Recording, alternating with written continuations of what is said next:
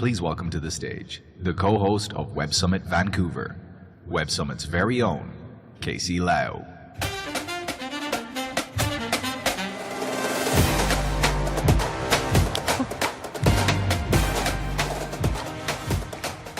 All right, good morning, bom dia, guten morgen, buongiorno, and buenos dias. I can't believe it. We are already here on the third and final day at Web Summit 2024. I know. My name is Casey Lau, and by now you've heard how excited I am to be hosting the very first Web Summit in North America in my hometown of Vancouver, Canada in May 2025. But I hope you've had an amazing week here in Lisbon. Had more than a few pastel de natas. I discovered my new favorite drink this trip. It's called the Porto Tonica.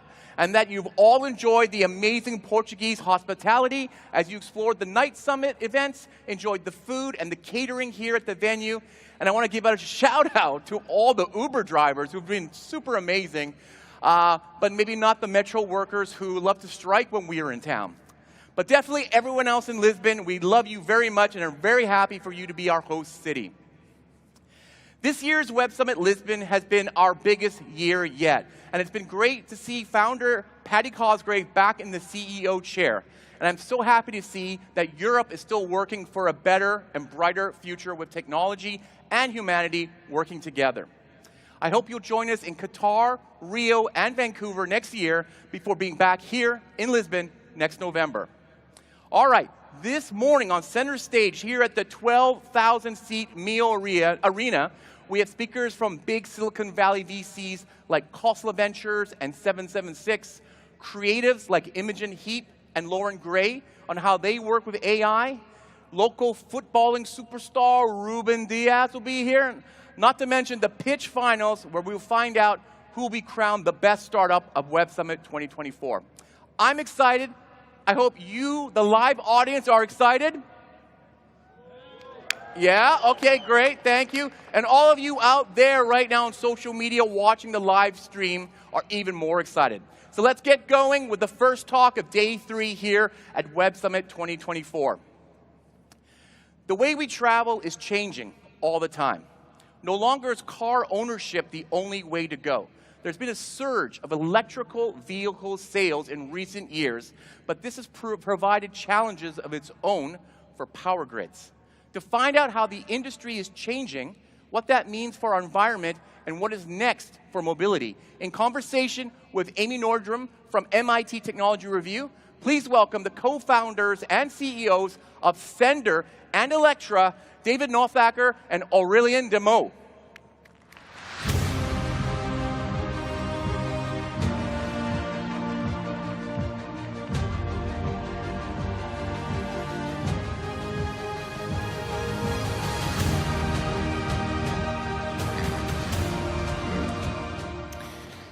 Hello, everyone. Thank you for being here this morning to talk with us about electrifying transportation. You know, often when we talk about this topic, we talk about electrifying the way that you and I travel around, whether that's flights or our personal vehicles. But today we're going to talk a bit more about shipping and the way that we move all the stuff that we buy around the world, because that's its own special challenge. So David, let's begin with you. Start by making the case for us. Why electrification? Why is that the right approach here? Why not one of the alternatives like biofuels or hydrogen or lower emissions forms of hydrocarbon fuels? It's a very good question. The future of mobility is green. I think that's, for me, very clear. There are different options to get there. Biofuels is one, I think probably the most used, at least in transportation, the industry I come from. Then there is hydrogen, which is a bit further down the road. And then there's electrification. And I think if I look at what has happened over the past few years, there was a lot of policy making, pushing electrification, and also a lot of investments in that space. And that's why we also at Sender focus on offering greener solution and have a very strong proposition already around electric trucks, even though there's, and I think we're going to talk about it, a lot of challenges that still have to be solved to really scale this solution. There certainly are, and Aurelian, you know about them well. You are building out this fast charging network across Europe with your company, and range anxiety is still a big barrier to EV adoption. So my question for you is, how many chargers do we need to build still to do away with range anxiety once and for all, and what will it take to get there? Yeah, so just before I answer your question, I think, just allow me to say that electrification, I think, is a fantastic chance for Europe. Because today, all of our transportation, cars, trucks, planes, boats, buses, they all go on petrol. And as a matter of fact, in Europe, in the European Union, we import 99% of our oil. We don't have oil. So there's the climate positive, which is for sure, but there's also a big sovereignty issue. We make all of our electricity. Now to your question, I think there's more than enough chargers at the moment in Europe. Because what we have seen is that in the last 2 years, there's been a boom in infrastructure with loads of charging stations. Electra, we are investing 1.5 billion euros, but there's plenty of other players who are also building infrastructure. And on the other hand, the sales of battery electric cars have not gone up as much as we expected. So it's not going to be a straight line. I think next year they're going to pick up again. But still, it means that there is more than enough chargers for the number of cars that are on the road today. And last but not least, a charger can be very different. A charger can charge a car in 20 minutes, what we call a supercharger, or it can charge a car in 20 hours.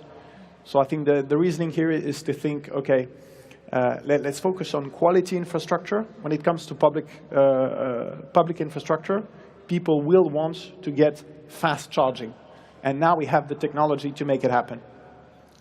That makes sense. David, you work with carriers and shippers of all different sizes. What are some of the factors that they're considering today as they think about whether to purchase their first electric truck or switch their entire fleet over to electric trucks? So when we look at the carrier side, there's a few things that are quite interesting. The first fact I want to share is that 70% of all trucks that you see on European roads are owned by family-owned businesses with fewer than 10 trucks. So it's a highly fragmented industry. Now, if you know that electric trucks cost 3 to 4 times more than diesel trucks, and we're talking about 400,000 to 500,000 euros, you ask yourself, why would a family-owned trucking company with 3 trucks buy a 4th one that costs more than an entire fleet without knowing the residual value, how much they can sell it for, the true operating cost of this new technology, and whether anyone pays a premium for this additional risk and cost that comes in. And this is why we see that when it comes to battery electric trucks, the adoption side has been very tricky, especially on this very fragmented base, and that's why we came up with one solution that we are developing together with Scania, the leading truck manufacturer in Europe, especially when it comes to electric trucks. And here we offer a pay-per-use model. So trucking companies don't have to finance or pay 400,000 euros up front. They pay per kilometer, and within that, they have insurance, maintenance, everything except for the electricity. Maybe we should talk. So they de-risk the adoption. They don't have to take the risk. They only pay per kilometer when they drive. And then we, as sender, have a second contractual relationship with these small family-owned trucking companies and offer them loads to guarantee utilization. So that as a small carrier, I only pay when I drive. And when I drive, I have a guaranteed load coming from sender. This is something that we are now scaling, but it's still on regional levels. So we do shuttles to warehouses or production facility warehouse where there's constant flows. And now next year it's all about scaling that by leveraging infrastructure. And I would like to conclude by saying that at least for electric trucks, I feel like there's still some opportunity for us to have more infrastructure, at least access to the infrastructure, because as you said, not every charging station fits all use cases, and especially when you have a big truck that needs to park and needs fast charging, there's still a lot, I think, that we need to really scale the solutions that we're testing. Yeah, David, say more about that. How are the needs and challenges of trucks different than personal vehicles like cars and SUVs when it comes to electrification? So first of all, it's the cost of the vehicle. It's significantly higher because 90% of the cost of an electric truck is the battery. And then there's a lot of other, let's say, major question and risks associated with that. It's a full business decision, so it's really, you need to make money if you decide to go that path, and there's still too many question marks for a lot to take that risk and really invest in that. Just to give you one example, there's some parallels to also passenger cars, but if you sell today a truck, typically big fleet owners buy new trucks, they sell it then to smaller companies 3-4 years later, just like car rental model, and then you sell them maybe to Eastern Europe and then to, I don't know, some other countries outside of Europe. But with electric trucks, lack of infrastructure, all of that goes also lost. And that's why when it comes to taking these decisions to invest in electrification, in trucking, there's still a few more challenges than on the passenger car. There are also many different charging standards out there, Aurélien. So and that can contribute to this lack of confidence that a driver has in being able to find the charger that they need. What do you think is the solution to that problem? Yeah, so the good news is that the European Union has harmonized the connector for all cars. So the plug basically is the same. It's called the CCS, to fast charge, or Type 2 for slow charge. So I think we need to stress it also when the European Union does good things, such as like the USB-C connector, the plug for cars is the same. That's the first thing. Yeah. And the second thing is that as an operator, we have by law to accept any EV pass out there on the market, meaning that whatever the pass that you have, you can charge on all the infrastructure. So I think basically in the last 2 to 3 years, there's been a spike in infrastructure. The battery technologies have evolved a lot. You can charge much faster. The cars are much better. But what we need now to have is a positive narrative around electric cars. We need to show that it's just simply a better product and a better experience, and this is why people will adopt electric cars. Not just because it's a policy that has been designed in Brussels. I can tell you this Christmas, around the corner, there'll be a lot of debates in all families, and electric cars is going to be a topic, and there'll be anti-electric cars, pro-electric cars, and there's a lot of debate, and I think it just shouldn't be a political thing. It should be an obvious consumer choice. Well, speaking of the EU, they have effectively banned the sale of gas and diesel engines beginning in 2035 in new cars. But the CEO of BMW recently said he doesn't think that that's going to be possible for Europe to achieve. And Volvo has recently rolled back its plans to sell only electric vehicles from 2030 on. So either of you, what do you think of this law? Is it still feasible? Is that still a reasonable goal for Europe, and are we on track for that? It's absolutely feasible, and more than that, we need stability. The OEMs, the car manufacturers, have invested billions in the battery value chain, in their production chain, and they need stability, and by the way, they ask for it. So no OEM is asking for revising the track towards electrification. And the law is 2035, and most OEMs are going to have either 100% of their cars electric or 70 or 80% of their cars electric in 2030, so 5 years before 2035.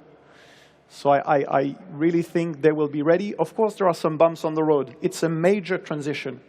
So it's not going to be a straight line, and there are some ups and downs. But I think they will definitely be ready. Can I add to that? Because I agree with the first part of the statement. It is feasible. My personal perception is that it might take a bit longer. I was here a couple of years ago and thought it would definitely be feasible. But when I look at the challenges that we have, and also the lack of the support, especially when it comes to subsidies, and I get your point around it has to be intrinsic. It does not have to be pushed and regulated. But compared to 2 years ago, where we still had much more subsidies for the purchase also of vehicles, the timeline for me has shifted. And when I speak to the big truck manufacturers, and Volvo also publicly announced that, they're seeing a shift back in the timeline. So it will happen. I just think it will take a bit longer than what we thought when the regulation was put in place in Europe and what I personally thought 2 years ago. Yeah, I think that truck indeed is a bit of a different timeline than lightweight vehicles. Sure, that's fair. Yeah, David, I'm curious, what kinds of technical advances are you most looking forward to for trucks in particular? Like, would it be better batteries to extend the range or more automation to help them run more efficiently? Like, what's on your wish list there? Well, both of those, especially range. We're still talking about 300 kilometers. And we need at least 450 plus a fast charging so that we really can scale electric truck for long distance use. So that's definitely one. But when I look at the future of the trucking industry, I think that the big technology that will, again, change a lot of things is autonomous. And coming back to timeline, 2 years ago when I was here last, I thought electric would come quicker and autonomous would take a long time. It's still going to take at least 10 years. But I feel like, yeah, that technology, which will be most likely powered also by electric engines, is going to be much closer because of a number of other dynamics that I see happening. The technology is there. There are a few pain points that are growing, and let's see when policymakers will get to the point where they have to act, and then that's the technology that I think, based on electrification, will, again, shift fundamentally how a lot of things are working, including the logistics and trucking industry. So your views on that have reversed, essentially. Interesting. And Aurelien, if we achieve this goal in 2035 of switching to all electric for new car sales, is the grid ready for that? Can it support that? Can it provide renewable electricity to all the cars and hopefully trucks that are on the roads by then? Or what else do we need to do to make that possible? Yeah, I mean, you're right. The grid needs to keep investing a lot, particularly because in the global electrification, you have several things. You have renewables, you have electric cars, you have data centers, and we know with AI, it's going to be very consuming. We have battery storage to balance the grid. So there's plenty of electrification. The energy supply and energy generation is strong in Europe. What we need is more investment in the grid to keep the electrons moving. And, but on the other hand, I think when you look at the numbers, because most cars charge at night, they are not affecting the grid so much, because the grid is in pain basically in the morning and in the evening during the so-called peak hours. And electric cars can also be an advantage because we see more and more technology, which is what we call the V2G, vehicle to grid, so that the battery of the car can actually inject some electricity within the grid. So they can be an interesting asset to balance the grid.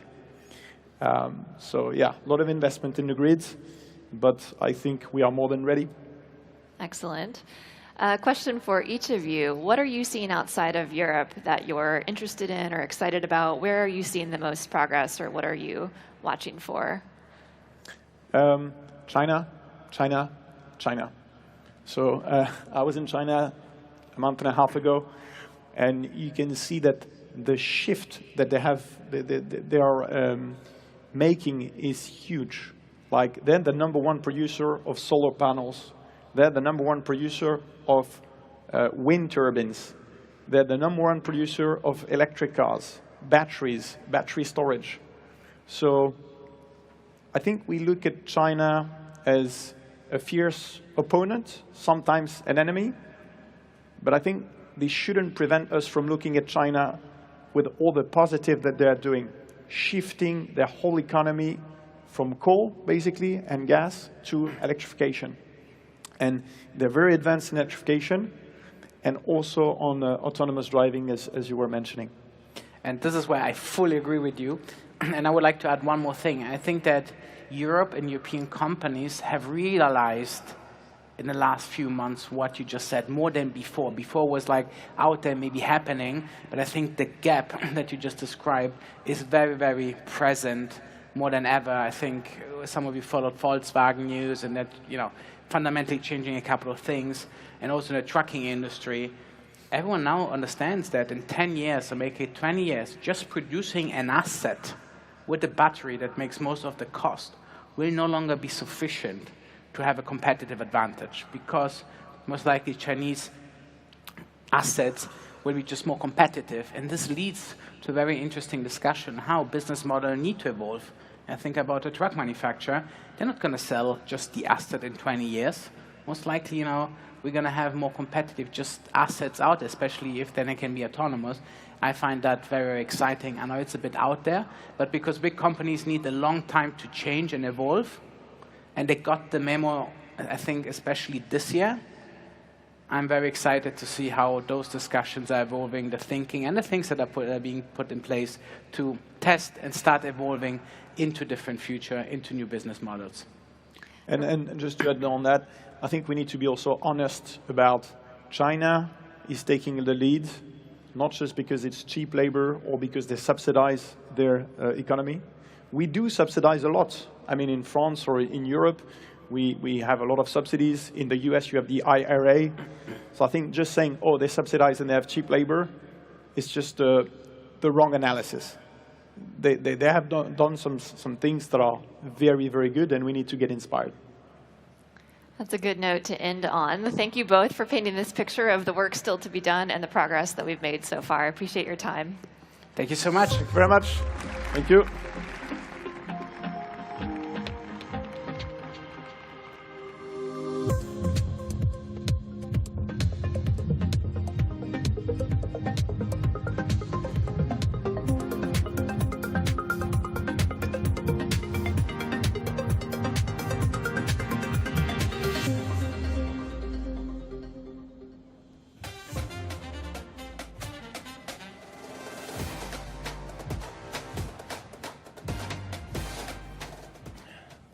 All right. In a fragmented media environment with endless sources of information to choose from, people's news habits have changed dramatically. Print, TV, and radio have not been replaced, but they have had to learn to live with the new kids on the block. Podcasts, social media, email newsletters. I was watching the US election results happen live via an Apple News widget on my iPhone. Are people returning to old ways? Are these new media sources going to continue to capture our attention? To discuss this and the future of media consumption in conversation with Sarah Fisher from Axios, please welcome the CEO and editor-in-chief of The Ankler, Janice Min, and the co-founder and CEO of Shit You Should Care About, Lucy Blackiston.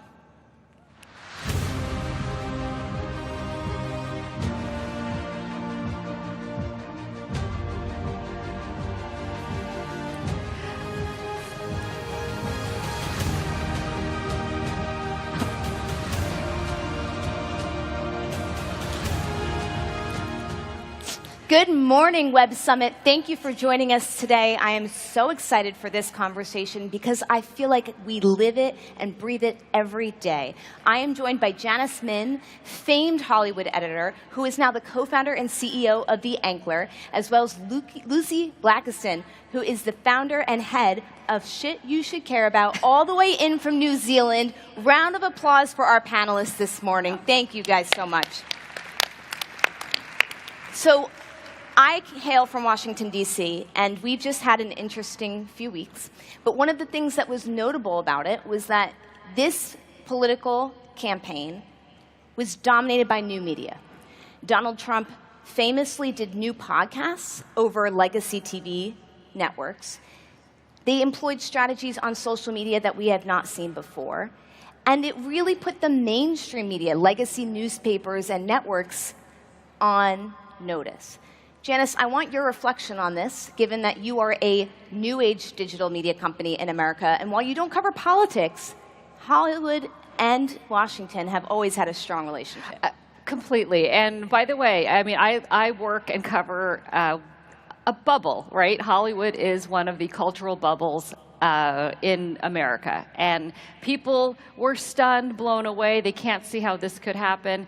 But what we've seen, it's a reflection of, I think we've seen this across Hollywood. We've seen it in media. We've certainly now seen it in politics. The death of the incumbents, that everyone is frustrated with the power structure as it's been and are empowering new entities and new voices. And I also think we're redefining what a journalist even is. I mean, when you look at the places that Donald Trump and Kamala Harris chose to do their interviews, it was with places they would have never considered 4 years ago. And that to me, I mean, I think everyone knows journalism is having an existential crisis this week. And as people who have worked at legacy media places, you know that a lot of hand-wringing goes on at a news organization when something like this happens. But Lucy, how is it that we were caught off guard? Because I think about your audience, so digitally savvy, social media 24/7.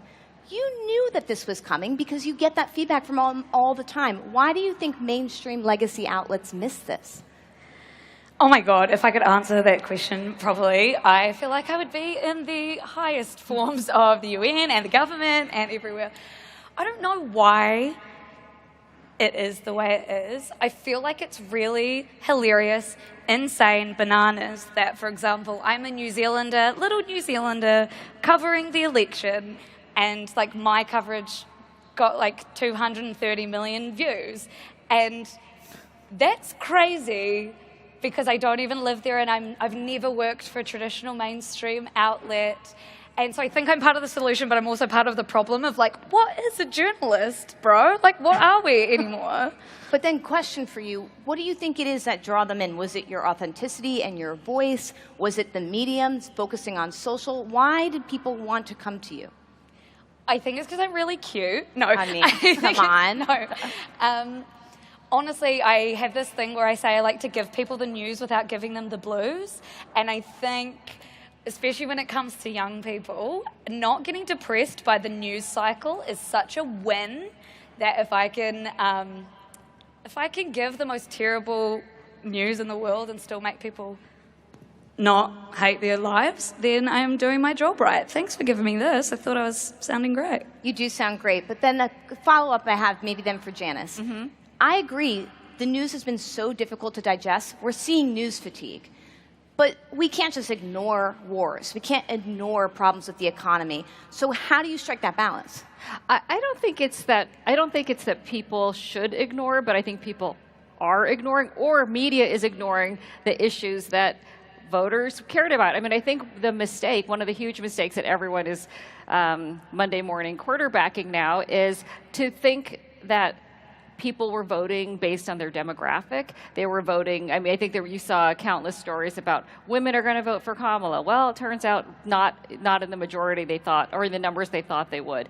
Latino people are going to vote this way and that way. And so I think that legacy media, a lot of people are frustrated with it this week because it created a narrative that wasn't necessarily factual. And you saw, I mean, it's total populism. You see, I mean, Trump he built a coalition of Americans that Democrats never thought could be possible. So it's not that you stop covering the serious things. Obviously those things happen, but I think like all media, it's based on audience. Who is your audience? Do you know your audience? And increasingly it's probably, places like the New York Times are going to be read and consumed by people who went to college, people who probably skew left.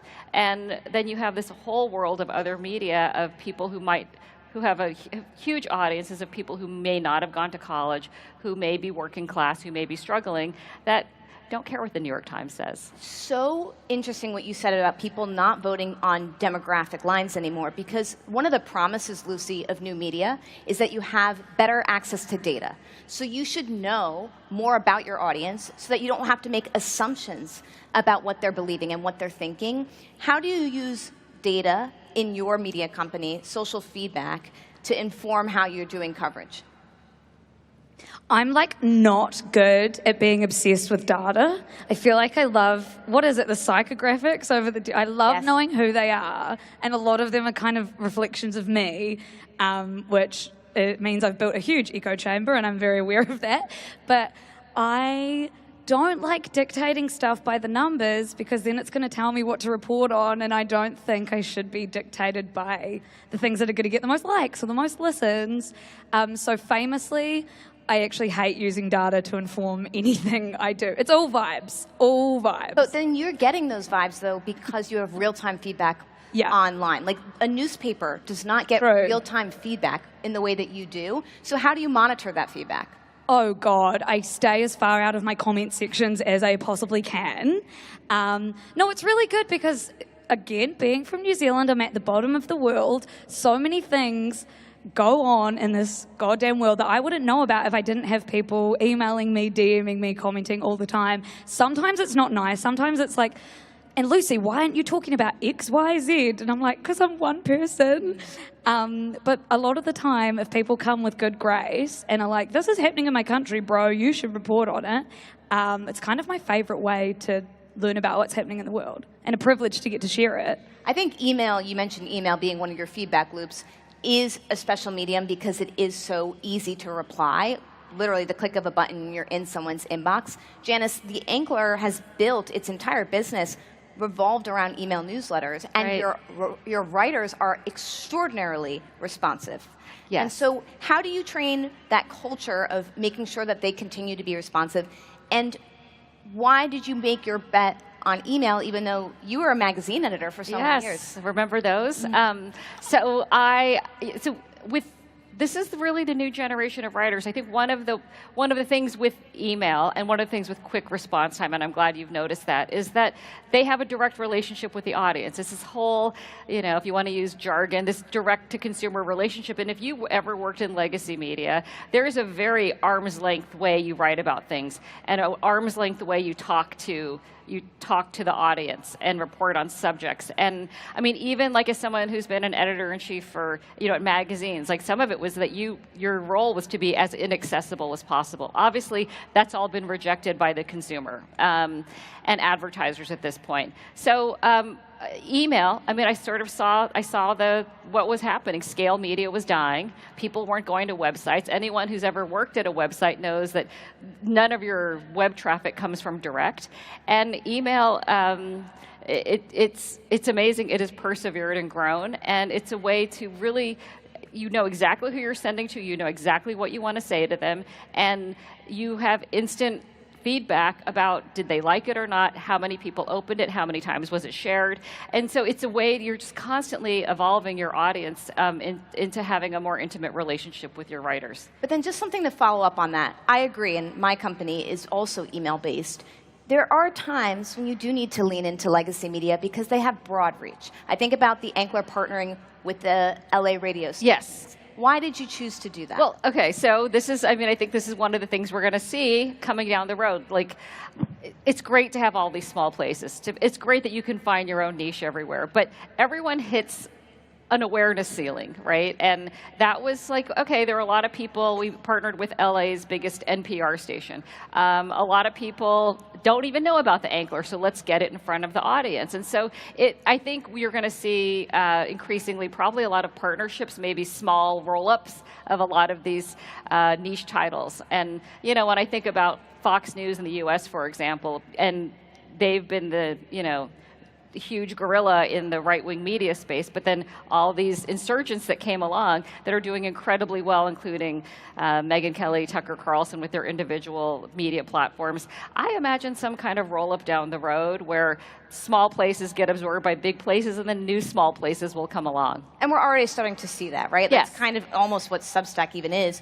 Lucy, one of the challenges with building up a strong news business on social media is that the platforms can yank it right out from underneath you at any time. I think about in the news industry, Facebook investing heavily in the distribution of news, pulling back. That caused media companies to crater, to close. So how do you make sure you're not overly dependent on social media? Well, it helps when you really, at your core, don't love social media, which is so hypocritical. Like, these 3 million people that come to me on social media for their news. And I'm like, no, why don't you actually come to my Substack instead? I think in 2020, I just saw the worst version of what social media could do to people and to countries and to our souls. And so I was like, do you know what? I don't even own any of this audience. Why am I giving them everything and they're giving me nothing? And so then I was like, yeah, an email newsletter feels like it's going to be really cute. People go to university and then they go and get their jobs, and the one thing they always have is their email. They might delete Instagram, delete X, and good on you if you have, but you'll probably always have an email. And so, not a hot take, but it felt like 2020 felt like the time that I would stop giving Zuckerberg all my energy, start giving it to another dude who owns Substack. But anyway, I think just owning your audience is so important. And the email is like my favorite thing that we do. It's the light of my life. I'm sure you feel the same. Well, then especially compared to social media. An interesting thing, though, about email. So we saw this huge push to newsletters, which is text-based. And then also during the pandemic, as social media became a little bit more volatile, people really shifted into audio. I know you guys do podcasts. Yes. How do you make sure that you're able to cater to your audience across all of these different mediums when you both have relatively small staffs? Right. What's the strategy, Janice? Well, I mean, everybody, these very layered organizations of old, and you have to just expect, I mean, they were kind of like assembly lines. One person does this, another person writes the caption, another person gets the photos. And that's gone, right? And you're seeing these legacy organizations who continue to lay people off, trying to get down to a more efficient sort of staffing level. And but people, it's interesting, I think, it's not just age, it's a mindset that people have an expectation that they would like to have control over what they say, how it appears, and they know their audiences, so they know what they want. So I think, again, that process of having everything so smoothed out and polished by the time it's presented to the public is, at least at this moment, not necessarily what people want. Lucy, I think what Janice is saying is, if you're a journalist, you're responsible for doing everything nowadays. I know for us, we have to do the social media, and we have to do podcasts and TV. How do you become a jack of all trades without being scared? Because I think fear has driven a lot of this stagnation. You just have to have so much audacity and just really, I think I was 20 when I started Shit You Should Care About. And I don't know why I was like, oh, I should be the one that's going to make the news make sense for young people. Duh, it should be me.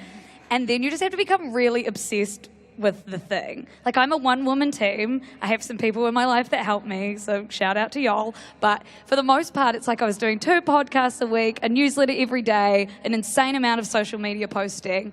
And it worked because there was no one telling me what to do. So we love no friction in you and what you put out to the world. But it also worked because I was just so obsessed with the thing. It's not good when you want to take a day off being a one-woman team. But you know what? I think while I'm not burnt out, I can maintain it.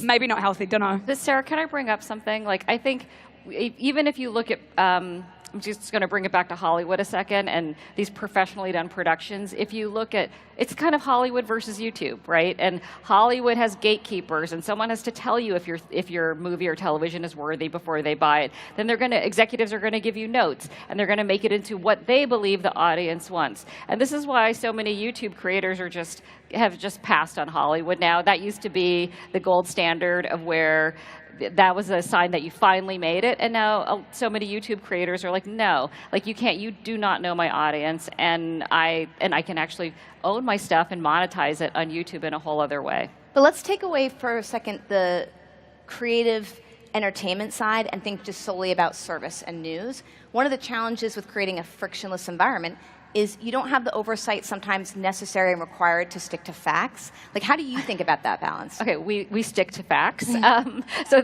there's that. But yes, I mean, a lot of these a lot of the places you wrote about this in your great column yesterday about how MAGA is going to inform the media moving forward. And that includes Trump likely inviting into the White House briefing room outlets that don't believe that the election results in 2020 are real, that say malicious things about Haitians eating dogs and cats in Ohio. And so that is problematic. And so I believe that there is a layer of gatekeeping that is required, and I can only be responsible for my own at the moment, and certainly hope, and the public hopefully has a way of voting on media too and deciding what they will support and not.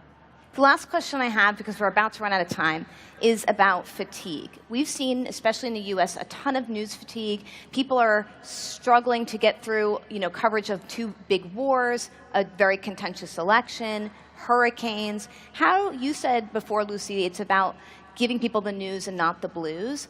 How do you do that when it really is such an important news environment still? You don't want to skip that stuff. God, I think putting a swear word in the title of your brand really lets people know that you're going to learn some stuff, but it's not going to be really intensive. So definitely using the word shit can be quite jarring for people, but it's helped us be like, you know what you're going to get when you come. I think also being from New Zealand, there's a very sarcastic way of presenting things and quite funny way of presenting things because 50% of our audience is from the States, and I think they must just feel non-intimidated and like they're not going to have to read through a whole lot of huge words like hegemonic discourse to understand the world. Totally. Janice, just a few seconds. Let's see. I think we're wrong to think people are all one thing. They want humor. They want to laugh. They want to know serious topics. And we live in a world where you can find that now. And thank God for people like Lucy, where you can just have a quick break and still feel informed. Everyone hits an awareness ceiling, and that's why Janice is trying to move not just from doing newsletters, but exploring old media too. Janice, I love what you talked about, how the dynamics flipping from Hollywood and YouTube, super interesting. It's not an age, it's a mindset. That's what really dictates how people move into multiple mediums. I can't believe 230 million views on your New Zealand-based blog for the election. That's absolutely unbelievable, and congratulations. Giving people the news and not the blues. And then finally, you have to have the audacity to do what you do. Everyone, please join me in giving a great round of applause to Janice Min and to Lucy of Shit That You Can't Live Without. Thank you, guys.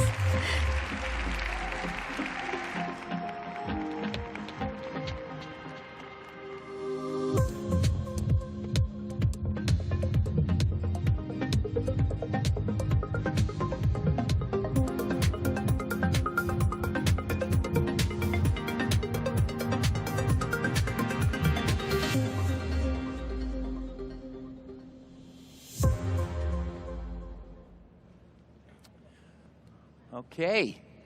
In today's global marketplace, it's never been more important for brands to have a clearly defined purpose and identity. Coming up next, we find out how to tell your story in a way that connects with your audience and allows you to stand out from the crowd. Back to moderate for this one is TV host and our very own Laura Vicente. She's speaking with the founder and CEO of MG Empower, Maria Genovese, and the co-founder of Veja, Sebastian Kopp.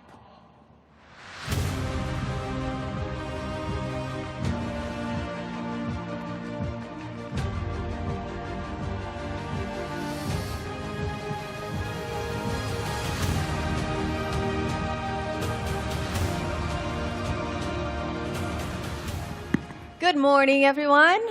It's a pleasure being here in center stage, representing Brazil with you guys. Yes! How are you? Very good, very exciting. Okay, so to get started, I want to ask you, what does it mean for a brand to have purpose? And why is it essential in today's global marketplace?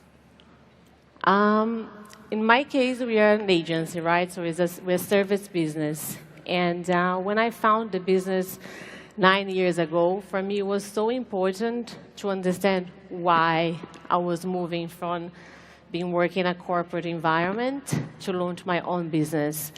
So that journey of understanding that was not just the agents to provide service to clients, but why I was doing this and the purpose behind this that could reflect on the service that we're offering to our clients, but also to our employees.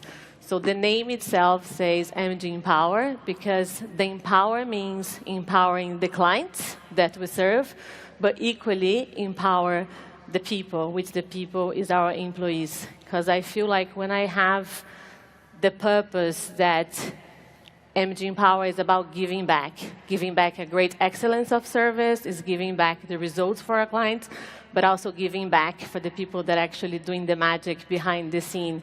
And once we get that purpose, it's so much easier to wake up in the morning, know why you're doing this. Incredible. What about you, Sebastian? Good morning. Good morning. Bon dia. Bom dia. Super honored to be here. And yes, the question of purpose, we never ask ourselves. Because maybe when we founded Veja with my best friend, Francois, it was in 2004. We were 25 years old, and what we wanted to do is to create a sneaker that would protect the environment and that would defend the people. So it was an utopia. It was all our friends, our parents, they were saying, you're completely crazy, you're never going to succeed. And so we never went into ideas. We were very much into reality, into going on the field to deconstruct completely how you make a sneaker and build it up again. Meaning, what is a sneaker? It's made with the sole. What is the sole? It's plastic, usually, with Adidas, Nike, etc. It's plastic. So with what could we replace plastic? And that's why we went, in 2004, went in Amazonia to chase rubber from the forest and from the people living and protecting the forest, and to buy to them directly the rubber. We did the same for organic cotton. We did the same. We do the same for recycled PET. We work with communities on the field, and maybe from an environmental project, Veja became more a social project. We are super close, super linked with the field. So the question of purpose is nice, but for us, it's more a day-to-day question of what are you doing, what is your own consistency, why are you doing what you do every day, small steps you do every day, and then if you answer every day, you don't have to ask yourself the question. That's our way to answer it. Absolutely, and also a way to break it down into maybe smaller actions, right? Directing it to actions instead of just this big philosophical thing. Absolutely. And what steps can a company take to define its purpose? I mean, one is an example that Sebastian just gave us to break it down into everyday actions. Exactly. What would be your tip towards how to define that unique purpose and identity? I think purpose is really connected to values as well, right? Because I think, as Sebastian said, purpose is something that everyone is trying to find their own purpose every day, because things can change, but the most important thing, at least for me, is just like having the vision of the purpose and then adapt the purpose on the day-to-day. But I think the values of your company is, for me, is kind of the starting point of understanding your purpose. So the values of MG Empower, we say, is the 5 E's, which is excellence, empathy, and vision, energy, and excellence. So when we put it all together, then it comes to the purpose of why we're doing this, is to empower people and brands through the values. So values is really connected to the purpose, and that would be the way I've managed to actually getting my why and the purpose through the values of the business. Incredible. Sebastian, what would you say the pillars of Veja's purpose and mission are? Whoa. Pillars, it is to, for us, it's to create a new breed, a new kind of company that is not completely passionate with money, but by, as I said, every step of the way. Meaning, at the beginning, we created a sneaker that respects the environment with choosing the materials, choosing the factory, being sure that all the sneakers in the world, they are made in Asia, in not so good social conditions, and it can be very bad. We chose Brazil because it's a country that respects the workers. They work 40 hours a week. They have a decent wage. They can own a house. They can own a car. It's a very difficult work to work in a shoe factory, but they have a decent life, and that's why we chose Brazil also for the raw materials, etc. But pillars, I think it's every project we work on the cadeia produtiva, on the supply chain.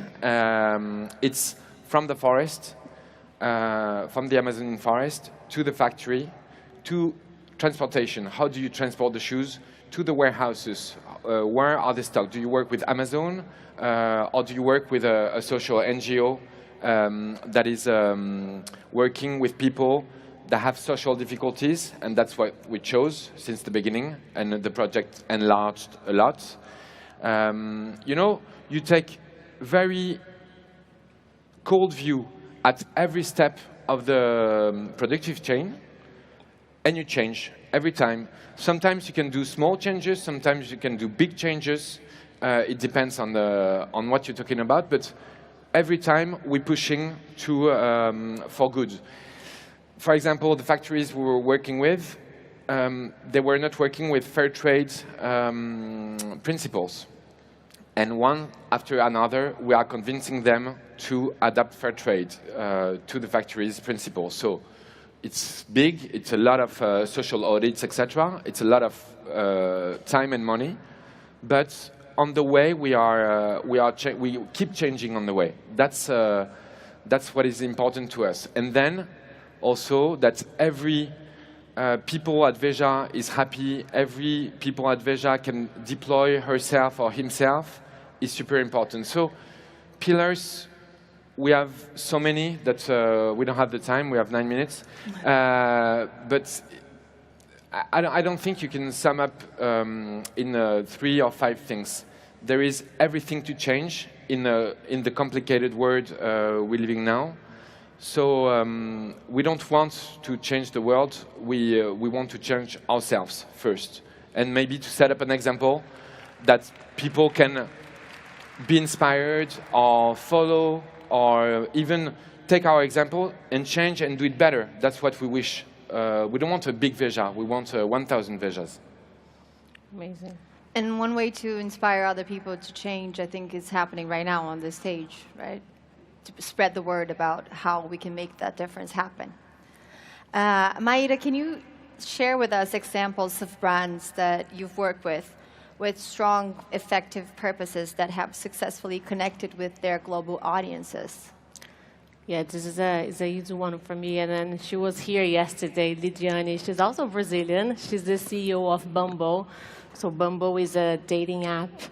And the purpose behind Bumble is incredible. So Whitney, she launched and found the app with the purpose to change and challenge the way women date and putting women first. And it's so easy when we work, at least listen to stories of Sebastian and the clients that we serve. And Bumble has been working with us for 5 years now. So when a brand has a very strong purpose of why they created the dating app and why they think it's important to change the way we date and putting women first and challenge and change this universe, it makes us more exciting to create a marketing strategy and marketing campaigns that we can spread the messaging of the purpose of the brand and getting the change to be done. So I think Bumble is a great example. It is, indeed. And how do you approach the conflicts between purpose and profit in everyday decisions at Veja, for example? I mean, you put it that Veja is not a company about, like, your main purpose is not to make money, is actually to change whichever part of production that you're affecting or directly involved at. No, for us, money, it's just a question of independence.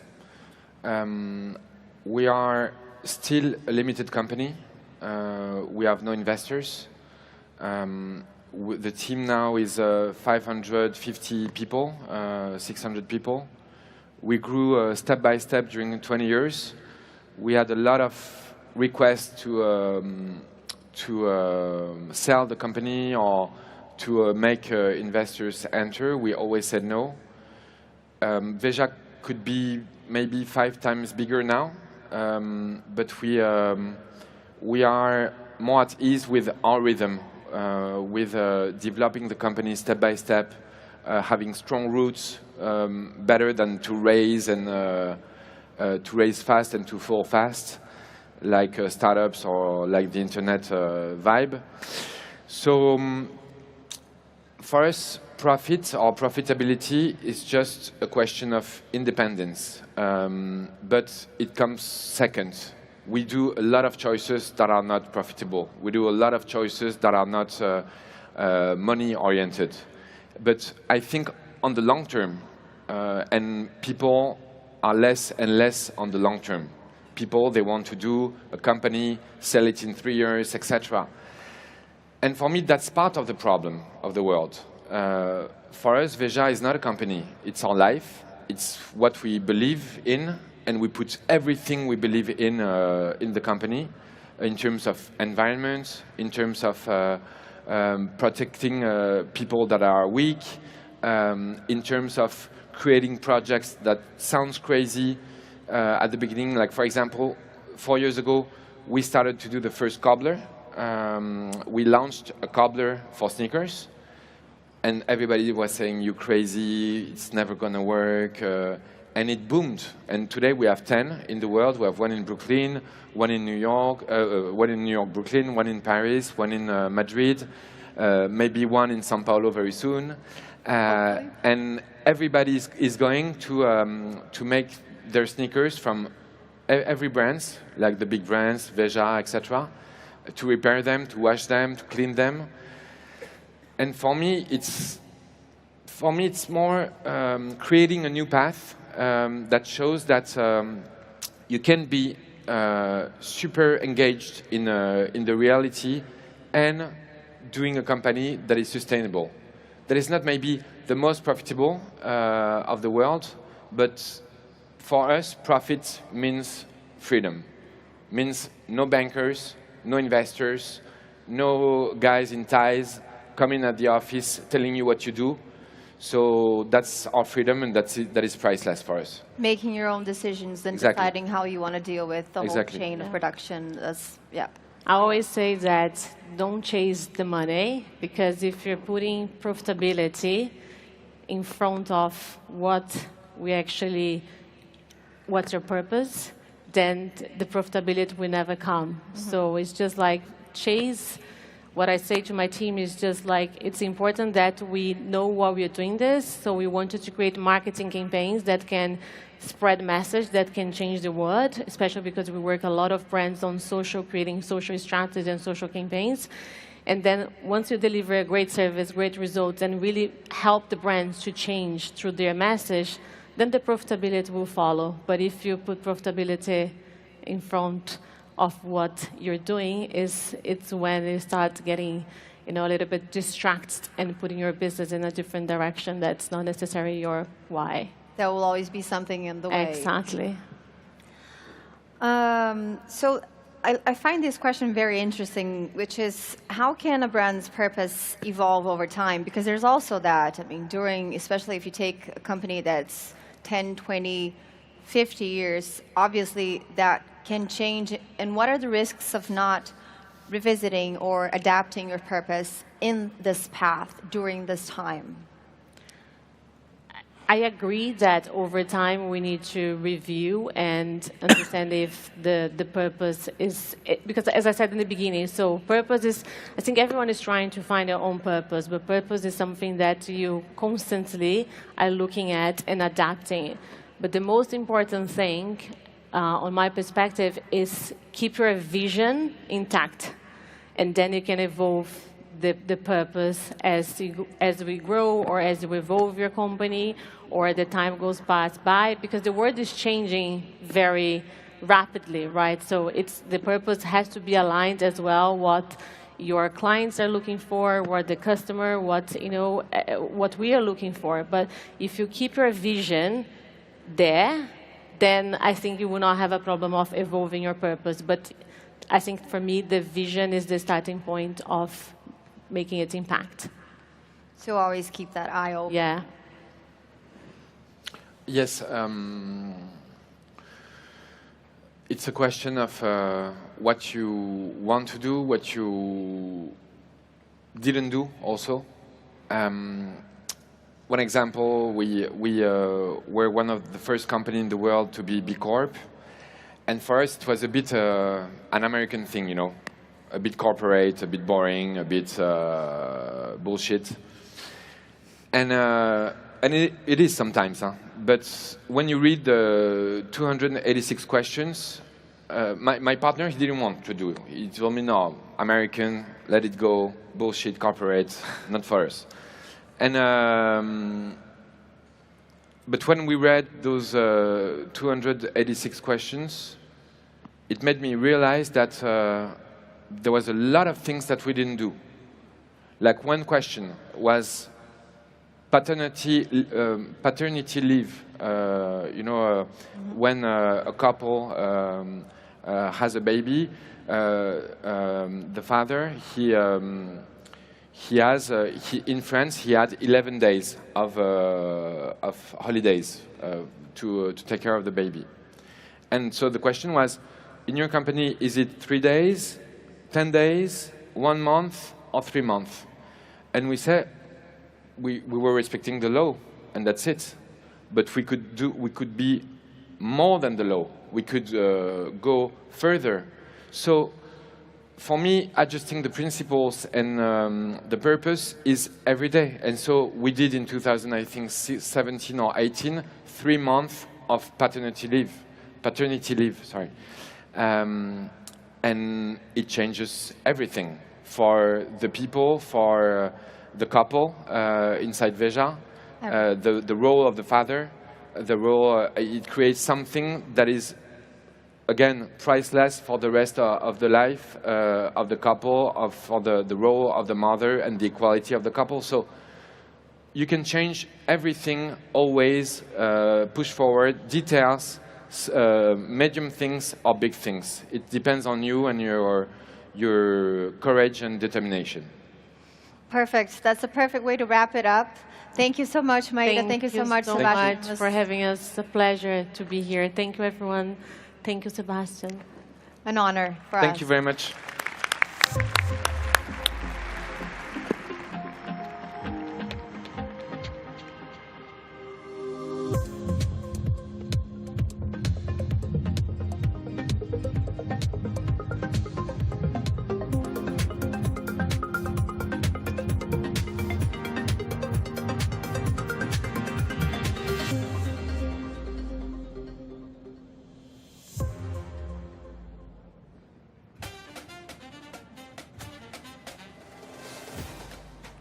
Right. As more devices become capable of running AI features natively, we are entering an era where AI will be a fundamental part of our daily experience. This transition opens up a world of possibilities for more intuitive, personalized, and efficient interaction between our devices and the real world, revolutionizing the way we engage with technology. Our next speaker will talk to us about smart wearables and the future of how that technology will be personalized for each of you. And yes, his real last name is spelled with an A and an I, and he's launching a brand new product here on Center Stage this morning. So please give a big Center Stage welcome to the founder and CEO of Terminus Group, Victor Ai.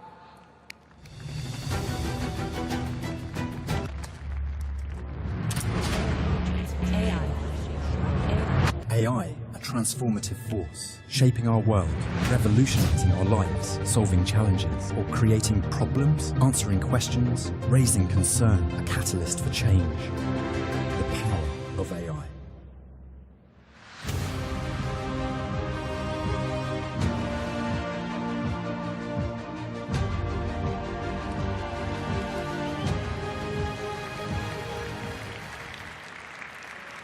Thank you, Casey. It's great to be back to Web Summit today. Hello, everyone. Good morning. My name is Victor Ai. I'm the founder and CEO of Terminus Group. Today, my topic is intelligent luxury, the future of personalized AI. Let's be beginning with introduction of Terminus Group. So Terminus Group is a leading AIoT company. We are an IaaS service provider. Some people might be wondering, what is IaaS? Is infrastructure as a services? Actually, it's not. We'll get to it very soon.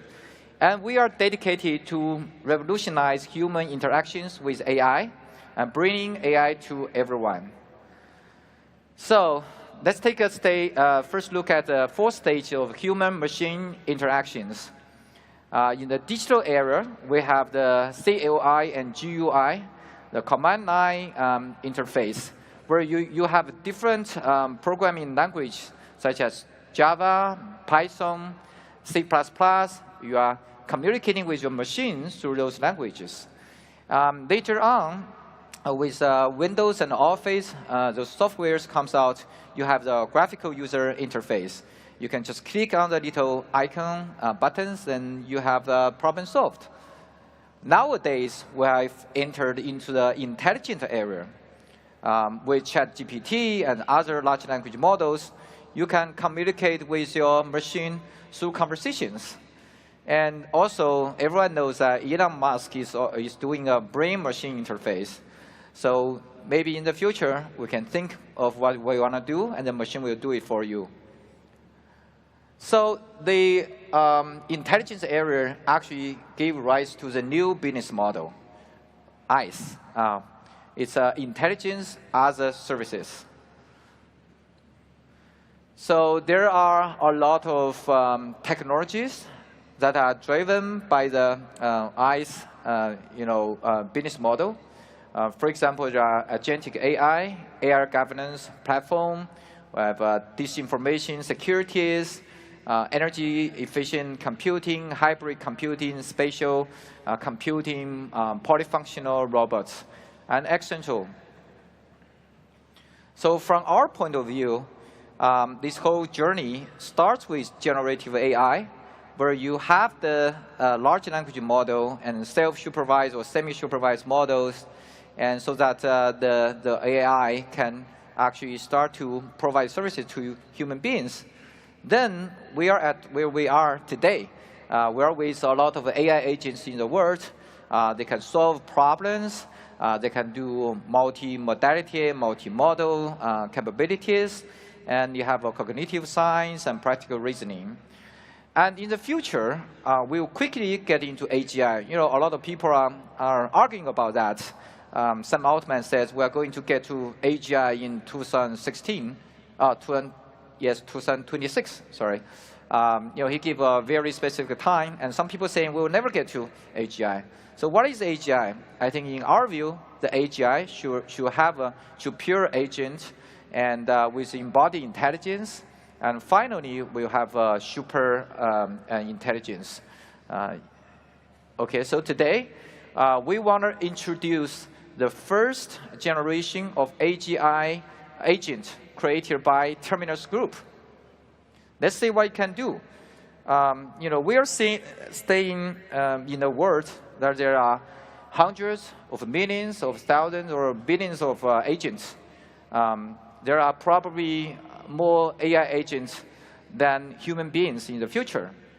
So each agent, just like ourselves, they will be expert in different things. All the agents together will need to work with each other. We'll need to have the synergy with each other, work as a team, and get the results and get the problem solved. Therefore, we want to create a superior agent who can master those multi-agents. In the future, we'll just talk to one agent, and she will be coordinating with all the different guys. Here we are. This is our super agent created by Terminus. We'll have a little video saying what she can do.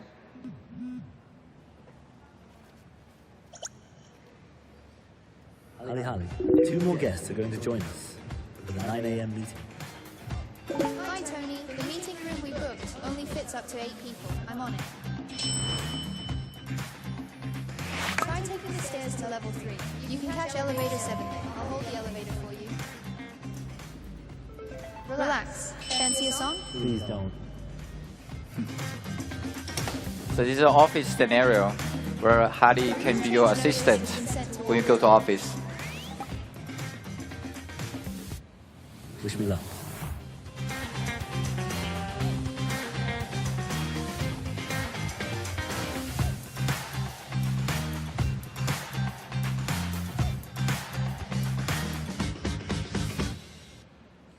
So we'll see one more with your real life. Yeah. Your taxi will be here in 10 minutes. Those are actually the real functions we have achieved nowadays. Yeah. That gives me just enough time. Can you grab me some coffee? Bad news. The coffee shop you like has a bit of a line about 30 minutes. Good news is that the cafe on the first floor has a new blend, and they've got your favorite Yunnan beans. Want to give it a shot? Sounds so great. Your order's ready. You can grab it on your way out. No, not this one. Nice weather outside. Try something thinner. Try the new sweatshirt. Look nice. Don't forget your charger. Oops, thank you for the heads up. Yeah, I hope I can have one of her Thanks. with me every day, every time. Yeah. Your taxi has been waiting for you for 5 minutes. Should I ask him to wait for a bit longer? Oops, my bad. I'm heading out right now.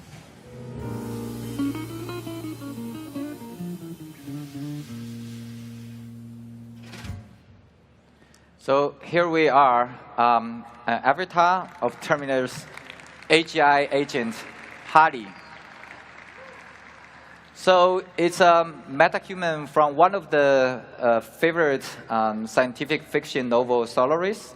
So she's a sea goddess of the good counsel. But also we call it Hadi because we want to have the combination of hello AI. It's one of the sentiment and emotion we want to send to our customers.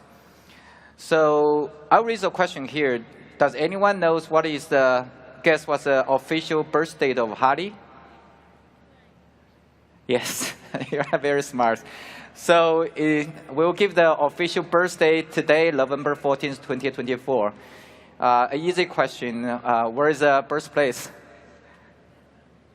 Yes. So it's right here, right now, in the Web Summit is in Lisbon. So, so here are some intelligence behind Hadi. One of these is we call it slow thinking. So as opposed to talk to a ChatGPT or large language model, you ask a question, it will very quickly give you an answer.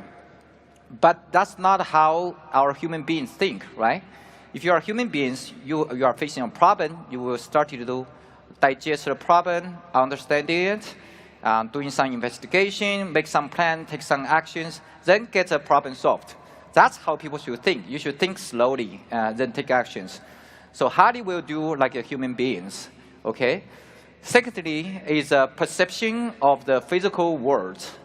Through its multimodality capability, Hadi will be able to understand the real world through its eyes, through its ear, through its sensations, and all the all of the like IoT and sensors. So once she understands the world, understands the real question and problem, she will use tools to solve those problems. So that's like a human nature's what we have. The third one, which different Hadi from other language model, is she has a long memory. Okay, as you may know, most of the ChatGPT models, they will have short memory. Okay, he will forget what you guys are talking about after 3 hours, right? So it's like entering into in a movie, you have a short memory and you are a total stranger the second day you wake up. But with Hadi, with the capability, where she will be able to know who you are, she will memorize what's your favorite coffee, what's your favorite food, and what jokes you told her last night, and where you stay in the hotel in London last week. So eventually will become your assistant that can accompany you in a long time in your life. So the last one is team working. So as I mentioned earlier, there are hundreds of thousands of different agents in the world. You have to work with different agents. So Hardy can work with Microsoft, can work with ChatGPT, can work with all the different AI agents and get the job done for you. So that's a lot of amazing functions Hardy has as opposed to a general agent. So where is Hardy? Where can we find that? We believe the best habitat for Hardy should be in the consumer electronics. Therefore, we have created a luxury consumer electronic brand called Buttons. Okay, so Buttons is co-founded by Victor I and global celebrities. Yes, this Victor I right here. So our vision for Buttons is to bring better life through technologies. What is Buttons? So Buttons is an intelligent luxury tech brand. It has disruptive designs, disruptive experience, disruptive innovations. These are all the historical celebrity collaboration we had. And also, Buttons will offer a premium quality with a decade of meticulous craftsmanship. So in the past, our product has been loved by brand ambassadors and friends. So today, we want to combine Hardy and Buttons together. Guess what we will get? First, we will be happy to announce that we are releasing our Buttons Pop product. It is an earphone with Hardy inside. You have autonomous playlist generation, natural language interaction with Hardy. You can do the intelligent navigation and real-time translation.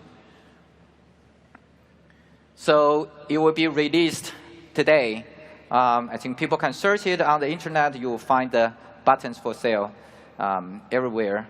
So we have different colors: white, silver, gold, black, and the red ones. I like the red ones. The one is the anti-war special edition for Europe. So let's see the real product. There are some, we can change the cover of the products with different shape. We'll provide all the DIY user experience to our customers.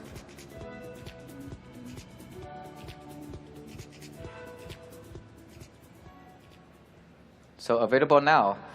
Also, secondly, we will be providing Buttons Clip. It's an open wearable stereo, which means you don't have to plug in the earphone into your ears. And it also has Hardy inside, and it's a bone conduction headset. It also comes with different colors and different patterns.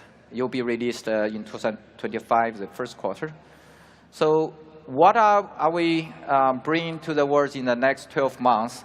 As you may say, in the near future, in the next 3 months, we'll have Buttons Pop, Buttons Clip, we'll have Buttons Vision X, which is the world's lightest and most powerful AI AR glasses. It's half the weight of the Ruben Meta glasses, and with AR functions, and you can do a lot of very strong AI works with it. So in the next 12 months, we are bringing to the world the bracelet, the rings, the necklace, speakers, portable TV, smart screen, smart cockpit, companion robots, everything with Hardy inside. Okay, so where is Hardy? So we have Hardy in the ears, Hardy in the eyes, Hardy in the speaker, Hardy in the cars, Hardy in the house. It's like a song, right? So we found there's a possible way of our future of personalized AI. So we combine Hardy and Buttons together, and we create a new category of products. It's called intelligent luxury. I hope we can be in a world with Hardy and Buttons everywhere. I'll give you a little video for that.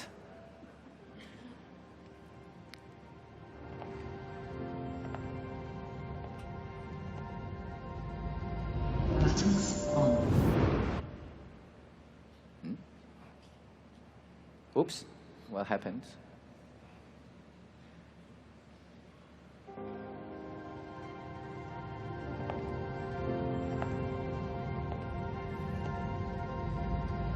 Buttons on.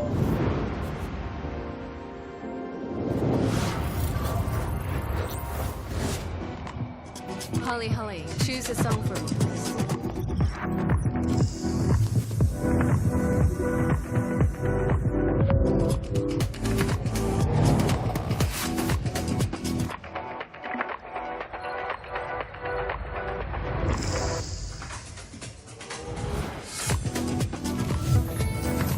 Deep breaths. Helly, find an exit nearby for me, please.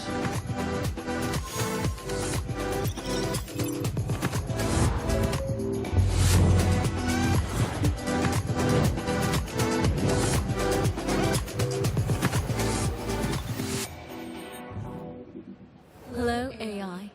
Holly. Yeah, fascinating, right? I hope I can live in the world with Hardy inside, with Hardy everywhere. So this is all I want to share with you guys today. Thank you, everyone. Thank you.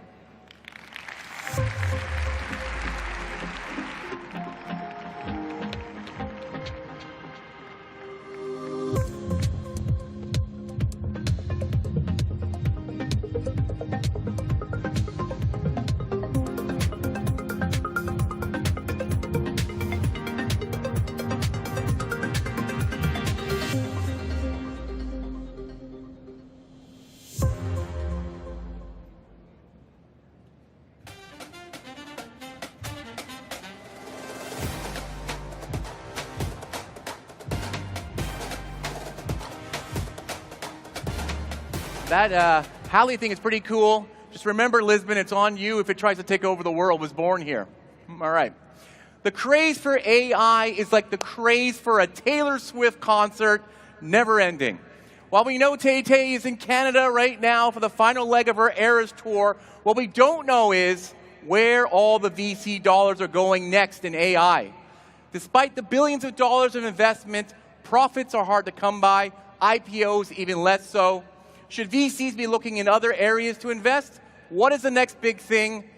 To find out where VCs are placing their AI bets, in conversation with Ben Bergman of Business Insider, please welcome to center stage partner at Coastal Ventures, Kanu Gulati, the founder and general partner of BAM Cornerpoint, Rashmi Gopinathan, and founding partner of 776, Caitlin Holloway.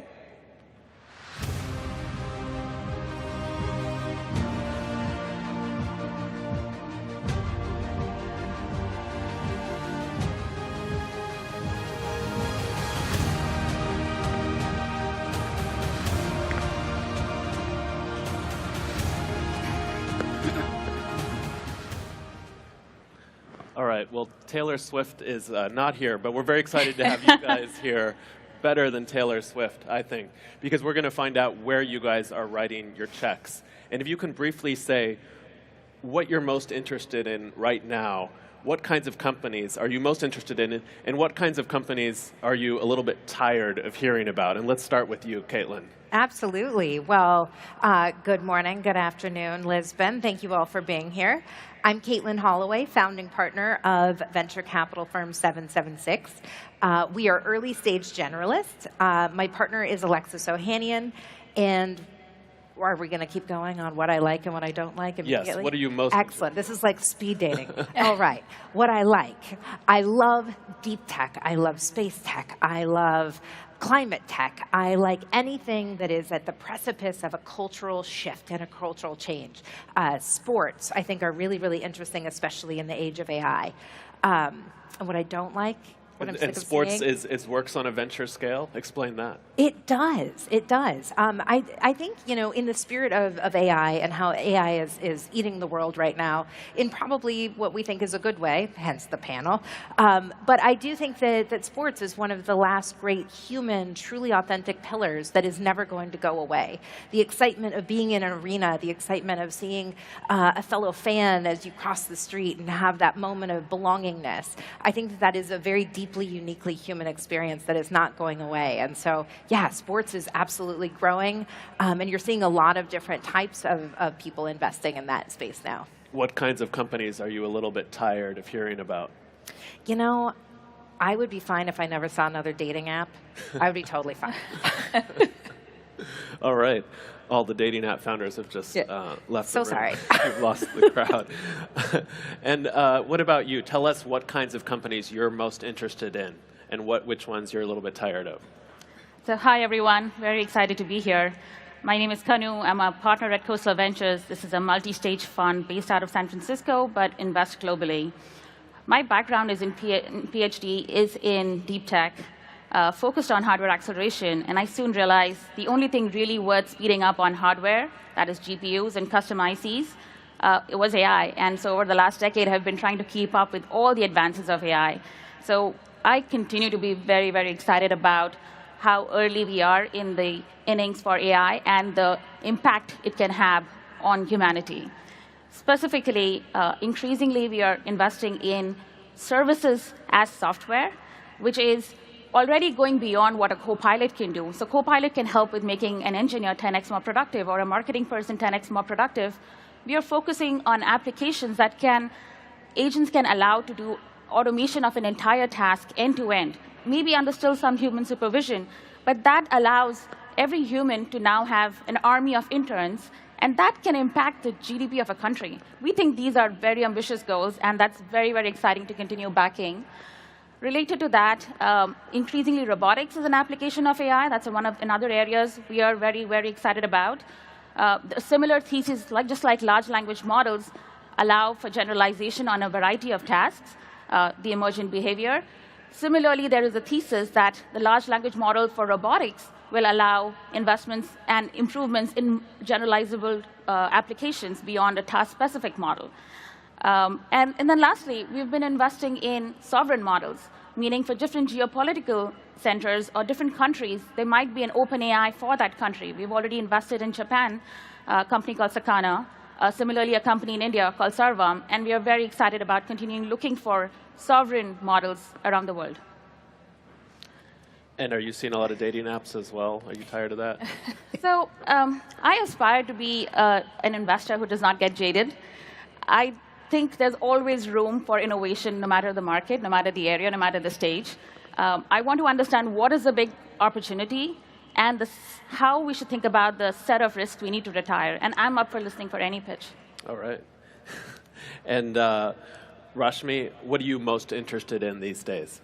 Hi, everyone. Really excited to be here. I'm Rashmi Gopinath. I'm co-founder and general partner at BAM Cornerpoint. We're an early growth stage fund focused specifically on enterprise technology, spending a lot of time on the infrastructure space. It's what I've done for the past 20+ years. Really excited about the opportunity for a re-architecting of the infrastructure layer that's going to be needed for the massive acceleration that we've seen in the AI space. So spending a lot of time in spaces like cybersecurity, developer tools, the orchestration layer that is all going through a very interesting rebuild or transformation as we speak. Healthcare tech is another space that I'm really excited about. It's a $4 trillion GDP line item just in the US, and an industry that has historically been fairly behind in terms of adopting new technologies, despite the massive amounts of data that exists in that sector. So really excited in terms of how AI and automation can help bring a lot of productivity and efficiency of care delivery at lower costs within that industry. Jaded, I would say not so much. There's definitely, I would say, a time where everything can be thought of in a new way, whether that's sales tech, whether that's product tech, whether that's selling into supply chain or vertical industries. So really excited about the new wave of companies that are coming up in many of these spaces that haven't seen innovation in a very long time. And there's this thing called generative AI. No one's talked about it at this conference. But if a founder comes to you and they don't have AI in their startup, are you even going to look at it?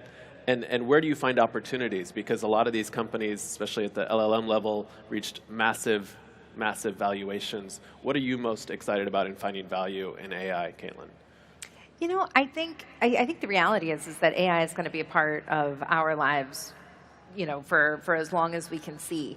And I think that, to your point, there are a number of companies who are using it appropriately and using it to augment their business, to find efficiency, moving towards profitability sooner, all things that are very, very good for business in general. Would I reject a pitch for something that doesn't have AI? No.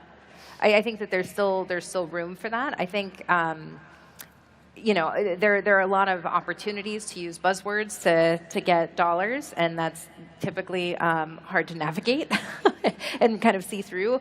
It's not difficult to see through that, but I do think that it's becoming so commonplace and so everyday that it really is not something to necessarily need to talk about on the nose. We'll see it. We'll see it in how you're presenting. We'll see it in how your product looks in those early pitches. And again, we're early stage venture capitalists that are generalists. And so we're seeing everything across the spectrum. And so, yeah, if someone doesn't drop the word AI, it's not an auto pass for sure.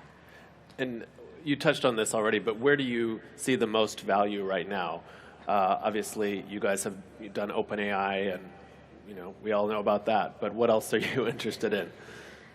Yes, we were fortunate enough to be one of the earliest venture investors in OpenAI in a big way, one of the largest initial checks we ever wrote. I think the pace of advancements in AI is just unprecedented. In the last 3 years, the cost of serving a model, which is running inference on the model, has come down by 1,000x. The most recent announcements by OpenAI, a new model called the O1 model, uses reinforcement learning in an outer loop and applies something known as chain of thought. Just makes reasoning significantly better. Claude's, Anthropic's new product called the Computer Use has been now being robustly tested with hey, just watch this video and summarize it for me. And it's not perfect, but the advancements is so amazing that I do think AI is in the front runner of the set of technologies that can have an impact in very near future. So we definitely want to understand how can we rethink a solution because of this increased capability. But having said that, Crystal Ventures as a firm, we've invested in nuclear fusion technologies. We've invested in human-compatible organs grown in pigs. We are not shy from taking ambitious bets, even outside of AI. And what about you? What is your thoughts on what you're most excited about in AI and what you feel like is maybe a little overvalued? There's a lot of things that are massively overvalued at this point, and we obviously are pretty excited about the massive companies that can be created, but I think we've all realized what the impact can be if we overvalue things too early on, and they don't live up to the expectations as what we had seen back in 2020 and 21. But in terms of what we're really excited about AI, if we kind of break that down into different layers, on the core, I would say, compute side, there's definitely the emergence of alternatives to GPUs. There's acceleration technologies that we're seeing at the chip layer. There are companies that are providing specialized GPU clouds, although that market seems to be kind of saturated right now. Stepping up into the LLM layers, don't think there's a need for yet another foundational model company to be built in that space, just given, again, the massive scale that the companies that are already in there are at. But the layers above that, I think, are all really exciting. Everything from the middleware layer to the security stack to the developer tools that are being built around that, the application layer stack, where every application, even if you take CRM as an example, there is a net new way of thinking through how AI can really power a very different user experience, which is not driven off of the concept of a database or a system of record, but it's around how do you create a personal agent for the sales rep that's out in the field and mapping the workflows to that, and then the database becomes replaceable. Like you can put anything in the back end, and it doesn't matter what the user sees on a daily basis is the system that they interact with. So I think it's a great opportunity to rethink everything that we've thought about, and an opportunity to create the next Snowflake, the next ServiceNow, the next Salesforce, which is really exciting. So I think there's a lot to keep us busy. I've been meeting so many exciting young founders this week here in Lisbon. We have a lot in the audience. What is the quality that you most look for in founders, and what is the biggest mistake that you see them make? Oh, there are so many things that I look for when investing in new companies. I think in this day and age, we definitely look for some of those core human experiences and how people manage through trying times. So looking for resilience, agility, their ability to show up and really be compelling. I think that that is underrated in a founder assessment. But you know, for context, my background before becoming an institutional investor, I led people and culture teams. So I'm an HR lady turned investor. And so, of course, my advice to young founders or people who are just building something for the first time, it's going to be people related. And so, you know, one of my first pieces of advice is if they are hard to hire, they will be hard to manage, and they will be hard to fire. And in every single one of those buckets, I see founders make those mistakes time and time again. You know, going overboard and trying to get that person that has all of the logos, who's been really challenging to bring on board and really convince them of the vision and mission, but you're enamored with, you know, the halo effect of their resume. And then consequently, once you've hired someone and it's not working out, not being able to quickly identify that. And so another old HR adage is, hire slowly, fire quickly. I very much subscribe to that. And then, of course, you know, I'm always there to help coach them through the back end of all of those things, but definitely be very, very mindful of how you're building your team, how you're developing your team, and how quickly you're making those hard decisions so that you can come out successful on the other side. So would you have hired Elon Musk? Well, now why are we getting so spicy? First of all, I don't think I would have been in a position. I'm much younger. But thank you. Founder mode. What about you? What do you most look for in young founders? I said part of this already. There are these two Steve Jobs quotes which I really like, but one of them talks about the power of storytelling. So having that big vision, that is super important. And then the sequence of risks that you hope to retire in order to get to that big vision. And then depending on the stage, the market, the opportunity, that will change. But that being very consistent and coherent is very, very important. And it could allow you to also de-risk the hire, because that becomes very important. Because you know, we think about very strongly that the people you hire is the company you're going to build, not so much the plans you make on paper. And the contrary of that is also true in terms of what I think is the biggest shortcoming sometimes, is the founders are not aiming high enough to get the first set of hires. This is, like I said, the second Steve Jobs quote's about A players will hire A players, but B players might hire C players, and C players will hire D players, and so on. And you want to continue keeping the core strength of the company to be really high, and that's very important. Rashmi, what is the thing you look for in young founders? There's definitely a very long list, but I would say, especially in the age of AI, having the intellectual curiosity and the ability to be decisive and know what's going on in the market, because things are changing at such rapid pace that if you're not aware of what's going out there and how do you quickly change, pivot, adapt to the changes that are going on in the environment, you can quickly become irrelevant. So just having that curiosity, having the ability to take in feedback and make decisions quickly, that's needed.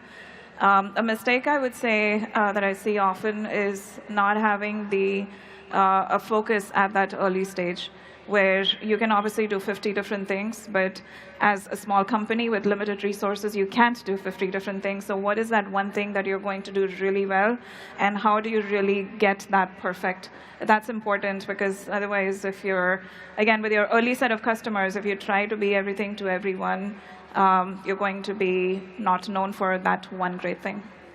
Well, we are almost to the end of 2025. Venture funding has been down 15% since last year. It'd probably be down a lot more without what you guys did in OpenAI and some of the other LLMs. But if we can end with each of you giving 3 brief predictions for what you're expecting in VC in 2025. I think we're going to see continued focus on early stage. I think that the real opportunities will be in the earliest, first check-in, high ownership. I think that, back to that focus on profitability and efficiency at the earliest days, so to your point around focus. And I think that the third one is really going to be around those culture shifts and those culture change agents, people that are really coming in and are able to see around corners that don't exist, and how those relate to all of these new technologies that have been being built kind of in quiet for the last 2 decades, really, between space and AI. Everything is now kind of coming to the surface and becoming much more a part of the common language. And so anyone who is building around those that has been building kind of quietly and disciplined are going to come to the forefront. Now, our investment horizon is 7 to 10 years. And so looking at that directionally, I feel there will be some changes happening already in the year 2025. But I'd much rather be held to these predictions for the next 5 to 7 year time frame, starting with more real-time voice and video generation and all the applications that can be enabled, more compute on the edge, so wearables, handhelds, and all of that also leading to robotics in multiple forms just all around us, and especially humanoid, because the world is designed for humans. Rashmi, 3 predictions. You get the last word. One I would say is that AI in the enterprise is going to be a lot more pervasive. I think we're already seeing the initial set of use cases prove out the ROI. It's just going to end up becoming a lot more mainstream. Second, I would say on the consumer side, having a personal assistant, we just saw the demo before this panel. I think that's also going to become a lot more mainstream, where each one of us is going to have the ability to, again, increase productivity significantly in our personal lives, just as we do in our professional lives. And third, I'm very optimistic about the IPOs coming back. There's a really interesting pipeline of companies that have the scale, have the profitability, have the ability to become really amazing public companies. And I do think that the market's going to be right for it. Let's hope so. Well, thank you so much for sharing all your thoughts, and thank you for joining us today. Thank you. Thank you.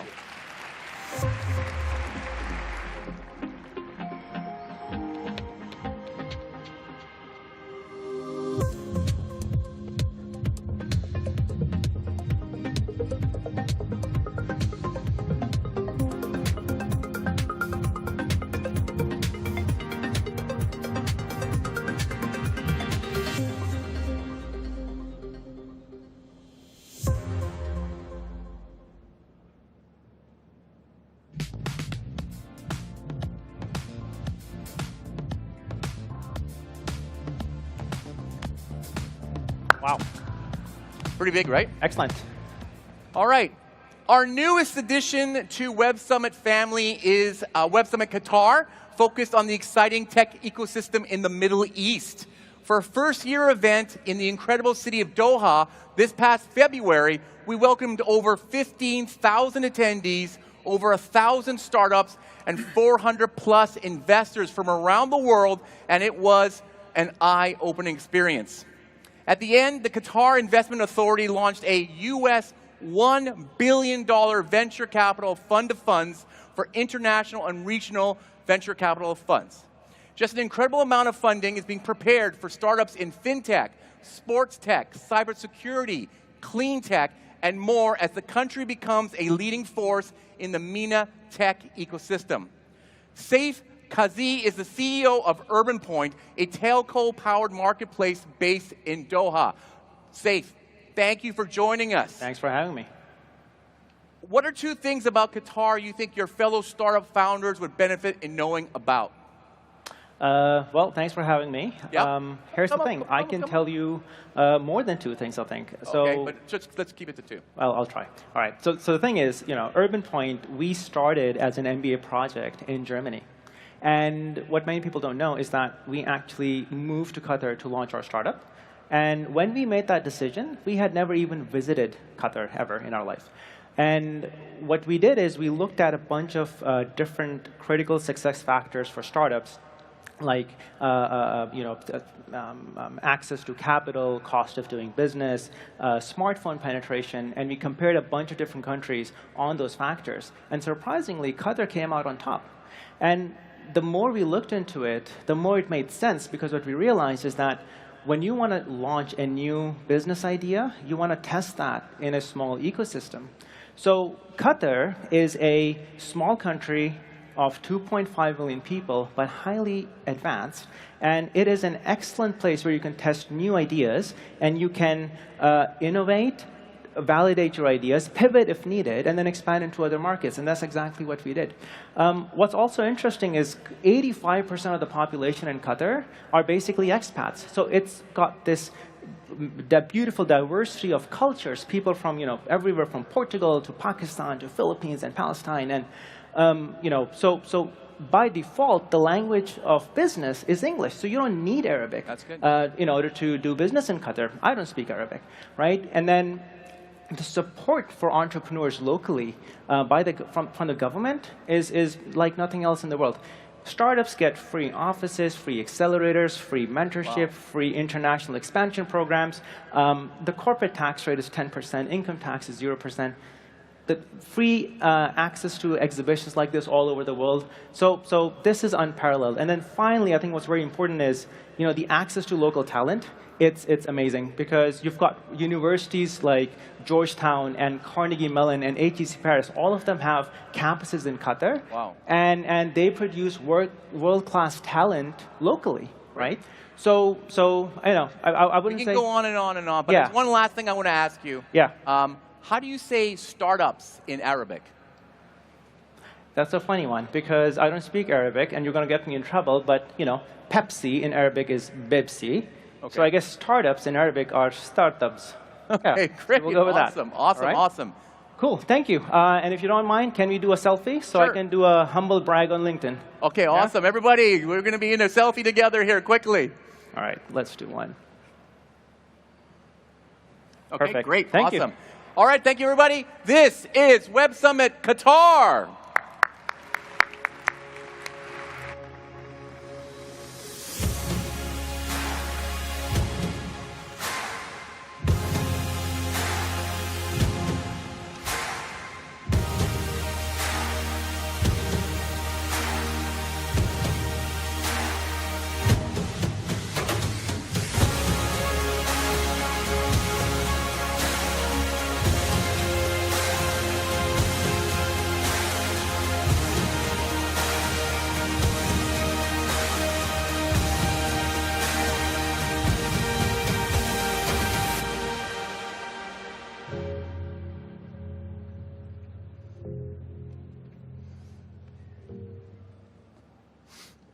All right. I recently learned the time to produce a 15-minute YouTube clip, shoot to edit to upload can take 5 hours at its shortest. But then after that, how do you make sure the content is great and stands out when there is an infinite amount of it out there? To talk about fame, going viral, and creating a mega audience, in conversation with Carmela Boykin from the Washington Post, please welcome the singer-songwriter with over 50 million followers on TikTok, Lauren Gray, and the ultimate supercar video creator with over 50 million followers on Facebook, Supercar Blondie.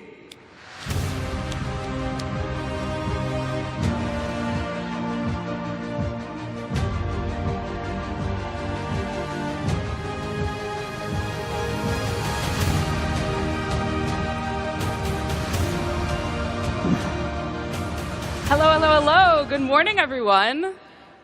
My name is Carmela Boykin. I'm a host and producer at the Washington Post, and I'm joined by two massive content creators this morning, Alex Hershey and Lauren Gray. Thank you for being here. Thanks for having us. Thank you. Our panel today this morning is called This is How You Create Great Content, something you both are naturally experts at. So for your respective brands, what does it mean to create great content? What does that look like? You want to go? Sure. For me, it's always been audience first. Whatever I can find that I'm passionate about in my life that connects to my audience, finding that blend between the two has always worked best for me. Yeah, I think for me, when I started, it was really about being specific to each platform. You know, I recognized very early on that what works on YouTube doesn't work on Facebook, what works on Facebook doesn't work on Instagram. So for us, creating great content is about really knowing what your audience wants to see on each platform. Mm. Now, Alex, when you started your supercar content creation, you, of course, weren't this massive brand. It was a side hustle for you. You were a radio host in Dubai. And then when you went full-time, you were traveling 300 days out of the year with your husband. Bus, club, another club, another club. You were writing, shooting, editing, doing everything yourself, running the business yourself. How does that content creation process look different now and then? Wow. So different. As you said, yeah, it was me first, full-time. I quit my job on the radio, then my husband joined me a year later. And so, yeah, it was just us two, and we literally had 3 shoots a day, and then we'd head to whatever hotel we were staying in around the world, and then edit and produce and upload until 2 a.m., and then we'd do the whole thing again, right? Now, I have an incredible team of producers, editors, journalists, and people who are actually constantly looking for incredible content. We have a team of 70 people now. So it's kind of really grown just since COVID because we couldn't travel around the world anymore, just the two of us, and create great content. The world closed down. So we need to work out, well, how are we going to keep great content on our platform? That's by hiring and having a bigger team to be able to help. Fantastic. And Lauren, for you, your start is quite interesting because you were publishing to the web app Musical.ly, the predecessor for TikTok, by accident. You thought you were saving to your camera roll. Those videos were uploading at the same time and gaining a following. So how has the creation process changed for you? I feel like the content creation process is always evolving. I always have that thread of similarities between the content from when I first started to now. It's all very in the moment. It's all authentic and organic to me and what I'm going through or what I'm experiencing. But, you know, the formatting is always changing. Platforms are always changing. At the time, at the Musical.ly time, that era was 15-second videos. Now we have Reels. TikTok has grown from 15 seconds to now a minute, 10 minutes even. So it's just about keeping up and staying up to date with what's happening and sort of modeling your content to fit that while having that continuous thread of what keeps you, you. And the content for you revolves so much around you being a human being. How do you find a balance between living your life and posting your life? I mean, I'm a little spoiled in the sense that I started so young that it never felt like a job. It was just second nature. It was something that I loved doing that grew into a career. There are times where I feel a little burnt out. I'm like, man, I don't look good today. I don't feel good today. I don't want to post today. And I've learned that at those times, I just have to take a step back and take that time because it's very easy to feel burnt out. But my life is so exciting, and I get to do so many incredible things. And even when it's not, people want to see that too. That's relatable, and that's what I follow creators for, is to see their day-to-day life, whether that be them having the most exciting day ever or the most mundane day. Real. And talking about sustainability and burnout, Alex, you've talked about how being exclusively a content creator long-term isn't sustainable. So you've been proactive in that by building ventures. You have a media company, SB Media, and SBX Cars, your luxury car auction company that launched earlier this year. What has it been like building those companies, leading those companies, and being a content creator on top of that? Yeah, so for me it was really important. Unlike you, Lauren, I started the social media game later in life. I started in my 30s. So for me, I knew I didn't have 20, 30 years to build everything. I was like, right, I need to build now. Otherwise I'm going to be 50 and still a content creator. Nothing wrong with that. There's nothing wrong with it, but it's exhausting, as you know, right? So you have to try and build out as soon as possible. So I think when everything shut down in 2020, that's when I really had to reevaluate and say this isn't sustainable just to be a one-person content creator. So I thought about bringing on new talent, new hosts, new presenters to represent the brand. So we have 4 or 5 different presenters now, which is fantastic, which means that I'm only really in about 5% of the videos, which means that, I went through major burnout in in 2020. I wasn't sleeping anymore. I was sleeping maybe 2 hours a night. I had major anxiety, depression, everything, and I hadn't taken that time out for myself in 3 years. I probably didn't have a day off in 3 years. So at that point, I thought, right, I need to think, this is life, it's a journey. There's no end goal. So I needed to work out, right, how is this going to be sustainable from a mental health point of view and physical health point of view? I started taking some days off, and now I'm just like a different person. Now I can actually enjoy what I do again, because at one point we were just grafting so hard that I was like, oh my God, I don't even know why we're doing this anymore, you know, because there was no balance. There was no balance in life, and now there is. Do you think that intensity was essential to building your brand? Would you change anything about your journey? Yeah, it's a good question. And I always look back at this and go, could we have taken it a little bit easier? I don't think so. I think it was necessary to really, really grind those first few years, because the competition is just so hardcore on social media. So you really need to be out there every single day creating content, otherwise you get left behind. So I think it was necessary. Now it's good that I kind of built it more into a media publishing company, so that I'm not totally involved in every single aspect, and now I've got this other business of the auction platform. But so now I have a little bit more of time to myself, but initially I think if you're going to become a creator or want to become a creator, it takes those hard times to do it. Mm. Yeah. That grinding has paid off, though, because earlier this year, SBX Cars also broke the world record in June for the most valuable car ever sold online. It was a Lamborghini for $6 million. Is that an important metric to you? How does that feel? Really good. You know, we're trying to disrupt the car auction world. It's been the same for 100 years, where you know you have your very formal events around the world, and everyone's wearing a suit and a tie, and they come in once every 3 months and bid on beautiful cars. And we want to disrupt that, because there's a whole new world now of people buying cars, and not everyone has the time or even the want to go fly into a different country and be there in person to bid on a car. So now we've brought it all online, and to be selling multi-million-dollar cars online, we were like, is it going to work? You know, let's give it a go. We have a lot of incredible car collectors around the world that do follow us, and it's working. And I was like, wow, this is awesome. I mean, we're learning as we go. Obviously, we've got a lot more data now that we can work on and build and grow. But to sell the world's most expensive car online within a few months of launch was awesome. Yeah. Fantastic. I want to beat it though. Real. Yeah, you can always be better. Yeah. Even top $6 million. Yeah. Speaking of working, Lauren, you've also been working, especially beyond influencing. You're a singer-songwriter. You have an album out. Your song Queen has over 80 million streams on Spotify. You've opened for American musician Hunter Hayes on tour, and you're in a Netflix movie. You're so young. You have already done so much. So what are you most proud of, and where would you like to build next? I've done a lot of cool stuff, and I'm really, really proud of everything that I've done, but the fan base and the audience that I've been able to maintain and facilitate over the past 9 years is the most special.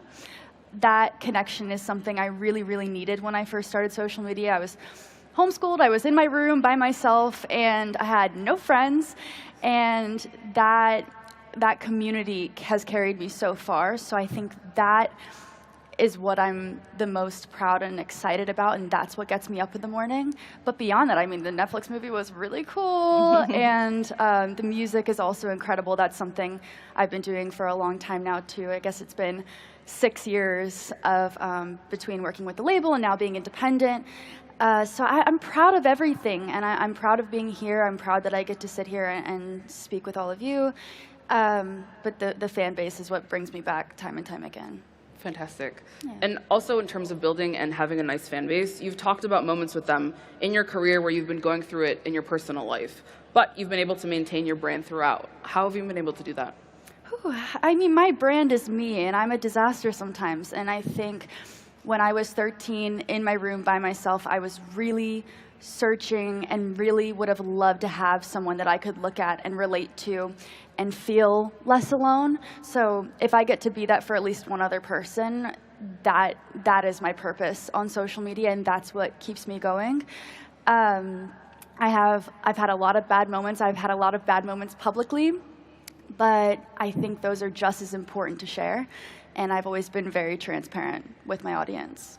Absolutely. You talked a little bit about mental health struggles as well, physical stress symptoms. Is there anything else or any advice you have for people who are going through burnout and content creation? Yeah, it's hard to notice the signs of burnout when you've never been through it before. I think, you know, you just think, what's wrong with me? I don't understand what's going on. You need to, I think you really need to listen to those around you who go, there's something not right here. You know, you're just not who you're meant to be. And you try and bat it away a little bit. You're like, no, I'm fine. Like, let's just keep going. Listen to the people who love you and around you. And if they notice something is wrong, just try and do something about it. Actually go and see someone. Like I had mental health support. I went to see a therapist, and it helped me so much get through that period of time. And also just take, as much as like we understand that it takes a grind every single day, your audience will be there for you when you want to come back.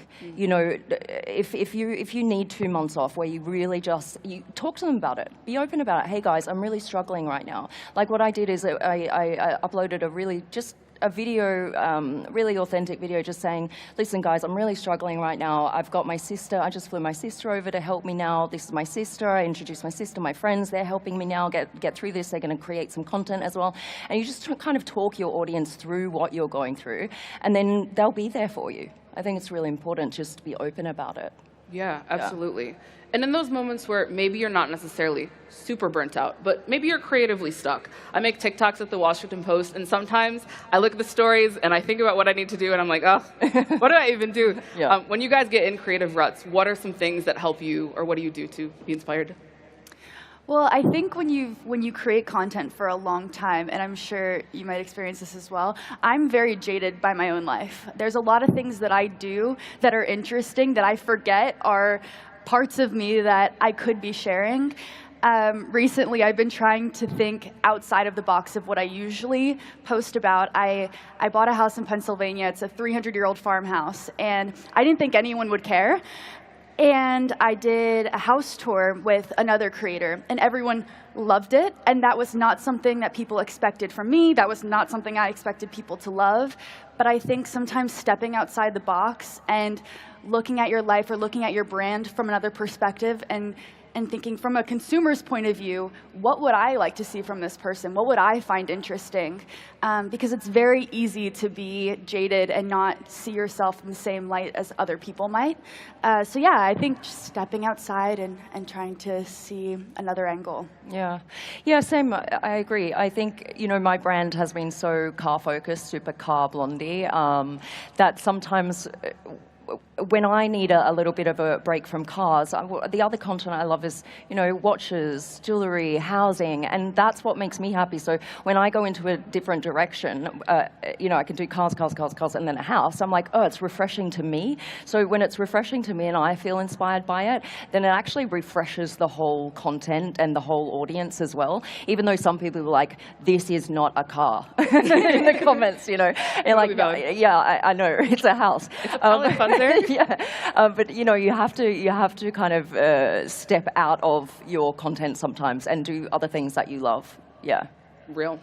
Also related to advice, there are a lot of startup founders and owners in the audience. Do you have any advice for people who would like to start creating content or start creating content for their brands? Go ahead. Okay. Yeah, I think start creating content. I think if you want to become a content creator, because so many people do now when you ask kids at school, you know, what do you want to be, a content creator? It is not a quick or easy way of having a career.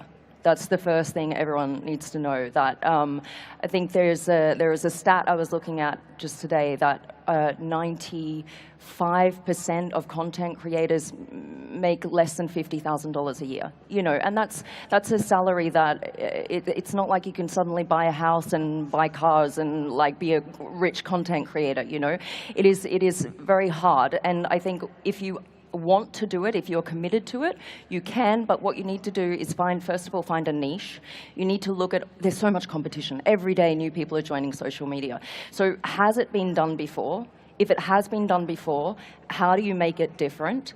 And you need to do it every single day and just keep pushing out content. At the end of the year, you might get one viral video. That's normal. You can't expect to go viral overnight. So just have that kind of long-term planning goal, and then look at the data and go, why did that video go viral? What did I do differently? And then double down on that and keep doing that. Yeah. I always, to your point, say consistency is the #1 thing. It might take 10, 20 videos to a year of posting videos for something to hit. And I also think a lot of times people are making content that they're not necessarily passionate about, but that they think is going to work to get them from point A to point B. So I think when you're pursuing a career or even promoting a brand, it's something that you have to be passionate about, because audiences are so aware, and audiences can see it's very transparent when you're not connected to the content. So that would be #2. And #3, I think engaging with the audience is something that people overlook. But building an audience, that social media is all about that connection. That's what differentiates it from traditional media, from film, from TV, from music, is that personal connection that you get. So really, really maintaining that and doing your best to facilitate that, and talk to as many people as you can. Reach out. Make sure you keep the fans engaged. That is #1 above anything. Absolutely. I was passionate about that one. You should be. You're an expert. My final question for you is, you're both highly accomplished, have massive audiences, but what's next? What are you looking forward to? I love creating content. I don't think I'll ever get sick of it as long as I take breaks when I need to. Obviously, the film industry is something that I'm pursuing now. I had a great experience, and I'm looking forward to more and more music and just seeing what comes my way and trusting my instincts. Yeah. For me, it is building out on these other businesses that I've created. So really going from content creator to media publisher. I've got an editorial website now where I have journalists around the world writing about our content. And then the auction house, which is a huge focus of mine. And then next year, we're also going into events, car event space. So we've kind of we're planning out, what the next even 10, 15, 20 years looks like. It's kind of more of a long-term vision at the moment, yeah.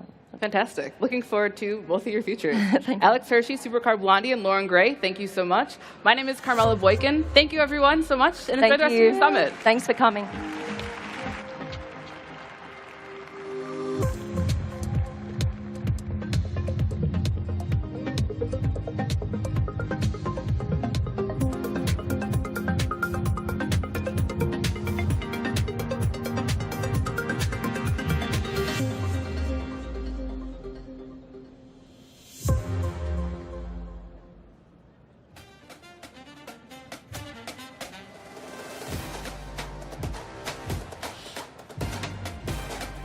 Oh, yeah.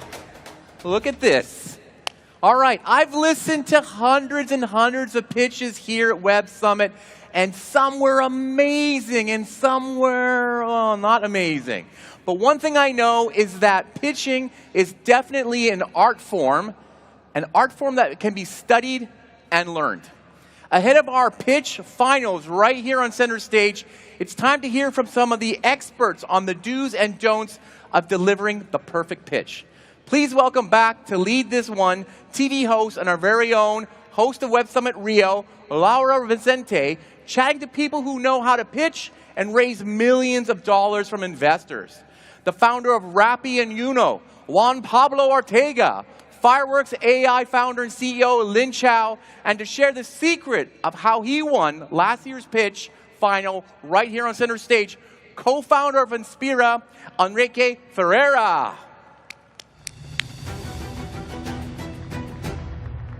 So we did the unthinkable. Now we have the winning formula. Just want to see more cash. The last 2 years has definitely been a very aggressive comedown. Not all startups will succeed. This idea that we should be living in an either world. How do you break through the noise in the fight for funding?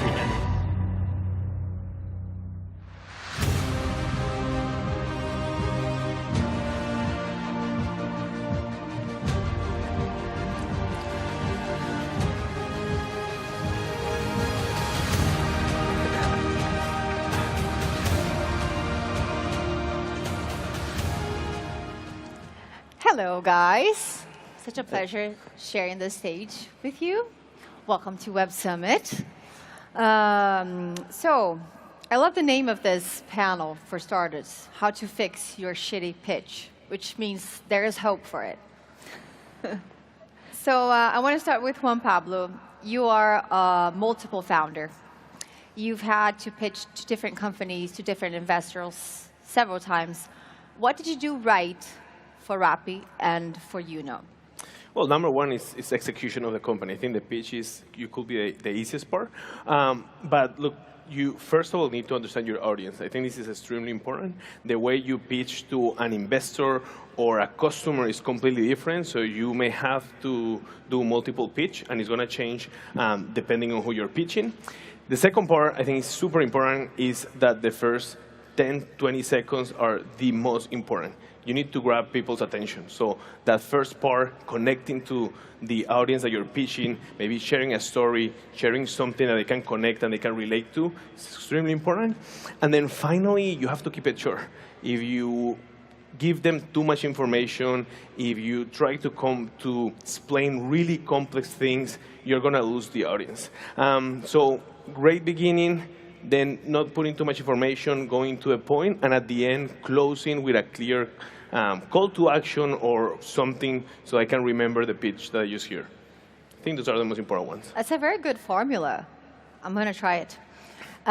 Enrique, you won the pitch competition here on this very stage last year. So first of all, I want to know how has that been? And then I would ask you, what advice do you have for those finalists that are actually listening to us backstage? Right. First of all, it feels so special to be back here. Amazing, amazing. And just to complement what Juan was saying, for me, I think the starting is very important, right? You have to come out strong. And, you know, for us, last year, I don't know if many people remember, but we made an allusion to how Brazil is 5-time World Cup champions in football, and then the bureaucracy and legal problems were number one as well. And that for us was really strong and, you know, connected with the whole audience. And for us, after the event, after the pitch competition, it was, you know, incredible. Incredible. We have been talking to investors and partners and clients, and then after that, when we just, you know, everything moved so much faster, was incredible. You know, the team doubled, number of clients doubled, and, you know, absolutely amazing, outstanding.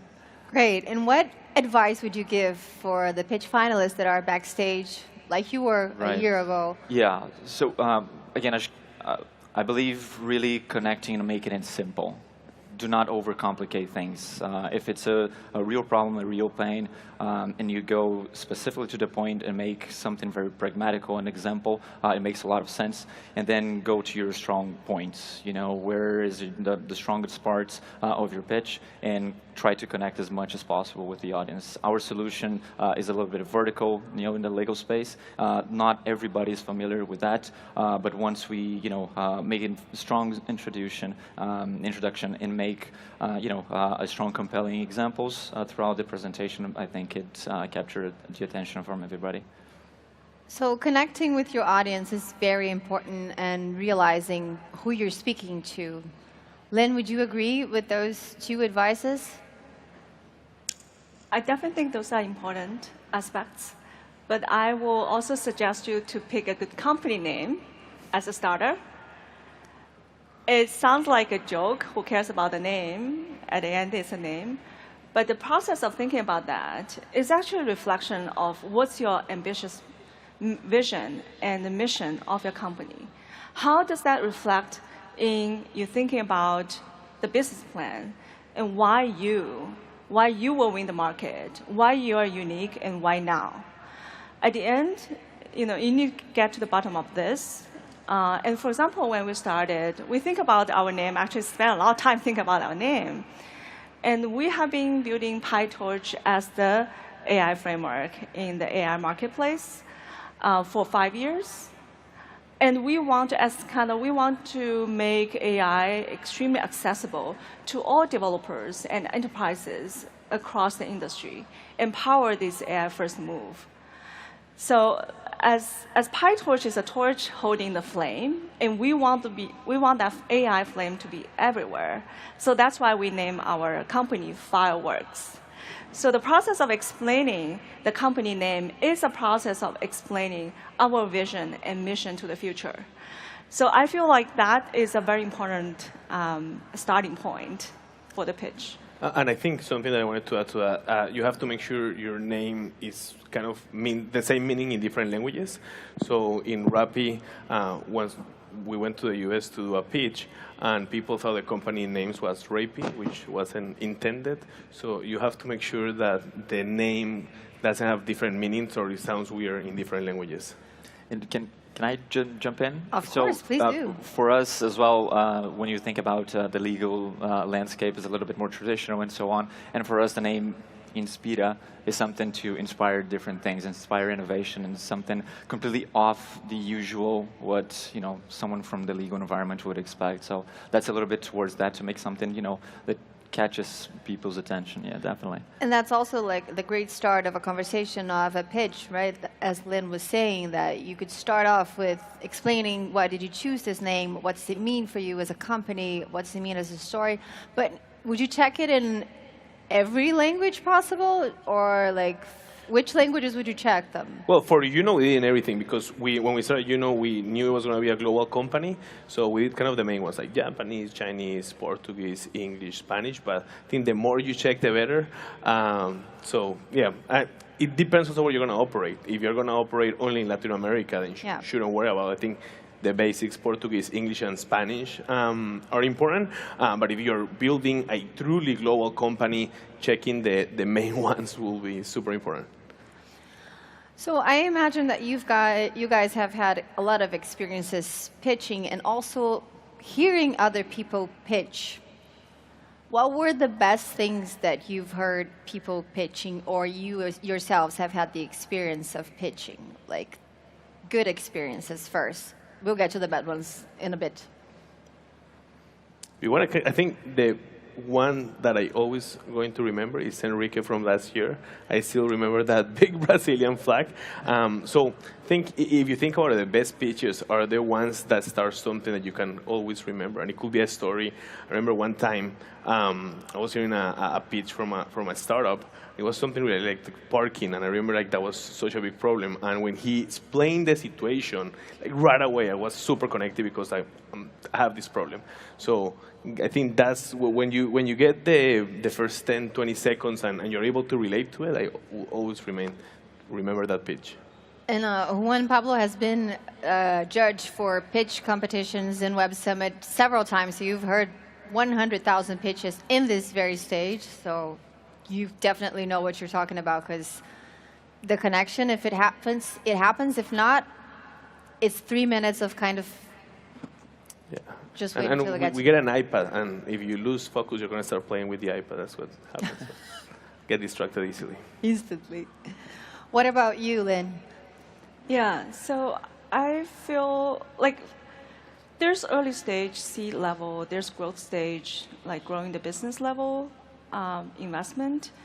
And if you think about investors' end goal, right, so they're going to put in money and they would expect returns. And I would say early stage and late stage are completely different, because early stage, there's nothing, there's no business. It's really hard to predict what's going to happen. And they're really betting on people. And you need to show why you're unique. And I have been talking with many early stage founders. And the ideas they share me, I feel most excited about are the ideas that they show they have the unique insight, nobody else. And that's the most interesting part is kind of, hey, this unique combination of technical business voids and gaps in the market, and that's not conventional. Mm-hmm. And that creates disruption. And then the pedigree of those founders, they have the experience, they have the depth, and they have the resource to make that happen. And those are the areas, those are the companies that worth betting on for early stage. And for late stages, growth stage is very clear. You're going to show business metrics. You're going to show you have the adoption, you have the traction, you have the moat that to not be disrupted by other people. So I think for late stage, I would say, you don't even need a pitch. If your business is growing really well, up and right, investors will be seeking you, not the other way. Very good. Enrique? Yeah, I think in the end of the day, it's people.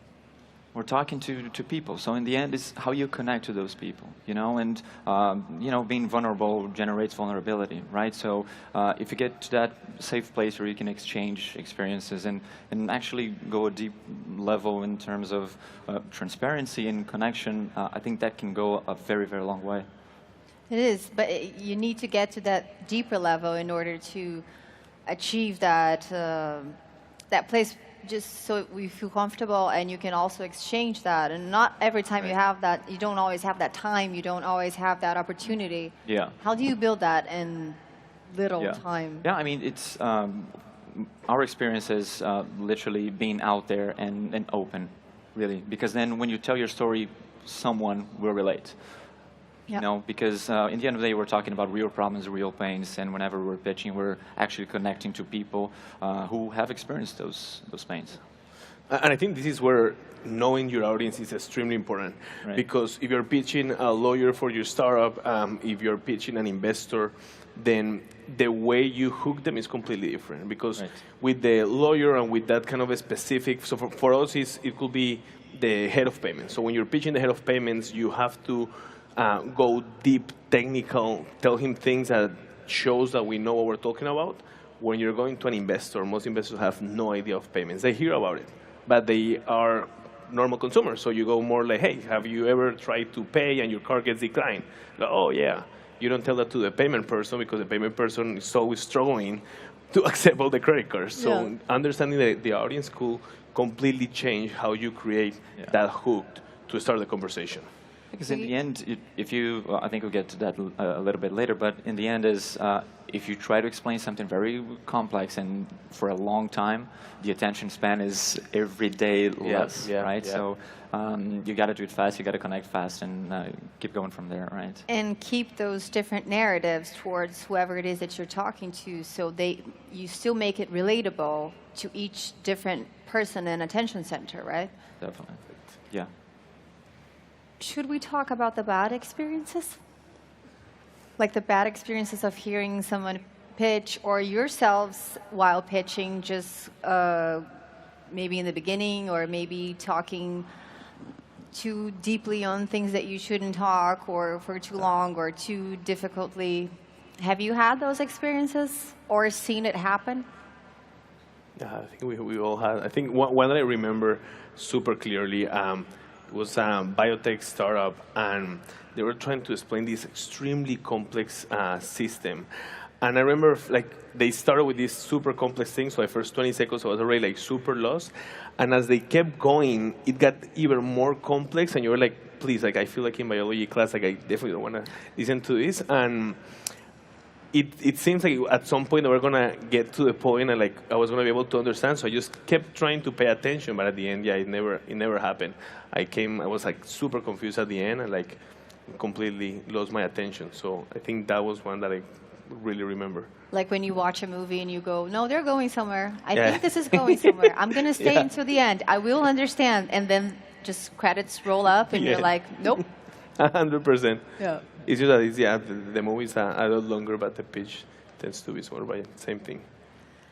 Yeah, definitely the ones that you feel lost in the beginning and even more lost in the end is the ones that you try to interrupt in the middle, say, hold on, come back, let's do this again, because you know, there are many complex problems out there, and trying to explain them can get really hard. But it is, if you don't have that strong beginning and explain really simply how that problem works and affects people's lives, that can be really challenging to pick up in the end and, you know, really connect and understand, really. 100%. Yeah, I have heard many ideas. I think the challenging one that may not land well, one is the technicality part of how you frame your story, but most importantly is not answering the question, why you, why now? Why you, as in why you're so unique, not just on the technicality side, but also on the business marketing side. like why this particular solution that you're building is going to disrupt, it's going to create 10x. It's going to be so different from what is already existing in the market, and how it's going to fill in the void that have a huge TAM.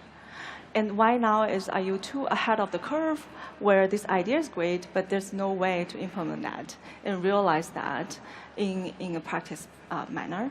So if pitch that cannot reflect these two and answer these two in a very succinct way, that just means maybe it's not the right timing, or maybe you're on the right team to be backed by investors. Or maybe the business plan has not been thought out very clearly, or there's just not enough depth to create a business in that space. So I think I don't think about the pitch as a pitch by itself. A pitch is really a reflection of the depth of the thinking to create a new business. It's just kind of part of integral process, and it's a reflection of the whole entire thing. So it's not a speech context or anything in that sort. And our last question is, have you ever used generative AI to help you create parts or your pitch in any ways? Definitely. And I think AI is extremely helpful for that part on how to connect with the audience. So sometimes you have to explain really complex things. And you run out of ideas, but you can ask ChatGPT or Claude or any or Google Gemini. And they're actually really good. Like the models, if you give them moral context, they are really good at giving you some ideas. So I think the important part is that you have to be extremely precise. So like I'm pitching to an investor. This investor normally invests in X, Y, and Z, or he invests generally. I'm trying to explain how the credit card system works and how increasing approval rates happens X, Y, and Z. Give me examples for an investor, give me an example for a 17-year-old, give me an example for a 10-year-old, and when you get all of these examples, you can put them together, and I think it's extremely helpful. And before, it used to be only kind of the how do you depart, or how do you, sometimes you have maybe 2 minutes, 5 minutes, and it can help you condense into a shorter pitch, but also you have products like Gamma that you can just give them the kind of the pitch, and it will create beautiful slides with AI-generated images with the key points. So to do a pitch today, you don't even have to need a designer or have to open PowerPoint. You can just go into Gamma, ChatGPT, create the pitch for the specific audience, then you copy-paste that into Gamma. Gamma creates the number of slides that you want, and you're completely done. Lynn, I'm very excited to hear your answer on this one.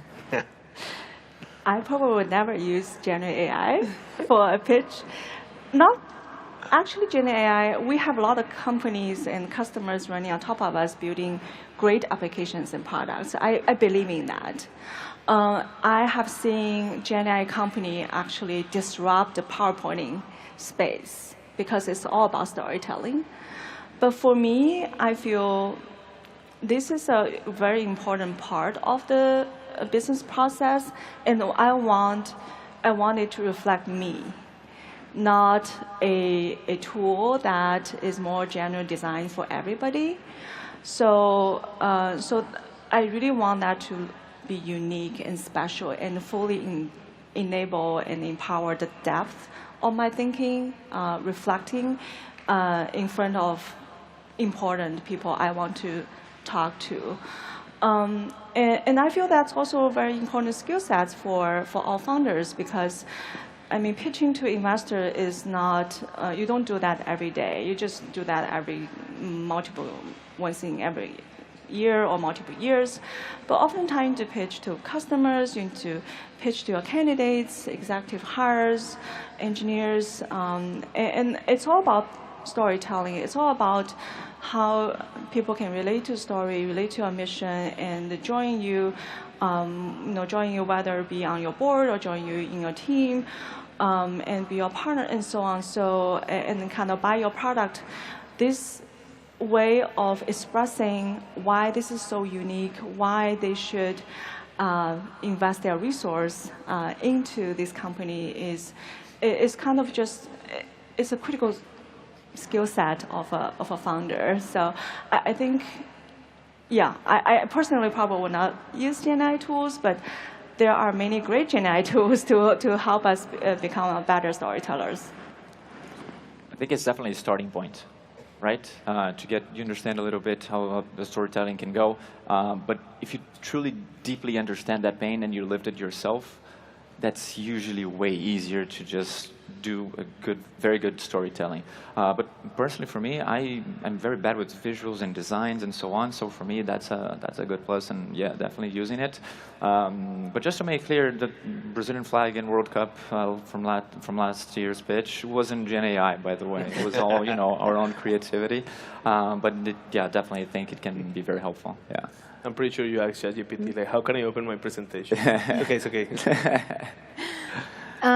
We still have 2 more minutes, so any final notes, advice on, like, we're just about to have the final pitch finals.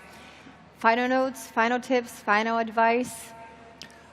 Last year I was super nervous back there, and up to now you've practiced. These guys have been doing an amazing job, and now it's just come out here and finish off with this great presentation, and really being comfortable, confident, and when the energy goes, where the attention flows, right? So yeah, 100%. Yeah, I think when I started, I underestimated how powerful it is to articulate the mission you're after.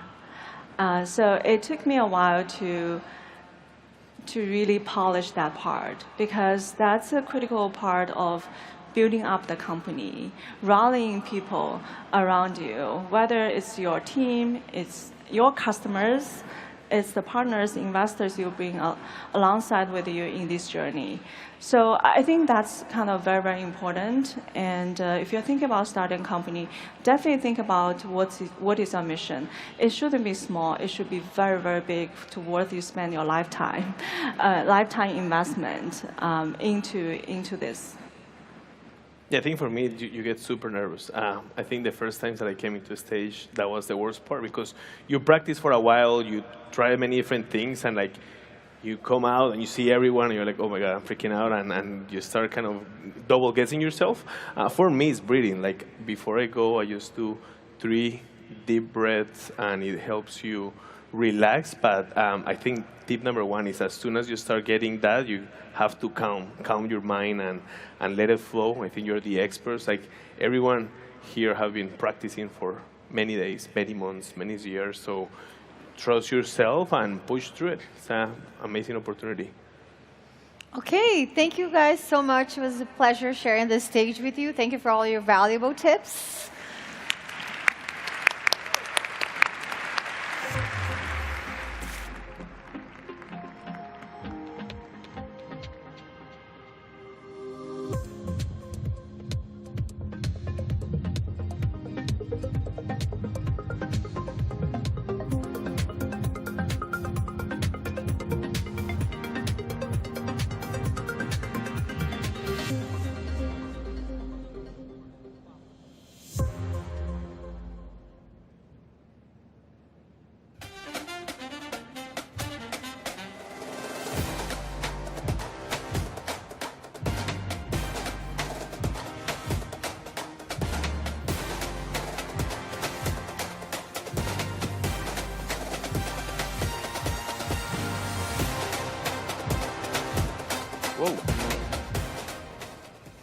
All right, here we go. What everyone's waiting for. Who is going to be crowned Web Summit's 2024 Pitch Champion?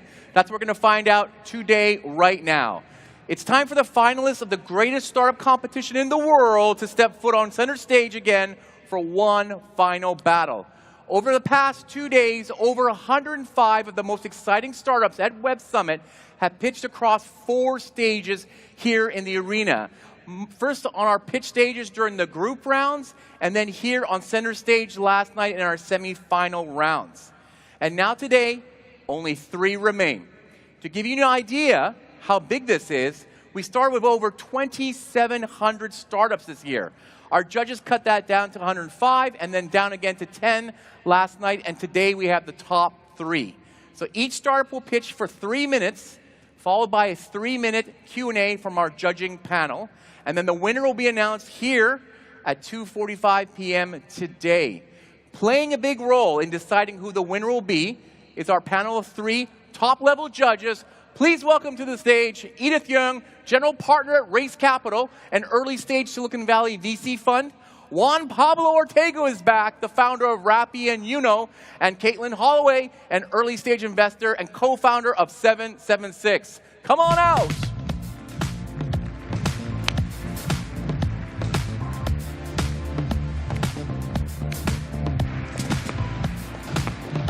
All right. Thank you. I'm going to sit down. Good to see you, Juan Pablo. I haven't been here for a while. All right, judges, thank you so much for being with us for this big moment. These 3 judges won't be alone, though. Joining them will be you, the audience. You guys are the 4th judge, which means you can vote for your favorite startup via the Web Summit mobile app. Your votes will actually count for 25% of the total voting. After all the pitches have finished, you can vote by clicking on your profile in the top left corner of your screen. I think it's up there on the thing so you can see it. From there, you will see an option called Pitch Final, which is where you will submit your vote at the end of the session. Voting will remain open for only 15 minutes, so vote right away if you want to see your favorite startup win. Get ready. All right. So I think it's time we kick this all off. How's everybody feeling? Caitlin? So excited. So excited. How about you, Edith? I'm pumped. Pumped? And Juan Pablo? Super happy. Super happy. Okay, great. All right, first up, the company is called GovGPT, the startup which makes computer vision and sensory awareness AI vests which respond to ambient threats for police and fire. Come on out.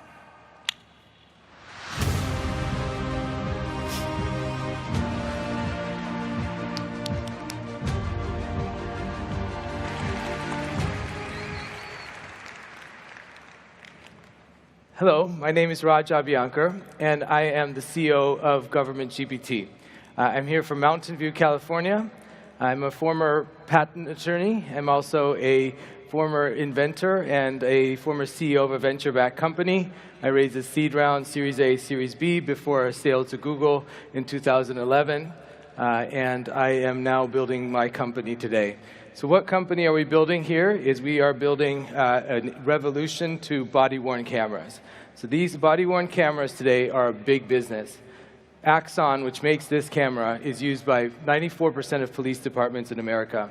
It's gone from being a $1 billion company to a $46 billion company in just 6 or 7 years.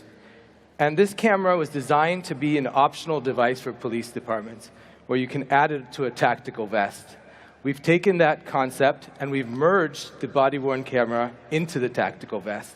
So our tactical vest, this is an actual police vest. Our partner is Blauer, which makes 20% of all vests in America. This is an actual Blauer vest with cameras on the front and cameras in the back. So it is recording 360 degrees around me right now. And it's not just the recording vest. Beyond being a recording vest, this has haptic actuators on the front and the back. And these haptic actuators will vibrate when it detects a threat. So for example, we have here a technology that's based on Jetson Orin, which basically we've built the world's fastest threat detection model on the edge of a human body that can detect threats. So if someone comes behind me with a knife right now, it will vibrate and I can turn around and face them. This is an important thing right now, especially. In the last 2 years, we've seen major terrorist attacks across the world.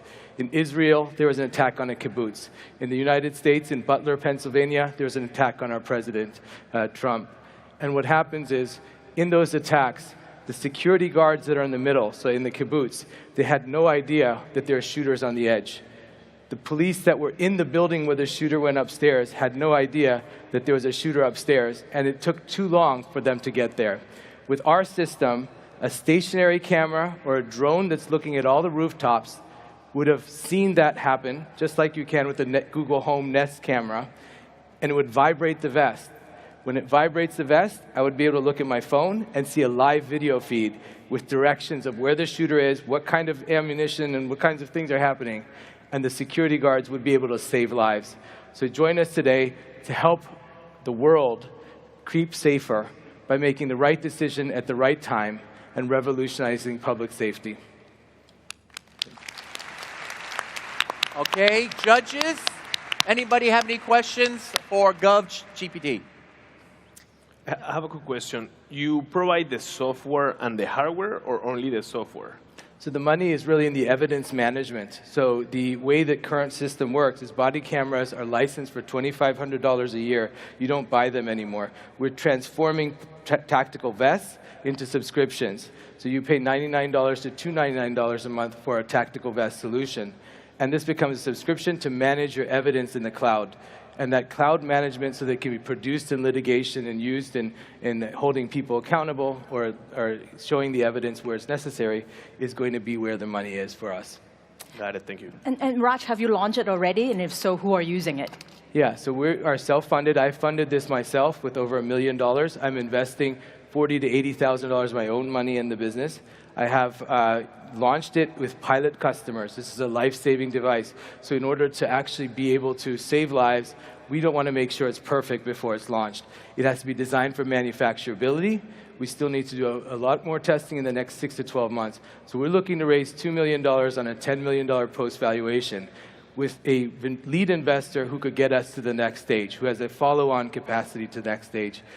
We have lots of angels. We have lots of follow-on lead investors already lined up for us as well. Great.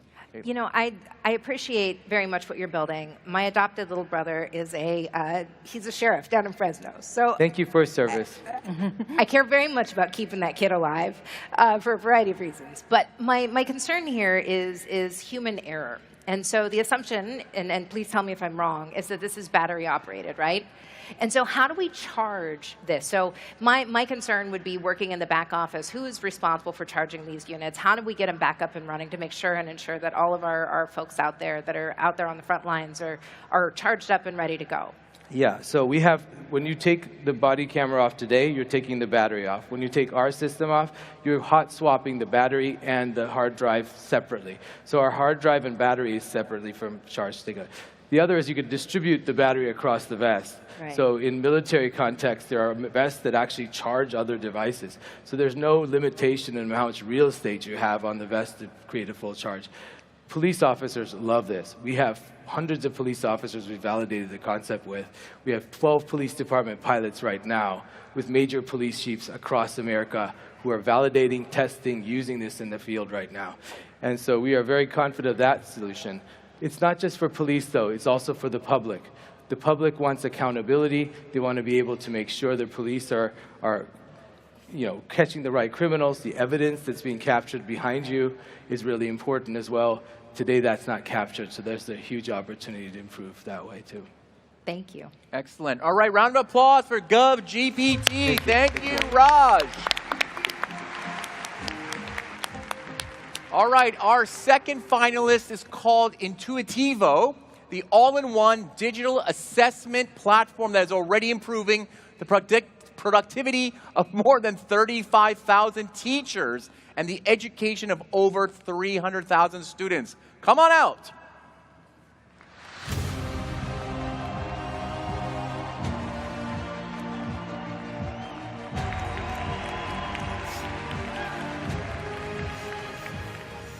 Hi everyone, I hope you're doing well. I'm here to talk to you about the problem that we have in society right now, which is the fact that our children's education is at risk. There are 85 million teachers in the world, but 49 million of them will leave the workforce by 2030, creating a huge labor shortage, which is putting at risk the education of our next generations. And these teachers, they need to be replaced. But the reality is that no one wants to become a teacher anymore. And no wonder teachers don't get paid enough, they work too much, and just 46% of their time is spent actually teaching their students. The rest of their time is spent doing administrative, repetitive tasks which are not adding value and could be automated. And this includes over 1.5 months a year creating and grading assessments for their students. And we saw this happening with teachers in our own families, so we decided to make a change. We made it our mission to help teachers become more productive so that they can focus on their true purpose, teaching. My name is João. I'm co-founder and CEO at Intuitivo, And we're an all-in-one web platform that helps teachers with the creation and grading of tests and exercises, saving them over 40% of the time that they used to spend in the process before. With Intuitivo, teachers can find ready-to-use content created by other teachers from all over the country or create their own from our wide range of options, keeping everything organized in a centralized database that they can easily share with their colleagues. Finally, they can build engaging assessments for their students, which are automatically graded and give personalized feedback. And our business model is very simple. We charge schools a monthly subscription of €5 per teacher. And to fuel our school's growth, we have a freemium model for individual teachers, and we help governments with the delivery of national exams. And actually, the Portuguese national exams are already being digitized, and the government chose our platform to do this. Of course, this means an important contract for us, but most importantly, this means that we have the best marketing possible, as every single student in Portugal will use the platform eventually. On top of that, in under 2 years, we've grown our users by over 80 times, from about 500 teachers to over 40,000 teachers using the platform. And we've gone from zero to over €300,000 in annual recurring revenues. The moment is now. Schools are in the process of digitization all over the world, creating an obtainable market opportunity for assessment softwares for over $5 billion per year. We're already backed by some leading VCs, and over the next 2 years, we want to reach 1 million in ARR, to expand to new markets, continue improving our products, including with AI features, and to hit the 200K users mark. So join Intuitivo if you want to help save our education system. Thank you very much. Amazing, amazing. All right, judges. Caitlin, maybe start with you this time. Some questions. Perfect. Well, first of all, I started my career as a first and second grade teacher, and I was raised by public educators, so I very much feel the pain myself, which is helpful. But I'm curious. I care a lot about founder-product fit. Why are you the one to solve this problem, and why are you going to spend the rest of your life doing it? In reality, the co-founders were 3 originally. 2 of them, not me, actually, their mothers are teachers. And so they saw the pain happening with their own mothers, for example, grading assessments in the weekend, losing a lot of time in these tasks that could be automated. And they decided to create the platform, and I joined. But as soon as I joined, I saw an opportunity to make a huge difference in such an important industry. And so I fell in love with it, yeah. Thank you. Thank you. Sounds like you have a lot of fan in the crowd. I'm in Portugal, you know. So what is your vision? You're going to start and launch in Portugal first, but what is going to be the next, and sort of like your big vision of where you're going to go in the world? Of course, so we want to go all over the world, of course, but we want to take it step by step. Of course, starting in Portugal is a good testing market, but we want to go outside, and that's one of the first things that we're going to do in 2025. Not globally at once, of course. We're going to start going market by market. I think it's going to take a lot of years. And not only we want to enter new markets, but also to create new modules in our platform and build kind of an ecosystem for teachers to use and to spend less time doing repetitive tasks in school, yeah. Thank you. How is AI helping you build this? Like, have the latest model helping you do things faster, do things better? Can you tell me a little bit more on that? AI is actually doing nothing in our product right now. We want to add it soon, as soon as 2025, to do a lot of things. Yeah, screw those robots. Boo, AI. We don't want to add AI just to add AI, of course. We want to add AI if it adds value to the teacher. And so we're seeing a couple of things that we think really will help the teachers. For example, automatically scanning a PDF or a Word and making it into a digital assessment, automatically creating assessments. For example, if a teacher wants to create an assessment on the topic of Portugal, they will ask for it and it will give you some exercises. And also automatic grading that we don't do for text answers. So like big answers, we don't do it. And at least we want to give a teacher an idea of what we believe could be a right grade. But we always believe that the teacher himself should see the assessment, yeah. Perfect, thank you. Awesome. Round of applause. Thank you, Intuitivo. Ciao. Awesome. All right. And last but not least, the final startup is called Scouts. And Antonio and his startup is on a mission to connect athletes with college and pro teams through visual scouting and data-driven recruiting. Come on out, scouts!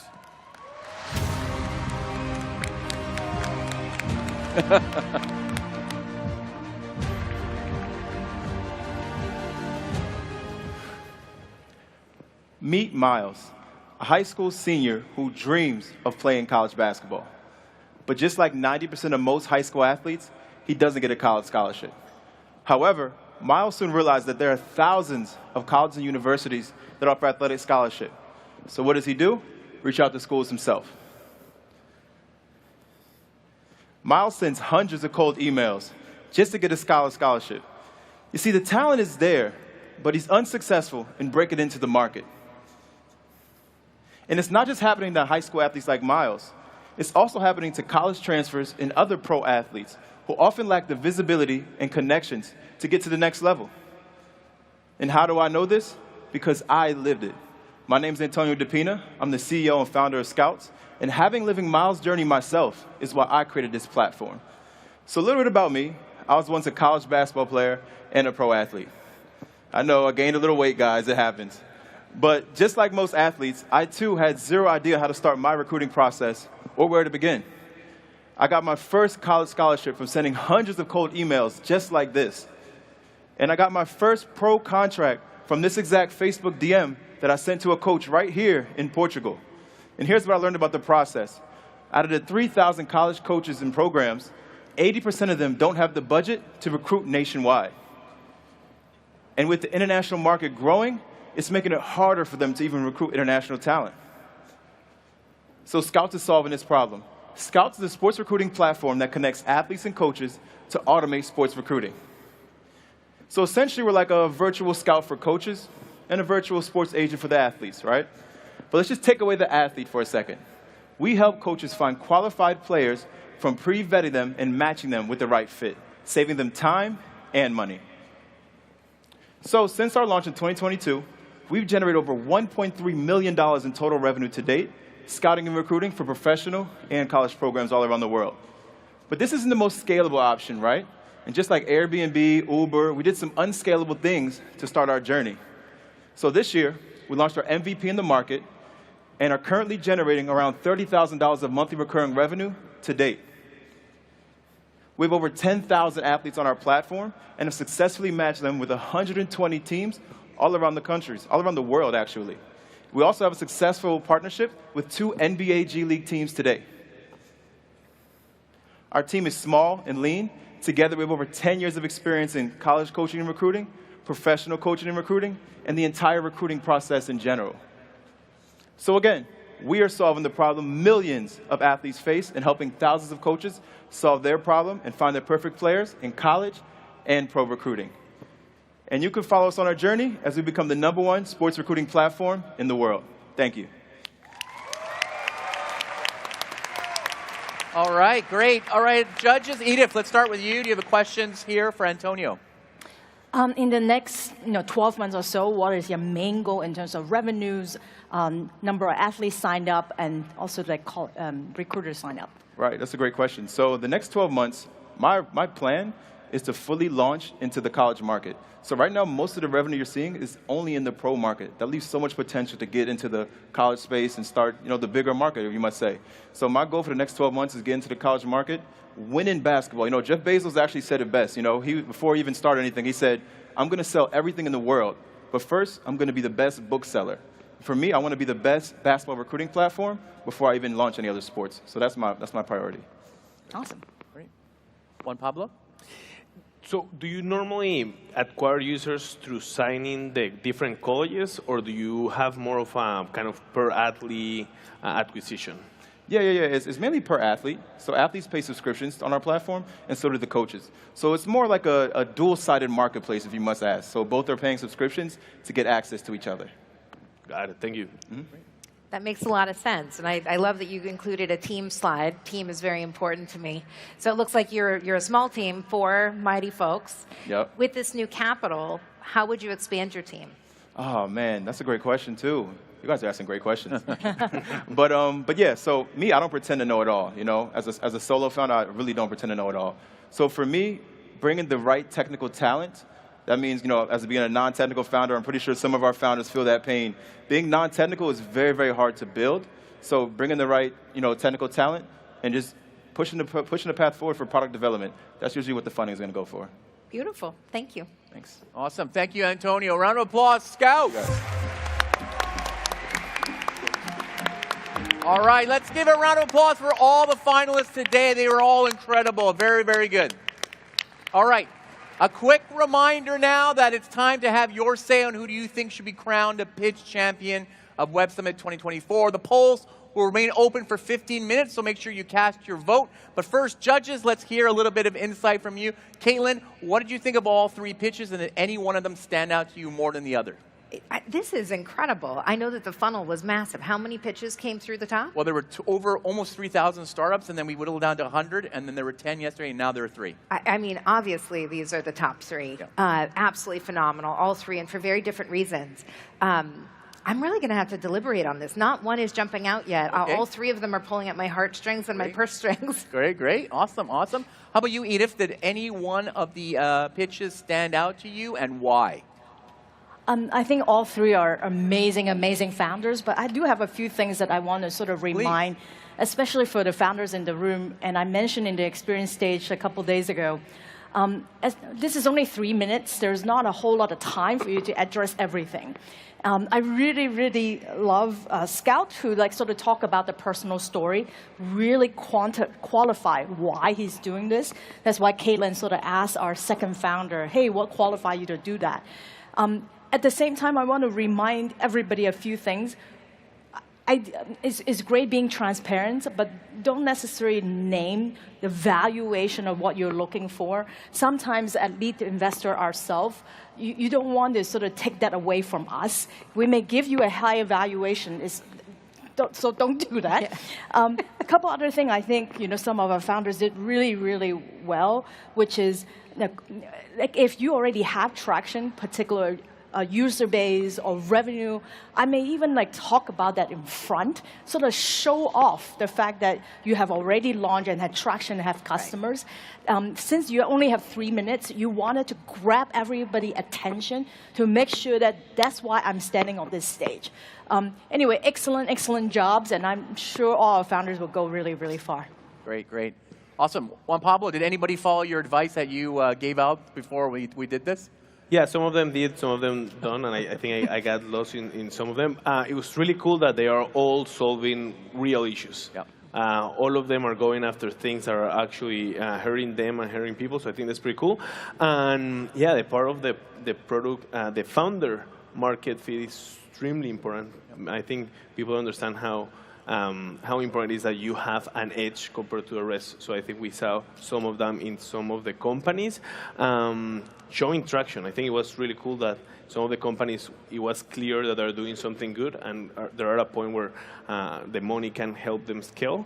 But yeah, it's going to be a hard decision. It's going to be a hard decision. I think so, yeah. Okay.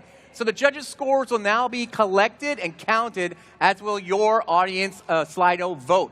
The winner of pitch will be announced here on center stage at exactly 2:45 p.m. So be sure to come back for the big reveal. Thank you all very much, and we'll see you later. Thank you to the judges, too.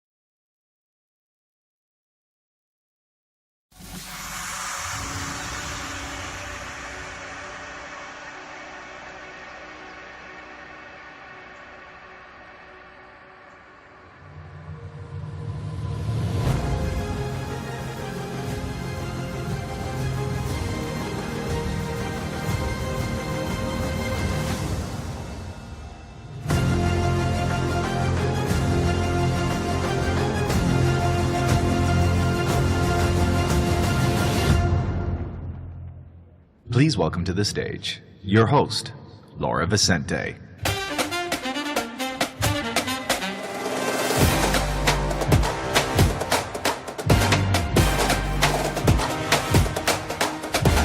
Boa tarde, Web Summit!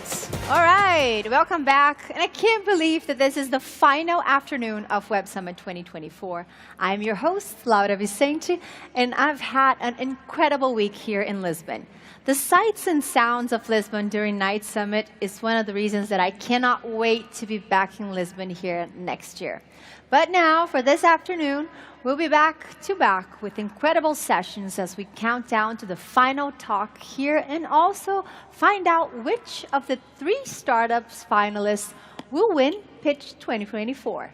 Web Summit is the meeting place for the leaders of today and tomorrow, so make sure you keep using the app and the WhatsApp groups to keep making meaningful connections right up until the very end of the event. We have a wonderful final afternoon in store. We have legendary singer Imogen Heap, the European e-commerce giant Vinted, and for our grand finale, the Portuguese superstar Ruben Dias. Are you guys ready? So let's get into it. Being here in Portugal, I can see that the connection with Brazil goes a lot deeper than just our language, and that the importance of innovation and technology is shaping economic growth is also very important to both. So our next speaker will discuss how Portugal specifically is growing through innovation and technology. And it is my great honor to introduce to you the Minister of Economy from the government of Portugal, Pedro Reis.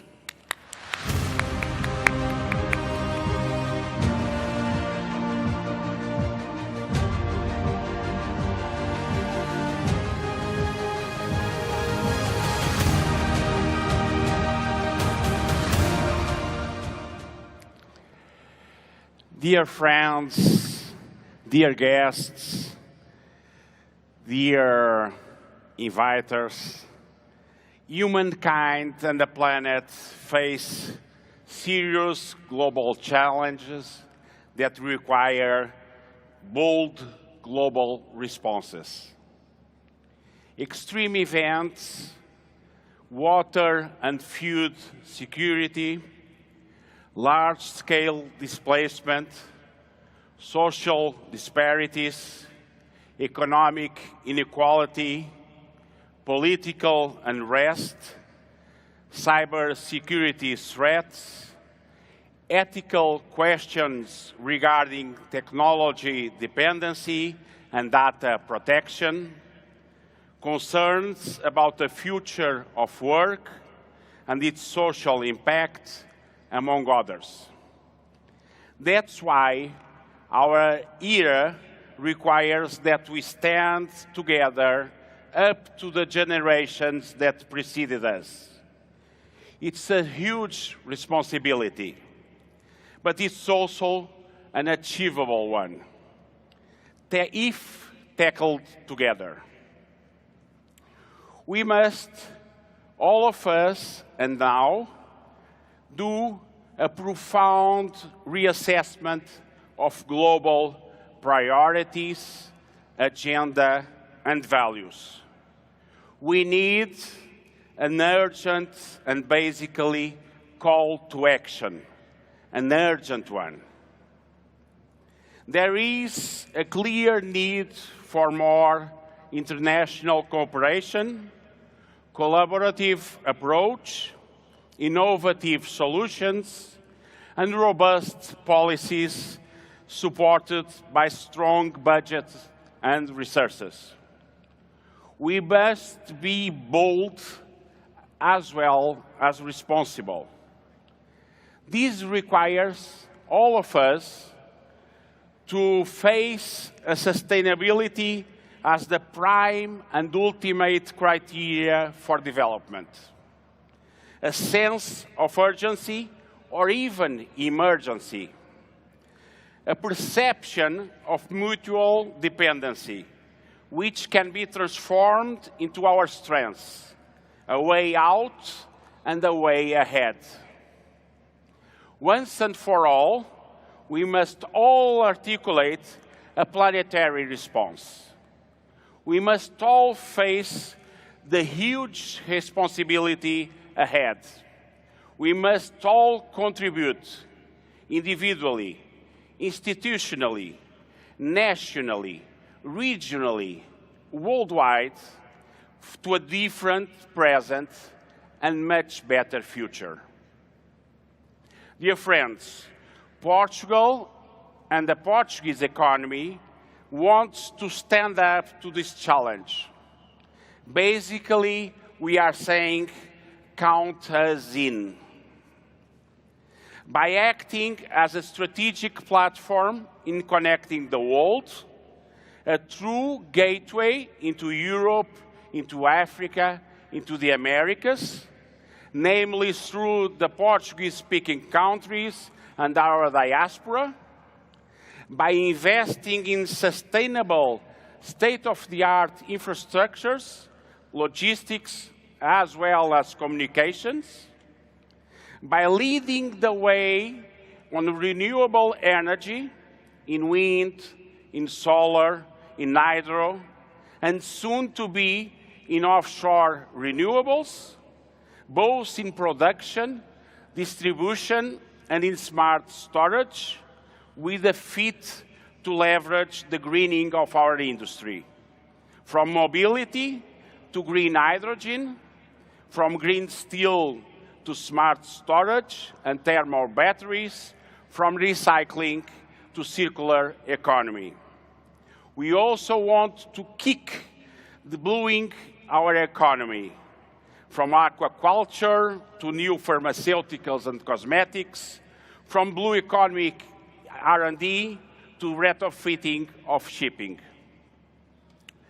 We want to help a sustainable ecosystem in our economy by accelerating entrepreneurs, startups, SMEs, and future unicorns that are among you. We want to help you all to surf and to ride the wave of the future, the wave of innovation. Whether we are talking about shared service centers or data centers, hospitality or ecotourism resorts, creative industries or advanced agriculture, automobile, aeronautics or space. We want to build it up with more IT, AI, and more cloud. On top of all this, Portugal stands for safety, for quality of life. And in a volatile world, this is no small achievement. We offer an affordable way of life as well as a top quality value proposition. We are a multilingual melt pot as well as a peaceful heaven. We feel, I guess you feel, our good vibe, but we remain stable with tranquility. Additionally, please have it clear that our government stands strongly for an open economy as the key to the future, respects the private sector as the main engine of growth, prioritize foreign direct investment as a key asset for accelerating our economy, considers tax reduction and agile licensing as the core passport for new investment. And certainly, we much welcome your startup community, your VC and private equity ecosystem, your business angels and institutional investors, communities as our partners for growth and for value creation.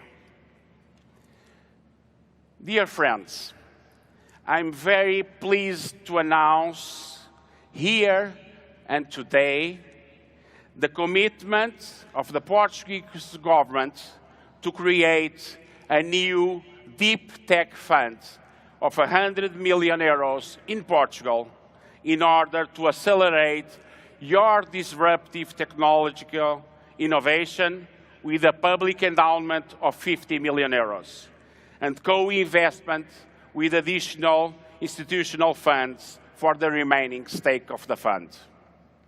This new deep tech fund will be launched no later than the first quarter of 25. As it's used to say, we are putting our money where our mouth is. Additionally, we will also commit another 10 million euros on ignition funds and on vouchers that are to be granted for your startups dealing with deep tech and sustainability models in order to support your applications for the European Innovation Council Accelerator for Deep Tech. Dear friends, we believe it is possible, we believe it's urgent, we believe it's achievable. We believe it's time to go faster and go beyond. We do believe it's worth to start creating a much better world. We do believe it's time to start making it happen, once and for all, immediately, together, with full steam ahead. My friends, you are all always most welcome to come back to Portugal, to invest in Portugal, to live in Portugal.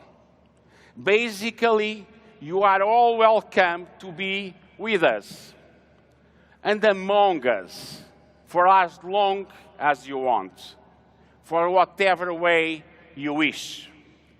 But most of all, we want you to become one of us, for good, for life, for the future, for wealth creation. Right now, right here, starting at Web Summit. Thank you all for committing to Portugal. Thank you all for coming to Portugal. Thank you, Web Summit, for what you are doing for Portugal. Good luck, everybody. It's possible. Let's go for it together.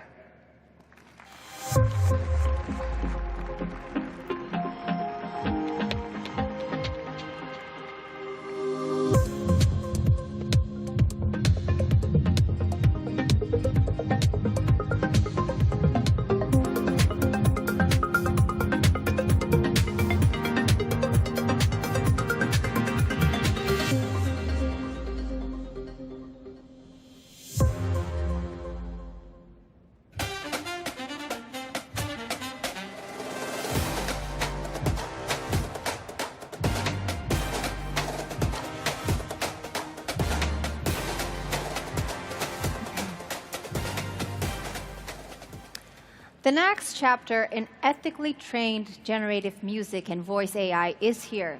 Our next speakers are teaming up to address the critical gaps between artistic integrity and technological innovation. They will explore how AI can empower creativity, provide transparency and opportunities for artists. A discussion on their shared vision for a future where AI and artistry meet, and how AI can serve as a tool that complements rather than competes with human creativity. To find out how AI meets artistry, please welcome Shara Sendersov, co-founder and CEO of Gen, and the legendary musician, artist, and technologist, Imogen Heap.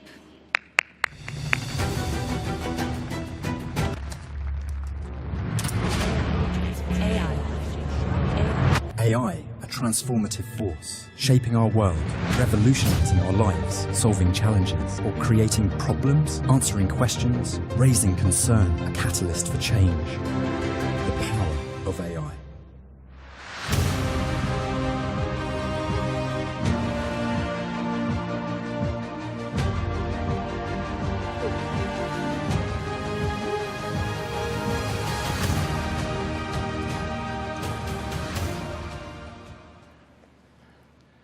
Hello, everybody. It's good to be back on the stage. That video was intense. Yeah. Should we have some fun? Let's have a discussion about nice things. We're going to let you into a conversation that we've had probably 500 times. That's been us going back and forth, maneuvering this. We're going to let all of you into our world. To let you into my world, I've had the tremendous honor of manifesting this genius into my life. And many of you know her as a visionary musician and technologist who has an unparalleled capacity to leverage some of the most advanced, new, emerging technologies and utilize them both in your creations and in the way you market and bring your music to the world. It's the definition of an early adopter. And for those of you who don't know her, she's a multi-Grammy award-winning recording artist and producer. But above all of those things, what I've gotten to know is that Imogen Heap has the highest level of integrity in her heart. And that's what brought us together. And that's the impetus of this conversation. So I've had the honor of having you walk into my world. Will you tell the story? Yes. So I'm so happy to know Shara. I came across her because a friend of mine, Ed Newton-Rex, who started up something called Fairly Trained, to prove the authenticity of a model that it has been permissioned and is good. And I was a little bit at a loss because I couldn't find a generative music platform that was ethically sourcing permissioned musical works to generate music from. And I have a project which is actually coming out today. It's called song.oracles.io. And it shows you what you can do with this song. But part of it, I wanted to enable the fans to come in and generate a piece of music based on my piece of music. But I couldn't find anyone. So I was asking Ed, who do I go to? And he's like, there's one person, one company that I know is doing it. And he said, this company called Gen. So I was like, Gen? Imogen? Gen? I'm liking it. Generative. Very good. So then I quickly looked up Instagram, and I found out who was the CEO, you. And then I immediately followed you, and you immediately was like, Imogen, we've got to talk. And I was like, yes, we do. How did you know? And then we had an extremely long, excited conversation. And it felt like, it was the strangest feeling. It was like I was talking to my twin. But my twin who's super amazing, entrepreneur, making just magic stuff happen with hundreds of people and loads of money, doing it really well.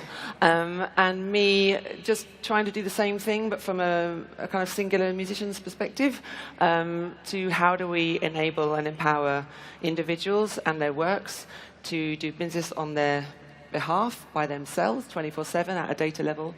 And that's where we realized that we could do this amazing collaboration.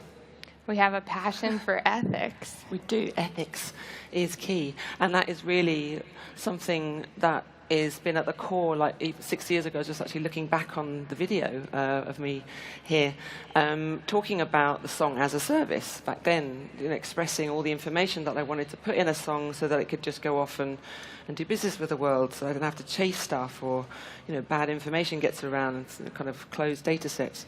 And here I am today with an actual working serving a song as a service. Because if you can enable the song to give all the permissions and necessary, or at least give the song the choice, or the human the choice to be interacting with these feature services, then you can grow and build innovation around that based on ethics. Because if you don't have a choice, you don't have a choice. You can't take part. I think we're at this moment. So I grew up with music in my DNA. My dad is a musician. I've spent the last 10 to 15 years working at the intersection of music and technology. And one of the things I noticed as AI came into the fold over the last 3 years, I started developing Gen 3 years ago. And it took me 2 years to license all of the data that would train our models to be able to say that this is an ethically trained platform. Yeah, that's what I wanted to say. Because actually, everyone else is doing the simple, easy route. Well, seemingly simple, may not be so simple in the future if you get it all wrong now. But it's it is hard to license music. It's hard to do the right thing. And really, this is what I want the songs to be able to do, is to make it easy for services to do the right thing, to empower them with the possibility to do that. And so you taking the long, hard route of doing the proper thing, going out there and getting the permissions, is what you've been doing. And I'm so grateful. It's a really interesting thing because I spend a lot of time talking about how I've licensed music, and I think there can be a misconception when I say that as if I think I'm a hero. I'm not a hero for licensing music. The complexities within the music industry, like you just said, make it incredibly, incredibly complicated to be able to license the underlying training data. So no wonder there are others out there who just say, we'll take the world's catalogs of music, train our models on them, and deal with the lawsuits later because the music industry is at fault for making this complicated. So I think it's a really interesting thing that obviously we've come together on, and we came together under the guise of elevating the creation of music and how to do that creatively. And what I love about you, and someone once said to me, the thing about Imogen Heap is that you may not know her, but you know her music. And we know your music because it transcends time, because you've used technology to evolve your voice and to evolve your instrumentation, and you've created almost new sounds and new instruments that have evolve the sonic landscape. And people always ask me, why AI music? Why do you want to make AI music? And why did you want to launch an AI music platform? And I always say, it's not because I believe that the world needs more music. We have incredible catalogs, more than we could ever listen to in a lifetime. But so we don't need more music. What we need is the ability for visionaries all over the world at any level of skill set, someone who may never be able to play an instrument or hasn't been able to play an instrument, to be able to take the song in their heart or in their mind and turn it into something that they own and they can use and they can bring out into the world. And so when I think about AI music, and what we've spoken about a lot, is that we can create products that transcend how creation works. And so one of the things that we came together on is a patented product that we will launch in the next couple of months called Style Filter. And as I've spent the last 15 years in the music industry, I've spent a lot of time in meetings, and people say to me, if only we could capture the style or the vibe of Imogen Heap, or you name what artist you love, if only we could bottle that up and we could put that into something. And I always thought, what if we could do that? And so when we started Gen 3 years ago, I said, we're not creating a platform to allow anyone to create more of the same type of music. We need to evolve the way music is created. And so we are going to show you now a video of the transformative power of AI in music. If you have a song in your heart, you can make music with Gen.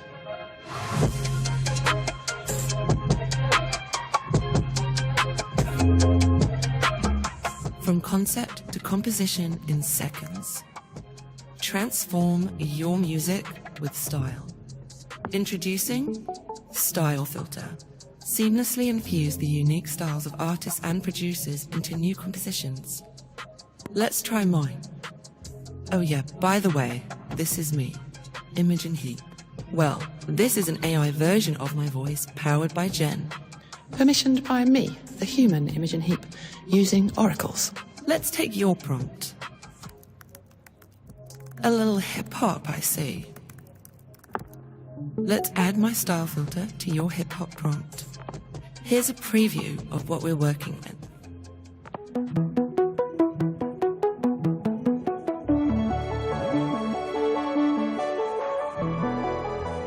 Now, here's yours, inspired by mine.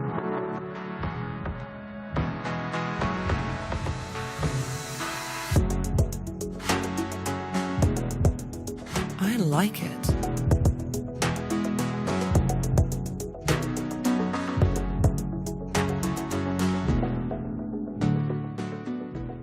Okay, let's try another prompt with another style filter.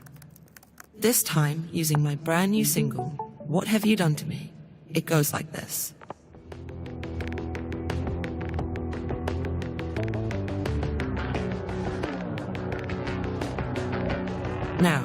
your prompt with my vibe.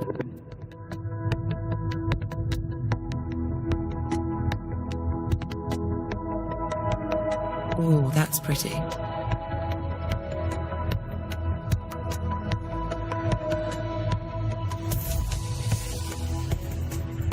This is next generation music creation. Groundbreaking patented AI driving innovation that redefines the sonic landscape. Generate, refine, transform. All you need to make music is your mind. High fidelity, cutting edge, artist first. And most importantly, we don't steal music or voices.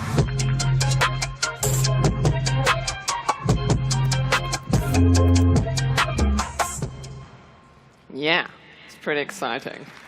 Nice work, Charlotte. It's super exciting because what happens in the music industry is we are encouraged via the algorithm of choice to create music that sounds similar to other things. And the really exciting thing about what you've done is that the more unique the style, the sound of that song or that person, the more it gives back to you. Like, if you take away a lot of the vocalists over tracks, you might actually discover they sound pretty much all alike. And the exciting thing here is that your uniqueness, your specific crazy uniqueness, is what helps you stand out above the rest, which, you know, whether you have that voice that nobody else has, that's the thing that's gonna go around and be exciting people. And so at the song level, you are enabled to exhibit the uniqueness of that track, whether it's you know, the semantic definition of that track or the instrumentation around it. And so by combining this relationship directly with musicians and their work all across the world, hopefully in time, we have a plan starting on the 9th of December, that we can map all the music makers in the world to be able to have the opportunity to build these systems, you know, with companies like Jen.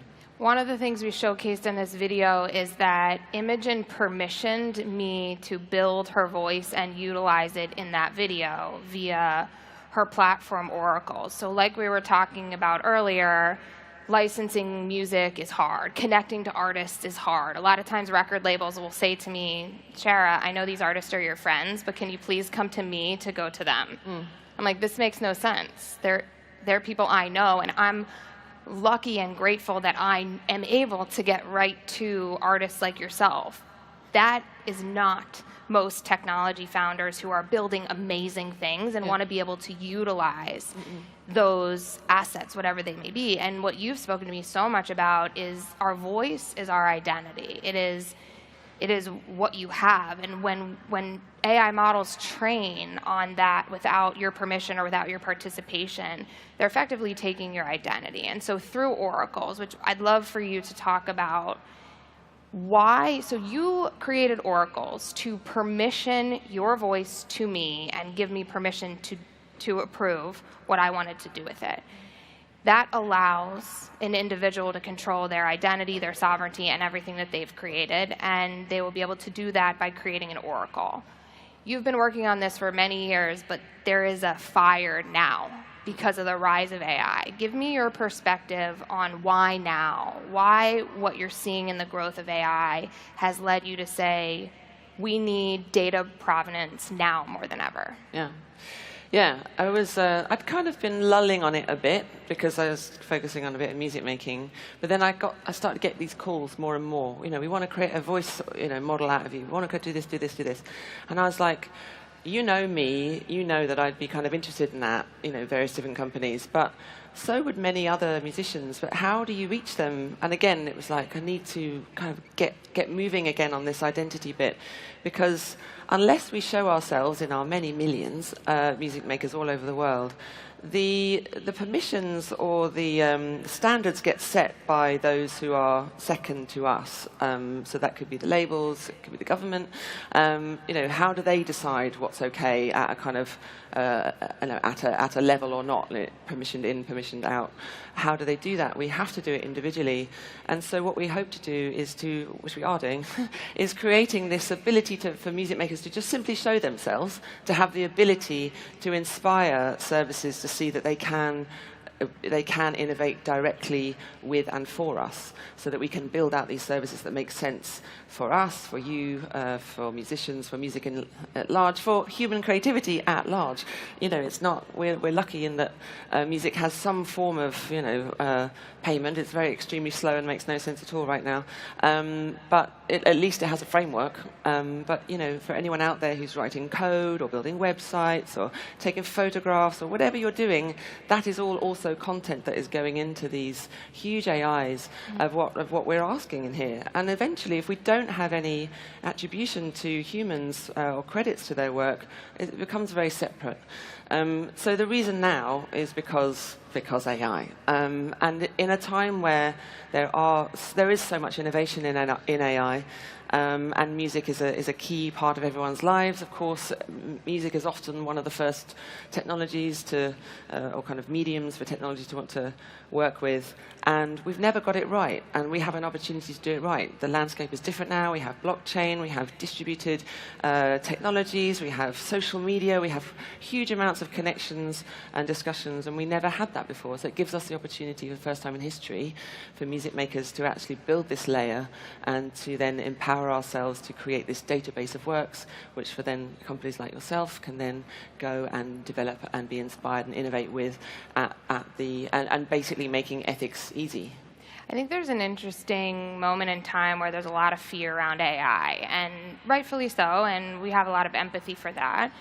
But there's a tremendous, exciting opportunity to expand the way we create, and to do it in a way that offers artist monetization at the start. And I think what's amazing about the Style Filter product, and I'm so grateful to bring this to the world with you, is it showcases how you can lend your style to a style filter and participate in the revenue when a consumer uses that track.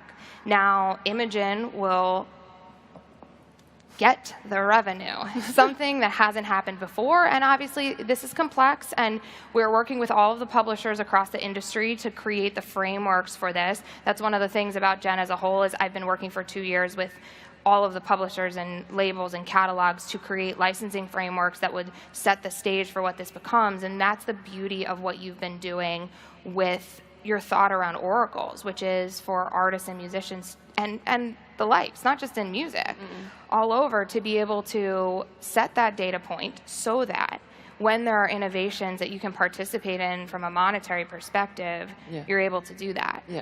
One of the things that we were talking about earlier that I think we should end on, because it's the most exciting part, is that, and I mentioned it before, is that AI can create things that you've never imagined. So you might type in something, and just to level set so everyone understands where we're at, this is the very beginning of AI music creation. The things that you will hear on these platforms are a result of their training data. If they've licensed, that might be a somewhat smaller data set. If they have not licensed, it might be the world's catalog of music. That will showcase the outputs, but even the ones that have trained on more data, this is the beginning. We're hearing things come out of these platforms that it might not be the perfect saxophone. It might not be the perfect chord progression. These models are learning and evolving, and this is moving at the speed of light. So where they will be in the next year to 2 years will be enamoring. And earlier we were talking about how what's cool is that you might hear a sound that's a combination of a saxophone and a guitar and a piano. And you might be... Last year, you and your company revealed what appeared to be, and was ruled to be, a plot by previous investors and employees, to deliberately bankrupt and bring down your company. Let's go back, first of all, to 2010. You were 25. You were a high school dropout in Silicon Valley, and you'd worked at Slide. And then you had an idea. So tell us how from that moment when you had the idea and what happened next. Working at Slide, I realized that there were so many good engineers within Silicon Valley, but also globally. And so we had the founding team of PayPal. We had really top people from all over the world working at Slide. And I thought it'd be a good idea to bring that caliber of talent, or the access to that talent, to folks all over the world. And so started Toptal to be able to do that, and it became a very successful company. Well, it clearly was. You were very much ahead of your time, because now, of course, the concept of working remotely for technology companies is mainstream, totally mainstream. But in 2010, it was less so. But when you had the idea, you obviously got started, but you raised some money. You raised over $400,000 from Andreessen Horowitz and other investors. And you also had an early investor, Dennis Gross, who put in $1 million into Toptal in 2012. And that investment was in the form of debt, a convertible note. And the convertible note, everyone, just to remind you, converts to equity when a startup raises more cash. But that was on the proviso that you would convert from a limited liability company to a corporation, and that would mean that the investments would turn into equity.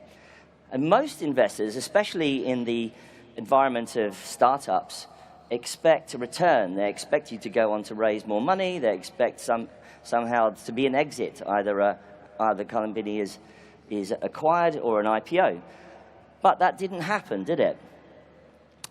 Well, both parties expect a return if they're acting in good faith, and I think the name of this talk is fitting, because we acted in good faith and the other parties acted in bad faith. And that's a bit divergent from what usually happens. But in our case, we decided to first bootstrap the company. So for the first couple of years, we were actually predominantly bootstrapped, revenue generating, profit producing, and reinvesting those profits into the company. We then decided, as you mentioned, to make an effort to raise convertible notes, and we did so, $400,000 in the first tranche, and then $1 million in, let's call it the second tranche. And so once those convertible notes were consummated, we had $1.4 million in total, and once you hit the maturity date, they expire. But they become outstanding notes that, assuming both parties are acting in good faith, can produce a return. But you decided to run the business not so much as a product company, but more like a services company, correct? That is correct. And we grew the company by slowly but surely reinvesting the profits back into the business, rather than taking a large investment round from a venture capitalist. And was your idea to reward your investors not through exits or further fundraising, but through dividends? We've talked about that at some point in time. The convertible notes were what they were in terms of the terms of the notes. They expired on the maturity dates, and afterwards, they're really just outstanding notes. And so long as both parties are acting in good faith, there's a lot you can do in terms of renegotiating or talking about, hey, look, it expired, but fist bump, we'll do something for you. That's generally how a lot of these things work out, assuming both parties are acting in good faith. Right, yeah. And presumably you thought you were going to have a conversation with your investors about that. But in 2020, you sued the original main investor, Mr. Gross, and his company, Mechanism Ventures, because you'd said that they'd hired executives, Toptal executives. You'd sued him for breach of contract, various other legal issues, huge issues, didn't you? And you went on to win, and the case last year, you went on to win that case, having sued. The court ruled in your favor, the judge ruled in your favor. Tell us what happened and what that was like. Well, actually, a unanimous jury of more than 7 ruled in our favor, as well as the judge. And so they lost all of their counterclaims, they lost all of their affirmative defenses, and we won the far majority of ours, both by a unanimous jury verdict and also vis-a-vis the judge. And so we proved that there was a plot to deliberately damage, bankrupt, and maliciously take down Toptal. And it was quite a large ruling in your favor. How much was it? So on a punitive damage side, the jury awarded us $15 million in punitive damages, a little bit around $1 million in compensatory damages, and we have a fee petition right now for the legal fees of about $31 million, which we actually spent probably even closer to about $37 million. And so they'll have to weigh in, the courts will have to weigh in as to what the actual amounts will be. That'll happen this December. Now, obviously, start entrepreneurs and investors often have difficult relations. Hopefully, sometimes, most of the time they have good ones, but sometimes it can be pretty tough. What do you think this is an example of, what you've been through in your experience? It's an example of a small group of people acting maliciously, as proven, and in bad faith, as proven, to seek what they're not entitled to, but what they want and what they desire. And it's always understandable. I think we can all in this room understand the fact that you make a convertible note investment, someday, hopefully, something happens so that you get some upside beyond just the % return that is stipulated within the contract. But it's a lesson to have conversations with people about what's going wrong in your mind or in your own world about what you want relative to your contract, and not to just take action maliciously or in bad faith to pursue conversations. In our case, it was a very strange situation. We had people who secretly planned a malicious plot to bankrupt and damage our company. None of the people engaged with us in conversations. They all did this in secret. So they didn't call you up and say, hey, listen, we'd like to get our, some kind of return for our investment. You say, and the court agreed with you that that's correct. Yeah. And actually, if I may, I think it'd be good to just read a little blurb from the judge. And this is actually from a post-trial motion that really detailed out the specific facts relating to our case. And I think it's just a paragraph or so, but I think it really highlights some of the salient points. Okay. During the 2-week trial, Toptal introduced a significant amount of evidence revealing a plot to bring down Toptal, led by Mr. Groves. The evidence presented at trial revealed a deliberate, purposeful plot committed to writing to attack Toptal with the ultimate goal of bankrupting the company. The evidence showed that a critical piece of the attack was Mechanism's wrongful solicitation. Numerous Toptal core team members, many of whom have been at Toptal for years and held important roles. And furthermore, Toptal also presented evidence that Mechanism acted with trickery and deceit. Finally, the court finds that Mechanism's refusal to take responsibility ends up in fraud, malice, heightened reprehensibility, all of these things. And so it was quite colorful almost in terms of the outcome and the specific facts that related to it. But the definition of a plot is that it happens in secret. It wasn't a fight. It wasn't a disagreement. There was no tension. And the lesson from this, if any venture capitalist or investor or even founder wants to take away from this, don't end up with a judge writing something like this about you. This is basically as bad as it gets. And to get whatever outcome that's not this, better to do that through difficult conversation or some sort of acquiesce rather than having to go through a jury trial. Totally understand. But zooming out, as a casual observer, and many people aren't familiar with what happened to you and your company or to the investors, but zooming out, what often happens is that, investors invest in a company, especially in startups and in tech, you expect a return. It's been reported, perhaps you'd like to update us, that Toptal could be valued at over $1 billion. Mr. Groves put in $1 million. Your company is valued at over $1 billion. Perhaps you want to comment on that valuation? Well, I can comment on the valuation in terms of what has been submitted to the courts. So the other side submitted the valuations of several billions of dollars in regard to independent valuations related to Toptal. Those were not our valuations. That was the other side. But in our opinion, that actually just makes it even worse, because if you're bankrupting a company worth, let's call it $3.3 billion, which I believe was one of the numbers, then it's a multi-billion-dollar plot to bankrupt the company. Not a very good story. Fair comment, yes. But as a casual observer, maybe those investors felt like they should have a bigger outcome than previous, than simply some sort of revenues or dividends. If both parties are acting in good faith, I think there's ample grounds to have robust conversation around expired convertible notes or long outstanding safe agreements, something to this effect.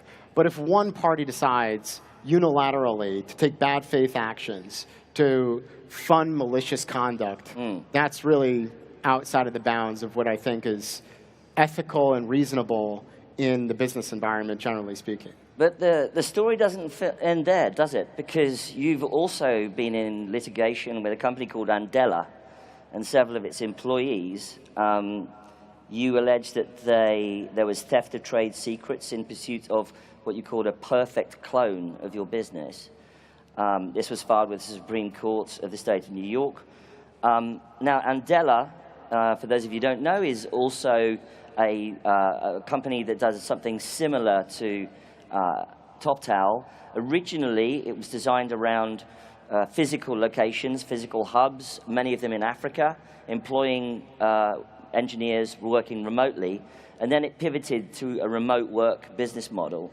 But you decided that they were incurring into your space and somehow stolen some of your intellectual property. But once again, as a casual observer, many people would assume that that's just simply the nature of business, that they were going to compete with you on remote work, employing engineers and product people remotely, and that's fair business. That's fair business practice. What was your argument about your litigation with them? Well, it's a DTSA claim, which is a Defend Against Trade Secret Act, which is a federal statute that goes after the theft of trade secrets. Let's actually look at some of the factual aspects. That quote that I just read to the audience here about mechanism, the judge explicitly called out 3 people in his ruling: Alan Fittis, Alvaro Oliveira, Martin Shakilian.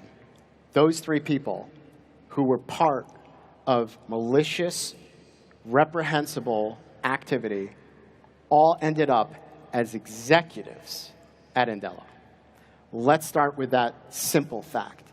It's no coincidence that those individuals that have already been found guilty, not just liable, because these are punitive damages, and I should say that Mechanism really was found guilty, as well as its officers and directors. So those individuals were not called out as the people, but they were called out as examples. So just for clarification purposes. But those individuals were called out as an example of the reprehensible conduct. And the fact that they moved over to Andela, it's just no coincidence. And so understanding that simple fact is a segue to sort of all the other details that unfold as a part of that. So you don't think that they moved in order just to do a competitive business model? You think that they took, what, trade secrets or something?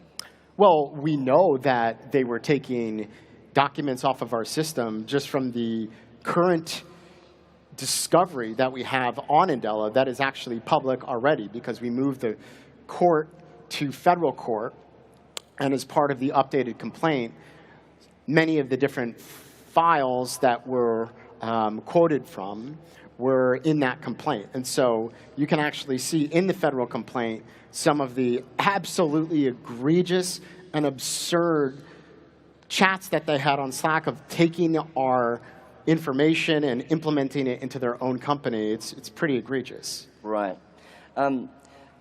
But I mean, other companies compete in remote working, and it's obviously a business that's gone completely mainstream now, because you have Fiverr, Molt, Freelancer.com, LinkedIn, Turing, Upwork. Now you have other companies, startups, many of them worth a lot. You've got Deal, you've got Oyster, you've got other kinds of remote work platforms. Why in particular did you have a problem with Andela working in that way? Well, I know Hayden Brown at Upwork. I know Mika at Fiverr. I know Alex at Deal. I know all these folks very well. I've had dinner with them. I've had lunches with them. We know each other. We're on very good terms. And we compete with each other from time to time. However, they didn't go into Toptal and take trade secrets and implement them into their own organizations. They might even be bigger in some instances and even more competitive in some areas. But when people unfairly compete and really try to maliciously harm your business, that's unacceptable. Right. Bring us up to date, 2024. It's clearly a very successful company. It's millions of dollars in revenues. You're continuing to build out the platform. You've obviously got a lot of clients across the world, many in the US.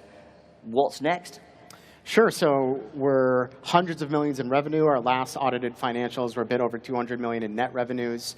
We're expanding into different areas. We just launched marketing this year at Cannes Lions, and so that's been very successful. We have tremendous growth in that area. And so we're looking at other opportunities that relate to the talent space. We're super excited about going into those areas full on.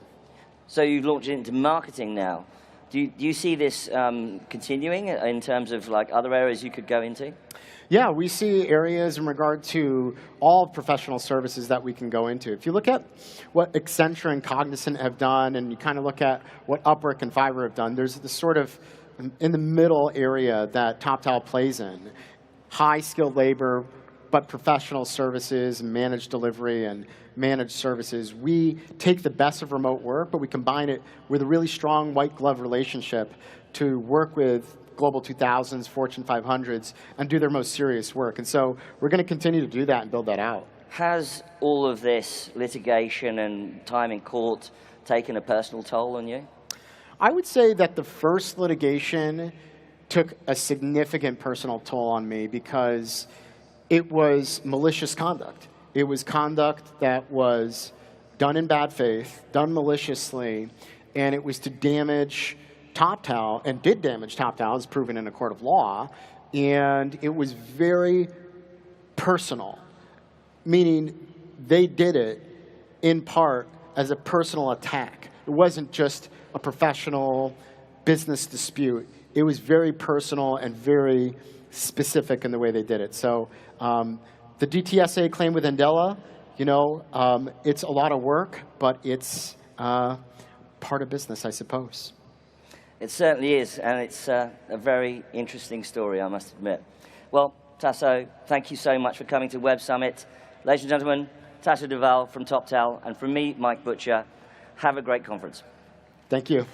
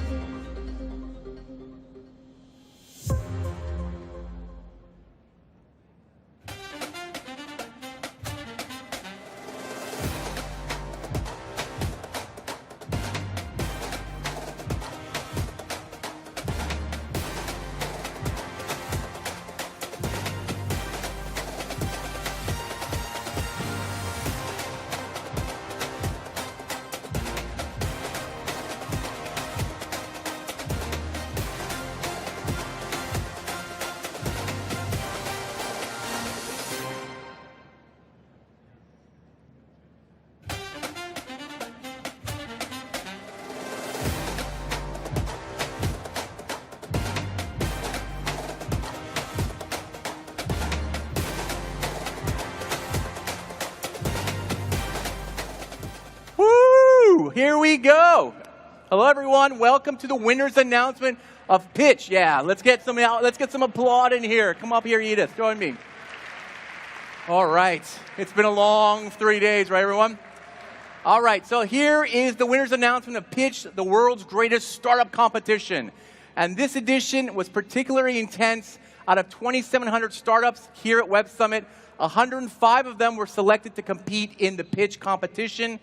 From those 105, only 3 emerged victorious and pitched earlier today in the grand final here on center stage. Ooh. I'd like to thank all the judges, Caitlin, Juan Pablo, and Edith, who were involved, and of course, all the startups who gave their absolute best over the last 2 days. It's amazing to see so many passionate founders pitching their businesses to our audience. Now, before we announce our overall winner, let's take a look at who you, the audience, voted for. Let's bring up the Slido pitch. Oh. All right, so Intuitivo, 46%, Scouts, 28%, and GovGBT, 26%. Edith, what do you think? Does that look kind of similar to what you guys, the judges, were thinking about? Let's start with Intuitivo. What did you guys think of that? By the way, the audience vote only counts for 25%. Only counts for 25%. Ah, got it. So our vote really counts. Yes. Got it. All right. I think the first one, Intuitivo, did a really well. First off, how many of you are supporters of Intuitivo? We have a lot of local fans. I think the founder did a really, really great job to articulate the size of the market. If I remember correctly, it was like 80-some million, and at least like 40-some million of them is going to leave the education space. Yeah, that was big. They really want to be the teacher's best friend. I loved like the tagline. And I was actually trying to convince him that, hey, you should say most of your founders' mothers are teacher. And he's like, no, my mom is not. And I just love the fact that he had very, very strong integrity to make sure that, like everything he said was real. So we really enjoy listening. You guys like those guys? Of course, of course. All right, now how about Scouts? Scout is awesome. Yeah. And the founder actually was a pro athlete before, which gave him a lot of credibility. Yeah. So he told a very, very great story. And then on top of that, they already have revenue like 30,000 MRR. Yeah. So he did a really, really great job to articulate that he's doing well. So who is supporting Scouts? All right. Athlete right there. All right. Okay. All right, and the last one was GovGBT, the vest. GovGBT is awesome. The founder literally showed up and did the whole turnaround 360 and demonstrate a product right in front of us. And on top of that, he came from law enforcement. And these days, hardware, a particular weapon tech, is making a huge comeback. I think like worldwide, there's a lot of investment like going into this field. So there's a lot of downstream investors are waiting to invest. Great. So you guys have made a decision. Yeah. Okay. Who do you think is going to win this year? Let's hear you. All right. Let's get the drum roll and the music. Let's dim the lights. I feel like they're the Bachelor. Oh, yeah. They're all the bachelors right here. How come there's more of them now? There was only... All right. So the winner is Intuitivo.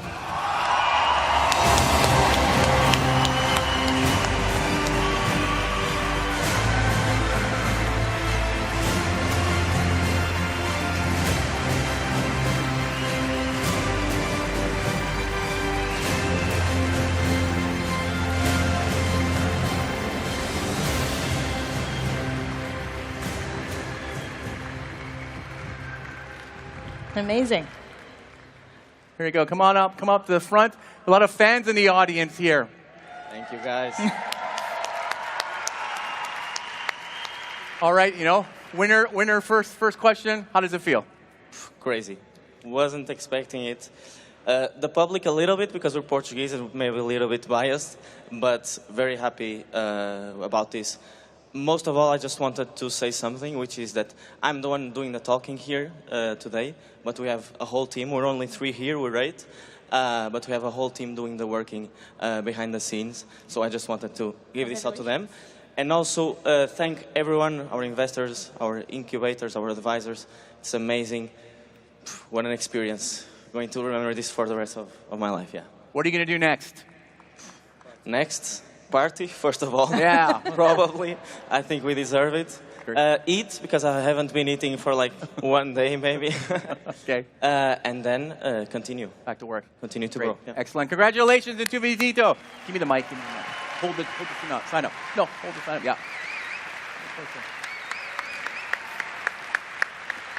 Great. Thank you. All right. Thank you.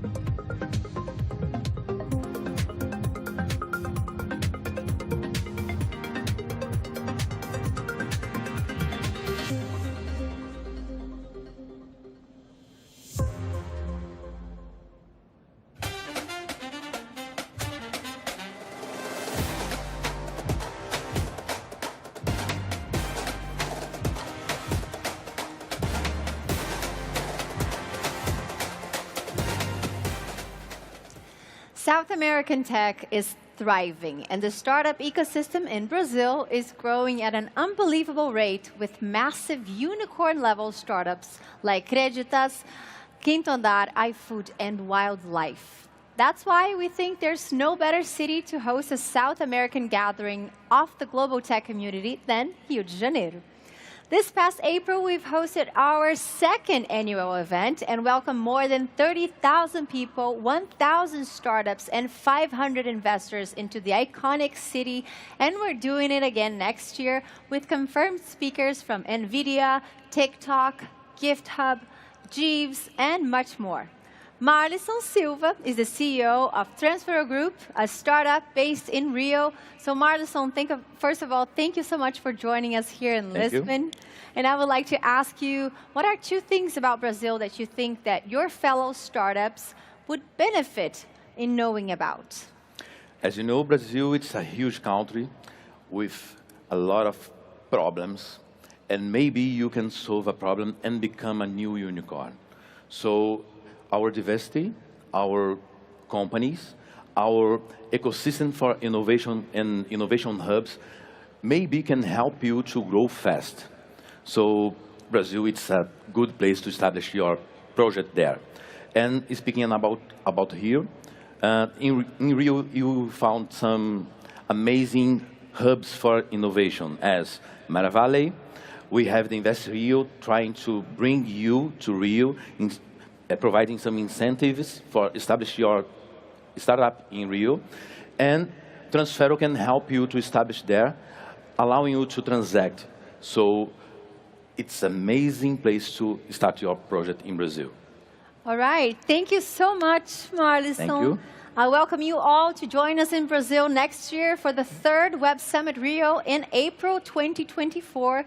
Senhoras e senhores, this is Web Summit Rio.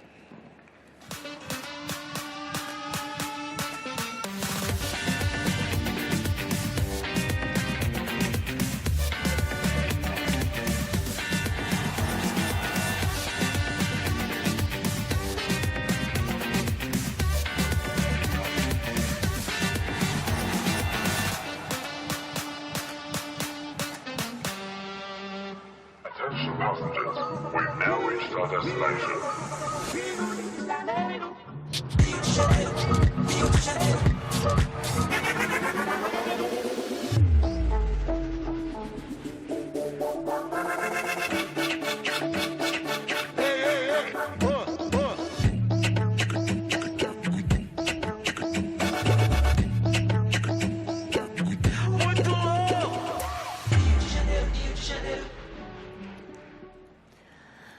So, once the subject of science fiction movies, AI has unlocked a world of new possibilities for creating lifelike human avatars in video. Now that this technology is at our fingertips, how will it change the way companies work, sell, and interact with customers? To show us the next frontier of video, please welcome the Chief Product Officer of Synthesia, Brewster Stanislaw.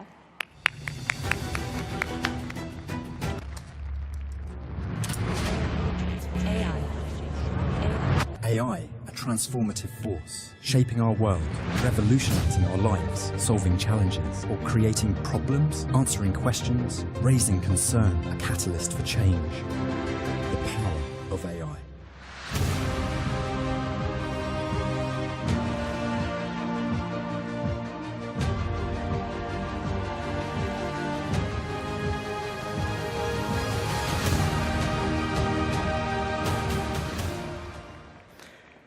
Hello, everyone.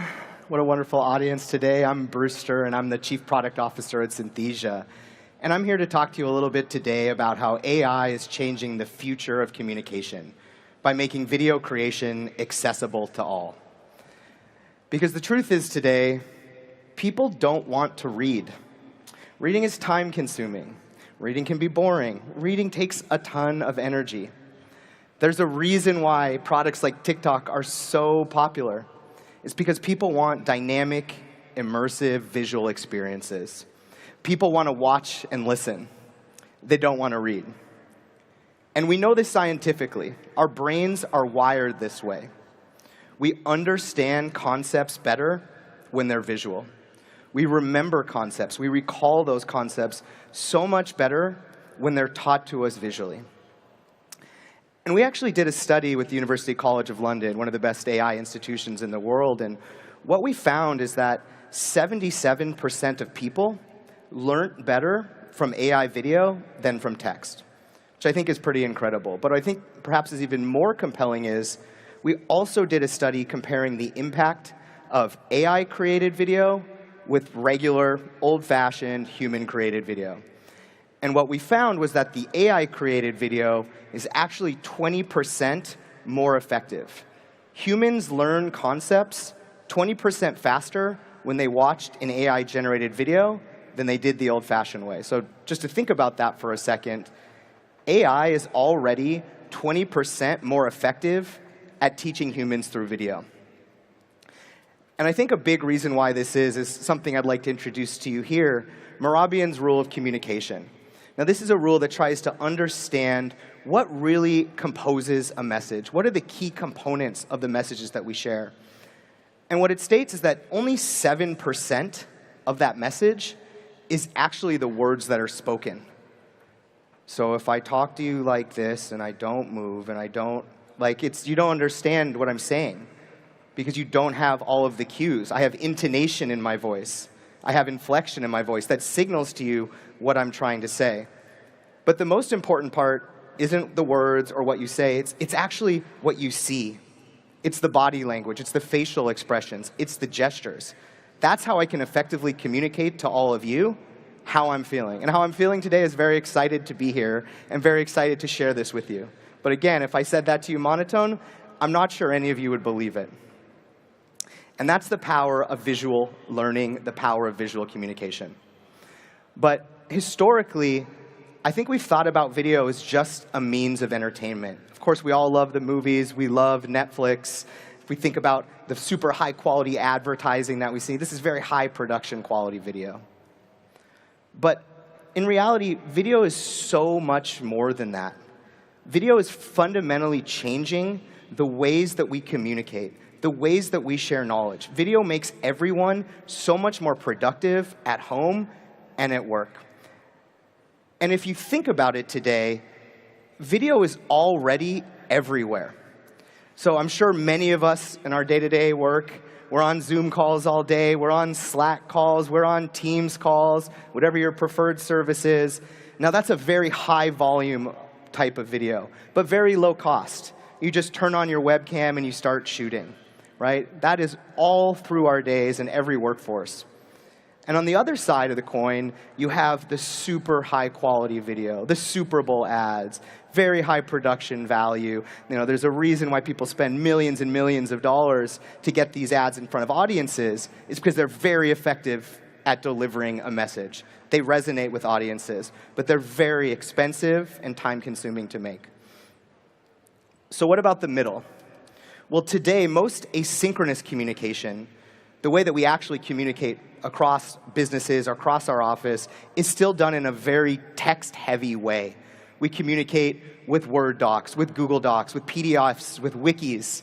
You know, or like this today, I'm using a PowerPoint, slightly more visual. But in reality, none of those are really the best way to help someone learn, to teach someone a concept. Video is so much more effective. It's so much more immersive for our communications. And we really believe that everyone should be communicating through video, delivering that message in the most compelling possible way. But that's been hard to do historically, because creating video is tough. It's very difficult. It's time-consuming. It's expensive. It's complex. So let's say you want to make a video. You've got a great idea. Well, first off, you have to write a script. Then you have to go find some actors to act out that script. Then you have to film that script. Then once you're done filming, you have to edit. And now let's say you want to distribute this video across the world. Well, now you have to translate it. That's a lot of work. Now let's say something changes. You know, your concept changes, your format changes. Well, you have to go all the way back to the beginning and do it again. Now, in Hollywood, they can do post-production. But for the majority of us trying to create videos, this is a very, very difficult process. It has just been so hard to create videos. And that's why that middle of the pyramid has been historically filled with all of these text-heavy artifacts. But AI is changing all of that. Because what AI is doing is taking the marginal cost of creating content down to zero.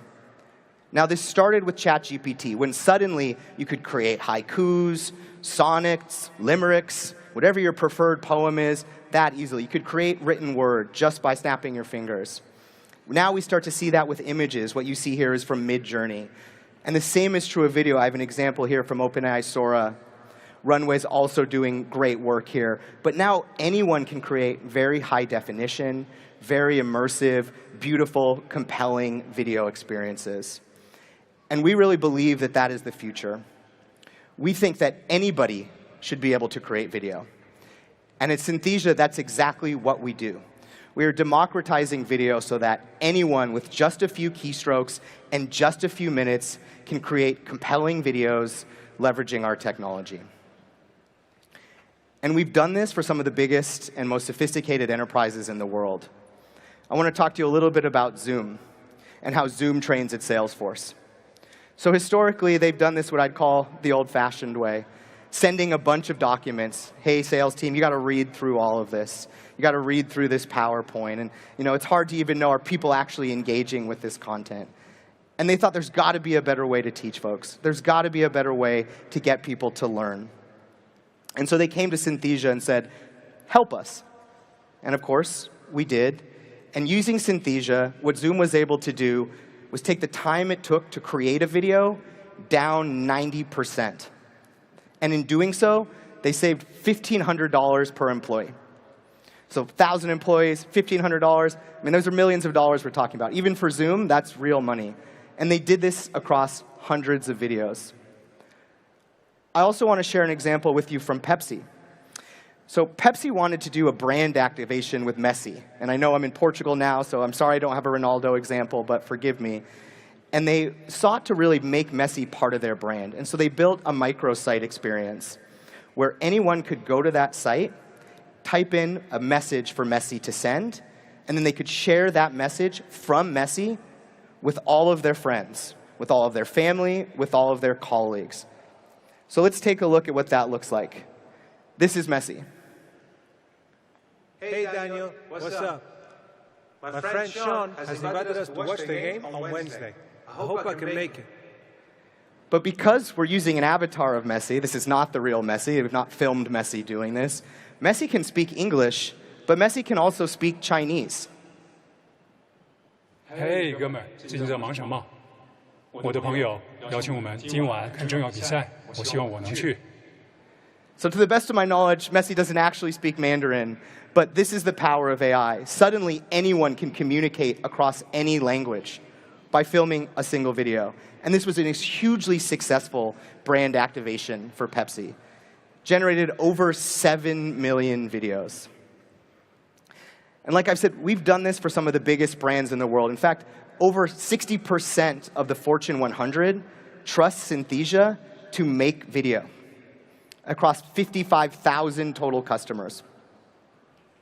And the reason why some of these very sophisticated enterprises choose Synthesia, why they trust Synthesia, is because we've been at the forefront of responsible AI development since we were founded. So we have a framework we like to call the 3 Cs. And it starts with consent. In order to make an avatar, in order to make a digital twin of someone, we require their biometric consent, meaning on video, they have to say they consent to having this twin be created. We give them a dynamic passcode so it can't be hacked in that way. We believe that everyone should have control over their likeness, and that your likeness should only be used in the ways that you want. Secondly, we have very, very stringent moderation controls. So if you think about social media today, if you create an inappropriate or obscene video, it might get posted and eventually it gets flagged, reported, and taken down. Well, frankly, we think that is not good enough. So we moderate every single video at the point of creation. So if there's something in there that doesn't meet our standards, we don't even let that video be created. The video is never generated at all, so it can't be distributed because it doesn't exist. And finally, collaboration. We work with some of the biggest tech companies in the world, all of the regulatory bodies, to build new standards. Things like watermarking files, so it's clear that they were altered or generated by AI and not just natural video. So it used to be that you had to be a video editor to make video. But I think to grow the productivity of everyone in this room and everyone in the world, we need to make everyone a video creator. Whether you're a product manager or a support person or an IT person, video should be accessible to all. And that's our mission. And I think we're doing a pretty good job. We've already had 1 million users of Synthesia, and I hope after today maybe we'll get a few more, 1,000. And those users are around the world. They represent over 120 countries.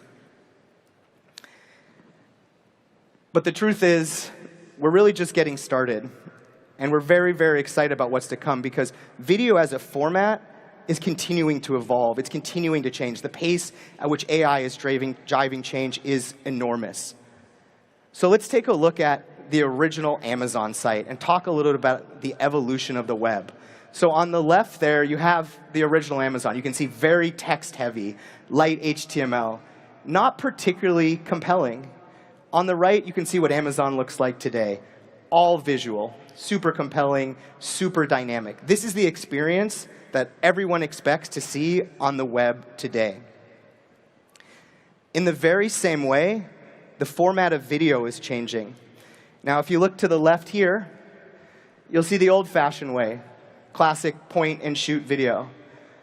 On the right, you can see how the format is evolving. Suddenly, you can annotate video. You can comment on video. You can ask questions of video. And with deep video analytics, you can actually build a feedback loop that makes that video dynamic to the user so that whatever they're consuming is actually what they want to be consuming, informed by how they engage with that video. And so we're building what we think is the most comprehensive AI video platform in the world. We call this Synthesia 2.0. And it's really comprised of 3 core pillars. The first is creation. So we've built a video editor that makes it dead simple for anyone, regardless of who you are, to make a video using just your keyboard in a few minutes. You do not have to be a professional editor. Anyone can make a video. But we realize these things are not created in a vacuum. Teams make video.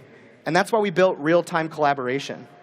So you can co-edit a video, so you can work on a script together at the same time, so you can add animations across your team. And once you create a video, of course, you need to get it to your audience. Sharing, distribution is very important. And so we've built an AI-native video player that allows the viewer to choose whatever language they'd like to consume the video in. So that means you can create a video in English, publish that to one player, and then a viewer can choose, actually, I want to see that in Spanish or Hungarian or any other language.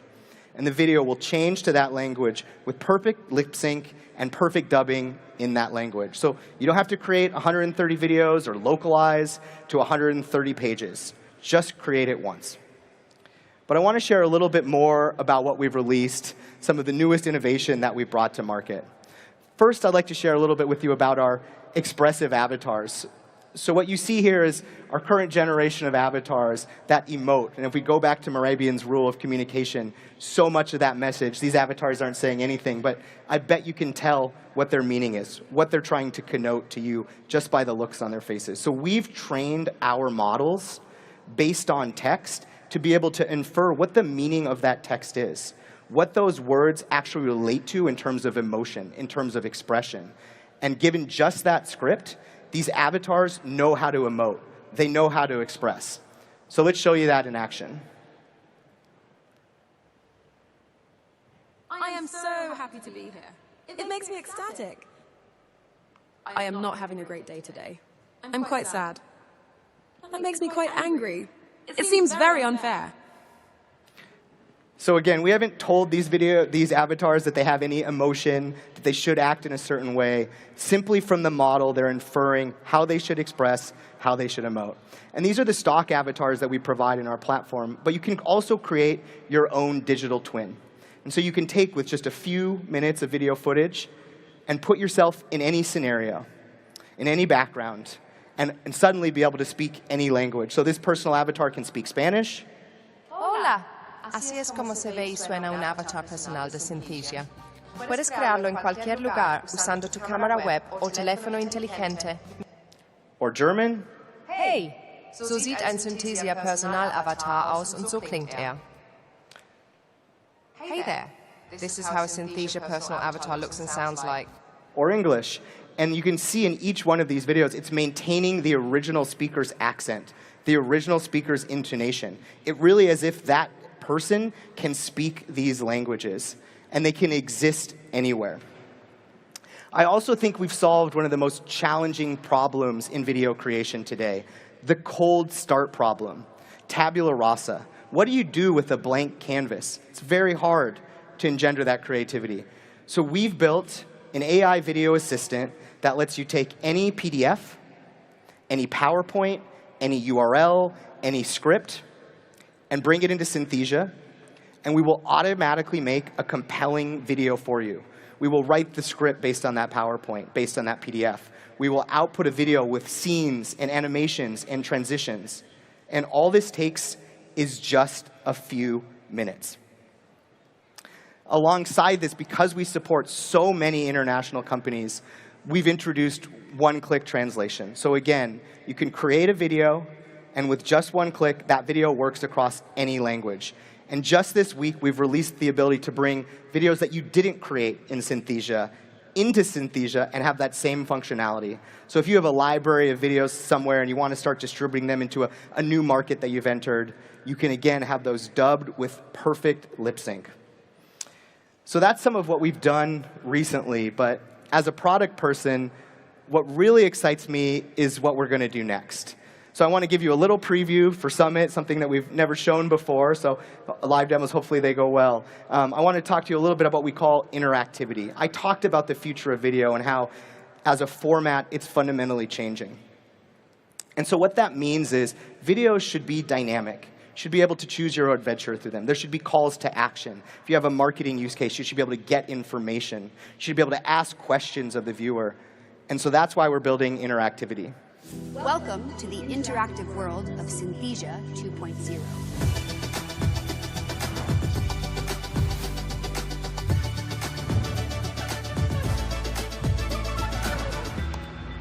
How can I help you today?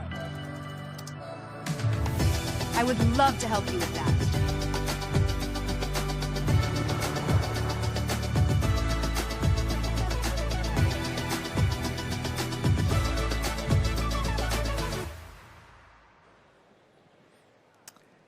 So the thing I'm actually most excited about is our next generation of avatars.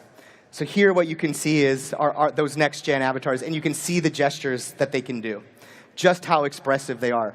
The truth is, for me, I can't tell the difference between my own parents and the avatars we're able to generate from them. They're that photorealistic.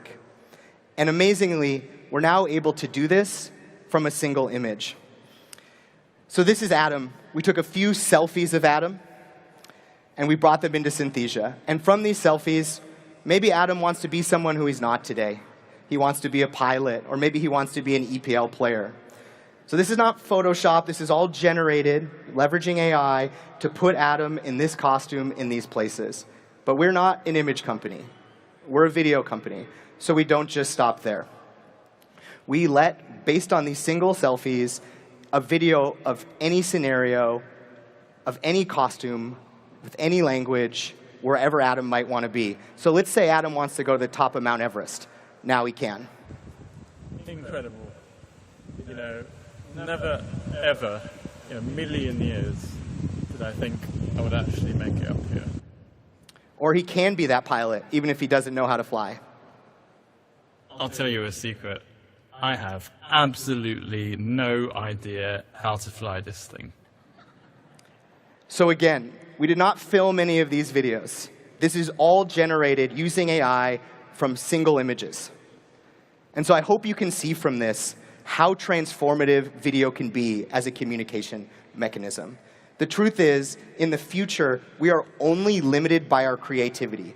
All of you can create whatever you want. You can get your message across more effectively than you ever could before. And that is the power of generative video, and that is how AI is changing the future of communication. Thank you so much.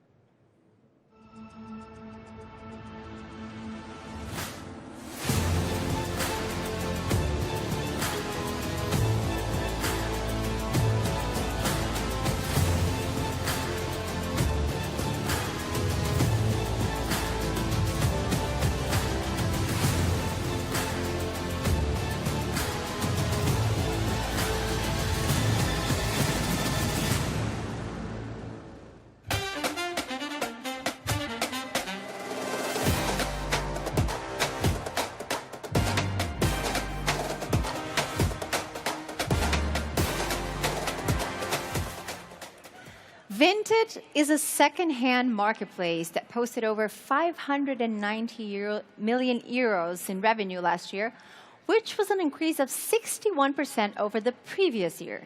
Our next session will be a discussion on how a marketplace from Lithuania became a profitable European tech leader and their mission to make pre-loved products more mainstream, as well as explore some of the advantages and key challenges of building a leading tech company in Europe. To learn how you can make secondhand your first choice, in conversation with Joy Montgomery from British Vogue, please welcome the CEO of Vinted, Thomas Plantega, and partner at EQT, Carolina Brochado.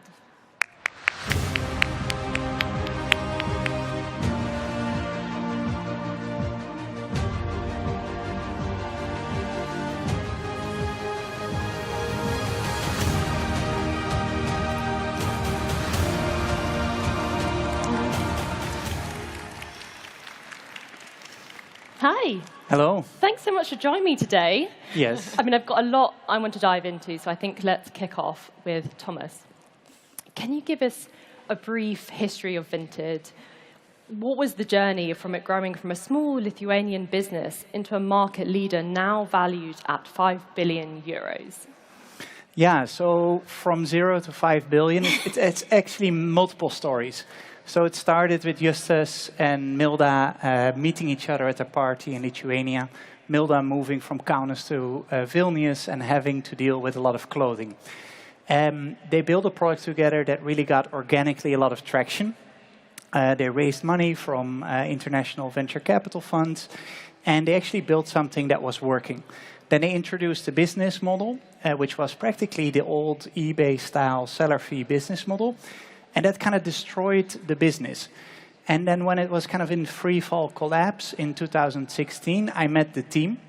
And there the second part of the story starts, where together with the team, we developed a plan on how to kind of turn that around. And then we found a new business model, restructured the company, and set it up for success for practically the second part of the story, where we were truly able to scale this business to, let's say, this valuation with the underlying economics as we have them. Which was the second part. So practically 2 acts, an entrepreneurial, creative beginning, a little bit of almost dying in between, and then scaling to this size. I mean, it's amazing to see how the tech world and the digital revolution has really changed the second-hand market. I mean, how have you seen that evolution?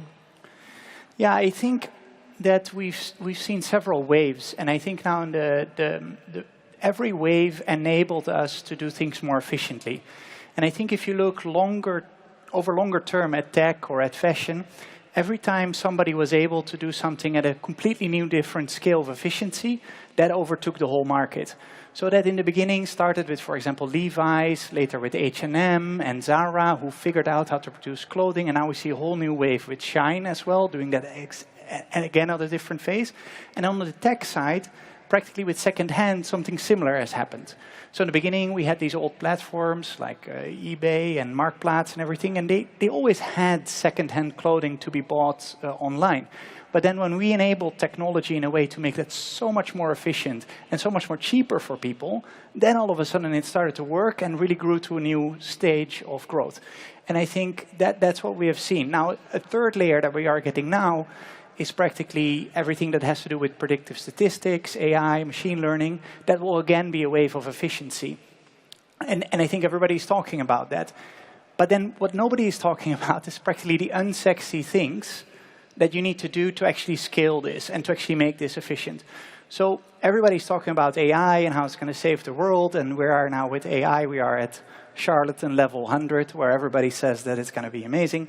But actually, what really now is important for us is doing very basic, unsexy things very efficiently. So we run our own servers, we run our own security software, we're building our own shipping company, we're building our own payments company. We're doing those things that we know that will cut out every cent out of the value chain to ensure that we can give low cost to our users to actually bring it to another level. So I think every technology change will help. AI is a big wave, but I think there is a lot of things to do within the fundamentals as well. Oh, absolutely. And I think, Carolina, it'd be great if you could speak to, what in your experience has been the signs of a successful resale business and what it was about Vinted that really stood out to you. Yes. So Vinted is a really special company for lots of the reasons that actually Thomas has talked about. One of the incredible things that Vinted is doing that only very few businesses have ever done through the technology cycles or industrial revolution cycles is change the size of a market by growing it and also by really disrupting a market, in that they're taking share away from firsthand, which had for so much time been where all the disruption was happening, into secondhand. So let me explain. If you take a step back, what we see as a macro trend is the younger generations, millennials, Gen Zs, et cetera, Gen Alpha, the things that they value is style, price, and waste. They don't have the stigma about things being used anymore, right, which used to be the case. And so that perfectly suits itself for a secondhand fashion model. But I think to the exact point that Thomas made earlier, the previous marketplaces for this were very local, and they were full of friction. And as a result, the NPS scores were terrible, and so nothing really traded, right? And then Vinted came along, and they started doing everything faster, better, cheaper. And so now it was possible to buy and sell things that were otherwise stuck in your closet because, they might have sold for 10 euros or 15 euros. But if you had to walk around to a parking lot and maybe get, murdered at the parking lot, you probably wouldn't do anything with it. But now here you can, trade across countries. And so that is something that's incredibly special, incredibly unique. And I think that's what creates generation-defining companies like Uber's, Airbnb's, and Vinted. And I think if you think about the local sort of charity shop model or the car boot sale, it's like the world away, Yeah. And I think the idea of generational shifts is really interesting. And I don't know, Thomas, you want to speak to that, is this idea of how that has changed, particularly for Gen Zs. It's so much more of that kind of, it's the first choice when they're shopping. Why do you think that is? And Yeah, I think as fast fashion became so much more accessible to everybody, it also became less unique. And I think when you're young and you're developing yourself, you want to express yourself with clothing, and you want to be able to find certain things that your friends don't have but fit your personality. And when everybody's wearing the same H&M Shine stuff, then that's not possible. So when you have then this marketplace where everything gets reused of, let's say, years and years of fashion and everything is available, you can shape your style and your uniqueness more than what you could do with just regular new stuff. And I think, so that's an element. Then the second element is less sexy. It's practically that it's cheaper. So the moment that this platform is available to you, anytime you buy something, you have in the back of your head that there is a price at which you can sell it. So the consumption cost of wearing clothing is not the full price of the product anymore, but a fraction of the delta between the resale price and the price you're going to buy it. And that enables people to also just be way more efficient with their money.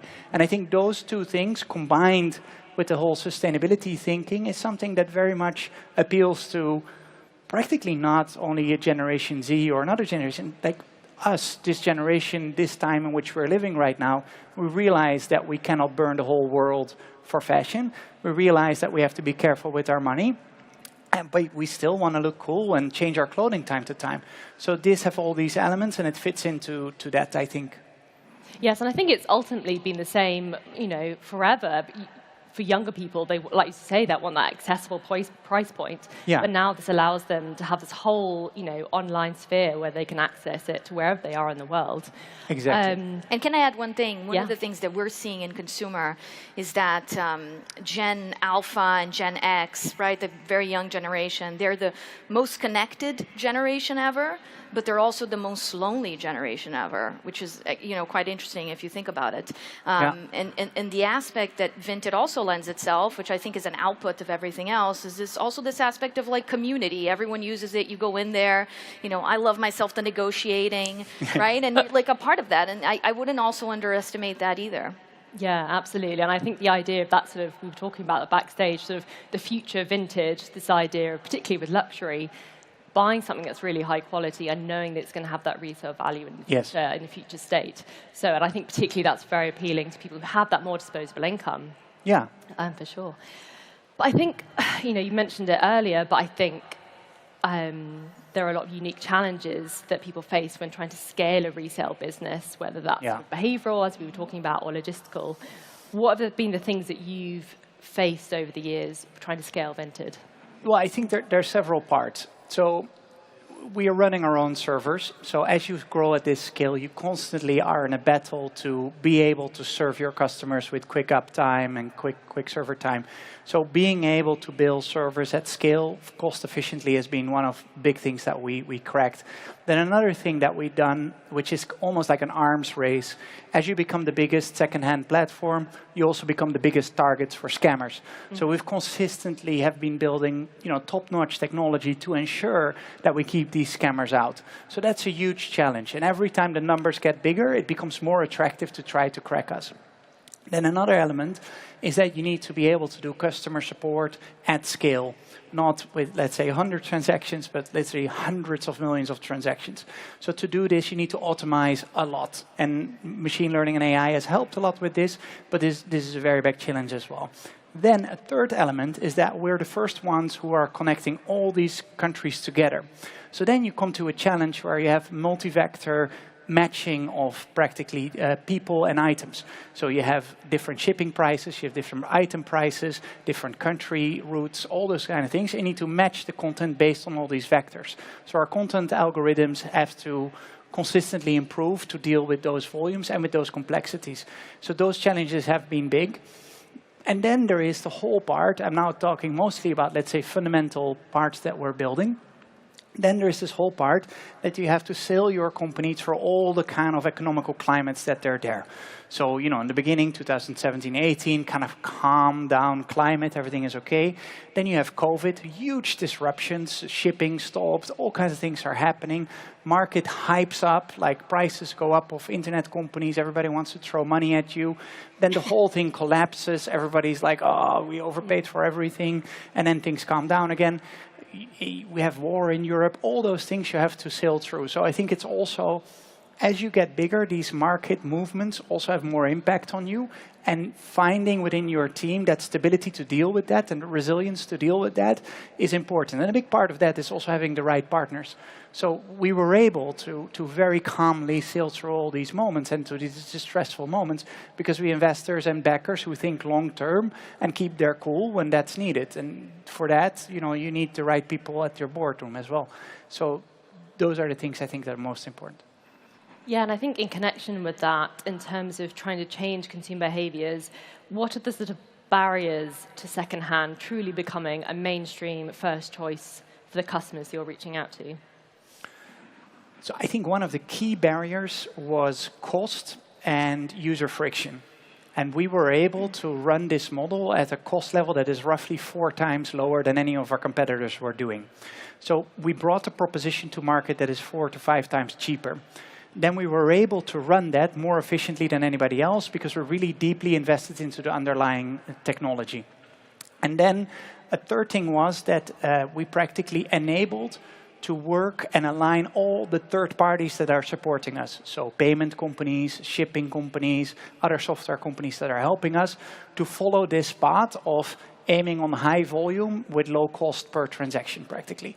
And I think those are the key elements that we put in that enabled this to scale to a new level. There's also consumer trust. I know you've recently introduced authentication, and I think that's so important, particularly if you're expanding into the world of luxury. So people know that you have, that kind of intermediary body that can check these products. And Yeah, so this is actually nice. So I was mostly talking about the past, or really focused on low cost and good function.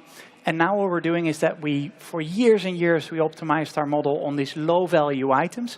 And now we're applying all these technologies by going into the high value categories, but also by going into categories like electronics, furniture, all the other stuff. So we practically, sharpened our knives in the low value fashion category, and we're now sticking them into other categories, seeing where that works. So that's, definitely a big part of trust. Well, I'd love to go back to you, Carolina. Last year saw Vinted launch into a number of new regions, I believe Finland, Greece, Croatia. But how would you say that growing a tech business in Europe, in the European market, compares to the US? So I think that there's several differences. Some are advantages, some are disadvantages. But I think if we focus on one thing, when we see Europe, Europe is actually several different markets with different languages, with different complexities. People like buying differently. They like paying using different methods. They like shipping differently. They like receiving their shipments differently. And so these are all very complicated, everything that Thomas just described. These are very complicated, nuanced operational problems to solve. And the US, for the most part, and yeah, in marketing, if you're doing TV, there's different regions, but it's still just one very deep market. And so I think when you scale in Europe, it is very, very, very unusual to find examples like Vinted that have been able to go into so many markets. By the way, from an organizational perspective, mostly centrally organized, meaning you're not adding complexity in all these local markets, right? You're extracting the most because everyone's, by domain sitting centrally. That's very difficult to do.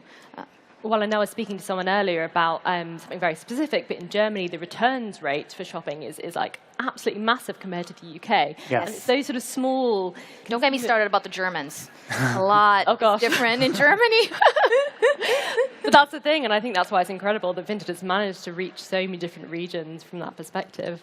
Yeah. But if I can say something on this point, and also relating back to what Thomas says, right? Because when Thomas speaks about these things, it seems so obvious that you should have been investing in infrastructure to be able to serve your users better. But as someone who, meets, 400 management teams a year, usually the pitch you heard was, oh, my UI and UX, it worked so much better. My app looks just so beautiful. Yeah. And this other app looks like a garage sale, right? And actually, what was happening in the background, which was quite a contrarian bet at the time, were these investments in things that you couldn't immediately see, pay off, but became, such an enormous moat that, of course, later plays out. And you're like, oh, yeah, duh. But, at the time, this was not so obvious. Getting the fundamentals right before you can build that. You can have a beautiful brand, but ultimately, if it doesn't work behind the scenes and if people don't want to buy from it, then it has no longevity. I think that's exactly right. So your brand can be beautiful, but if it's 3 times more expensive and it's the same thing, nobody wants it. Yeah. Well, I think that leads us perfectly onto the next topic, which is, the fashion industry as a whole, hasn't had the easiest time of it, I would say, over the last couple of years. But it has been interesting to see how certain brands, both high street and designer, have brought their archives in-house, so creating their own pre-loved platform. And it'd be really interesting to know how that has impacted Vinted or the retail landscape more broadly. Thomas? Yeah, so I think if you look at the total second-hand market, it's actually pretty small compared to all the new sales. So new sales, Europe, fashion, 400 billion. So we're tiny compared to that. Then all the initiatives of these brands themselves are even much, much, much smaller than that. So we're really at the early stages of developing secondhand. So at this point in time, I think those are great initiatives. They all help to normalize and make secondhand first choice. That brands are doing that is pretty logical because they want to hold on to that customer relationship. Yet it is very difficult for them to actually create a marketplace where everything is available. And what people want is something where they can buy everything at the lowest possible price. So I think there is a role for this, and I think it's logical that companies are doing this. Yet I don't see it directly as a competition to us. It doesn't hurt us. It practically helps to normalize secondhand at this point in time, as we are such an early journey in this market. And I think for luxury brands, also, it's having control of their narrative as well. So even if it's not, appealing to a mass audience, they know that they have those products that are in their archive, and they can hold on to that, and they can make sure their customer journey. So I guess for them, it's beneficial. Yeah. But I think from a high street perspective, it's maybe a different situation. There's the rapid growth of fast fashion, and do you see that as being a kind of problem with the resale market? Does it have a place in the circular economy if things are super cheap, don't have that longevity? So I think, there are a lot of misconceptions around this. Like the longevity of a polyester shirt is not shorter because it's cheaper. It's actually longer because plastics, they don't break down. So it is no problem that we're producing fashion at a lower price point. What is a problem is if those production measures are done in a way that there is slavery involved and that the environment is going completely down to the drain. So that fashion has been becoming cheaper and that more people get access to fashion, no problem. So what we need to do as a European market, and what we are doing, is that we set constraints on what we accept as what we find acceptable in the production of that. Because then practically we can use regulatory elements to ensure that the environment doesn't go to waste and that slavery is not used to that. And then it's fine. Companies need to compete to create cheap fashion as long as it's done without harming the environment in which we live. And I think that should be the way that we look at it. We shouldn't blame the companies, but we should very much blame our governments and regulatory sets to allow this. And I think that's what we should work on. It's a wider issue, essentially, and Vinted is... Yeah. Like, I shouldn't go out and say that other companies are evil. I should say, like, look, I need to very smartly think which politicians I'm going to vote into power and very clearly show them that I don't like this. And I think that's what we can do. Then the second element is, if you know that certain fashion is produced in an unethical way, then the best thing of voting that you can do is not buy it. And in that way, those companies will not exist. So you have your own responsibility plus your democratic responsibility to vote for people who will take care of this and voice your voice that you don't like it. And meanwhile, just chop on Vinted until the regulation is adjusted. Yeah, sounds good. Carolina. Yep.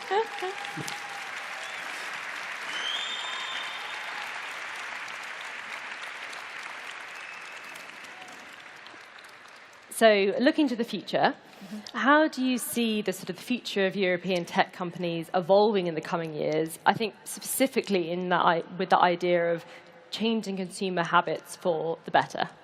Yes. So I'm a little bit biased on this topic because, I've been investing in technology for 16, 17 years. And so I always felt that technology can really change the world. And there's been really so many different shifts of this, right? And again, it depends what you do with the technology and all of that. And I still very much believe that, right? And I'm glad that Thomas talked about AI before I had to, because no one can have a panel not talk about AI. Of course not. But I think fundamentally, what technology allows people to do is to get things faster, better, cheaper, and then for all of us to spend time solving more interesting problems as opposed to the more boring problems, right? And I think that's, in a very positive world, I think that's, what AI will eventually help us do. So that's my hopeful view of the world. Yeah, I was going to ask if there was one thing we should be looking out for in terms of innovations. Would you say AI is that thing? Yeah, I think AI is an enabling force. And I think there's lots of different trends that play into everything. I think what I'm hopeful for is that you continue to have great entrepreneurs that want to solve problems that improve people's lives, right? And I think that's maybe one of the points that we're going to get to. But the world politically somehow feels like it's in less of an ESG climate place than it perhaps was. But I think that the great minds of the world can prove that doing good is good business in the way that Vinted has proven that. It's a company that grows enormously quickly, that's enormously profitable, and is, of course, transforming, the planet. So that's, what I hope people do with AI, turbocharge that. Yeah, absolutely. And Thomas, looking ahead over the next 10 years, where would you love to see Vinted? What's next for the company? Yeah, so I hope us to build a company that can really change the way people consume. If we look at Europe and we compare ourselves to other continents like the US, then it's kind of shameful how far we are behind. The US generated, I think they built 7 companies that became worth more than $1 trillion. We created not one company in that same time period that is worth more than 100 billion. So I think what we really, as Europe, we need to take this serious. We need to really aim to build companies that become bigger than 10 billion, 15 billion, 100 billion. We need to have very, very strong technology businesses that operate globally to ensure that we can bring tax revenues into our continent to build the strong institutes that we need to protect ourselves, to generate energy, to educate ourselves, and to keep ourselves safe. I think that's one of the key things that we need to do. So I hope that with Vinted, we will build an ecosystem with a payment company, shipping company that is global, that can bring real value to the continent and proper jobs. Amazing. Well, watch the space. It's all very exciting. Thank you so much for joining me, guys. Thank you. Thank you. Thank you.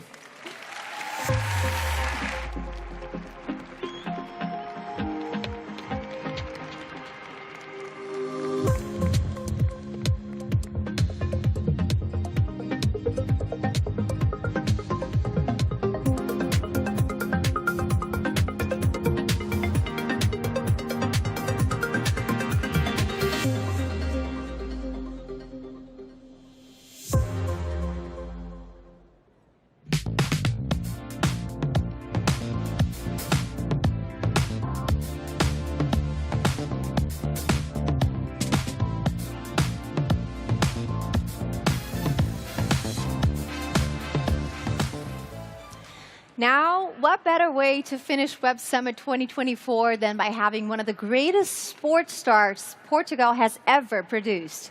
After coming up through the ranks in Benfica, Manchester City swooped in to buy the coveted defender for an eye-watering amount. He's since gone to win 4 Premier League titles and the Champions League. To talk about what it takes to make a difference on and off the pitch, please welcome in conversation with Hope King from Axios, Lisbon Zone's Ruben Dias.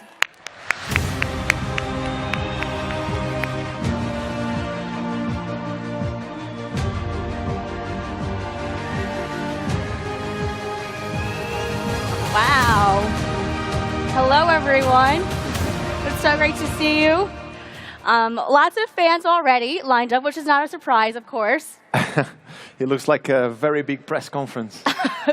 Well, I guarantee this will be more fun than a press conference. Web Summit, Lisbon, it's so great to see you. How wonderful has this week been? I am so happy to be here to close out the event in the week with Ruben. There's a lot of pressure on us, to bring the energy, but you're used to pressure, are you not? Yeah. I kind of assume so, and yeah, we need to finish it big. Well, how do you deal with pressure? Let's start there, because I think a lot of people who are entrepreneurs, maybe who are just starting out, they have to think about pressure all the time, and you deal with pressure all the time on the field and off the field. Yeah, well, it's a whole life dealing with it, and it just becomes part of you. It's the life, and maybe early ages you still complain about it, but at some point you start missing it because it's just part of the game. It's part of getting you on your best level, and you just embrace it. It becomes part of all of it. And it's sort of just at a certain level for you always. So it's like the norm, almost. You almost don't even feel it. Yeah, well, I guess that if you get good enough at what you do, whatever you might do, it's because you've managed to master that pressure. I know you've been on international break, but you've been traveling to London. You spoke at the House of Parliament, and you talked about anti-bullying. Why is that message so important for you to deliver?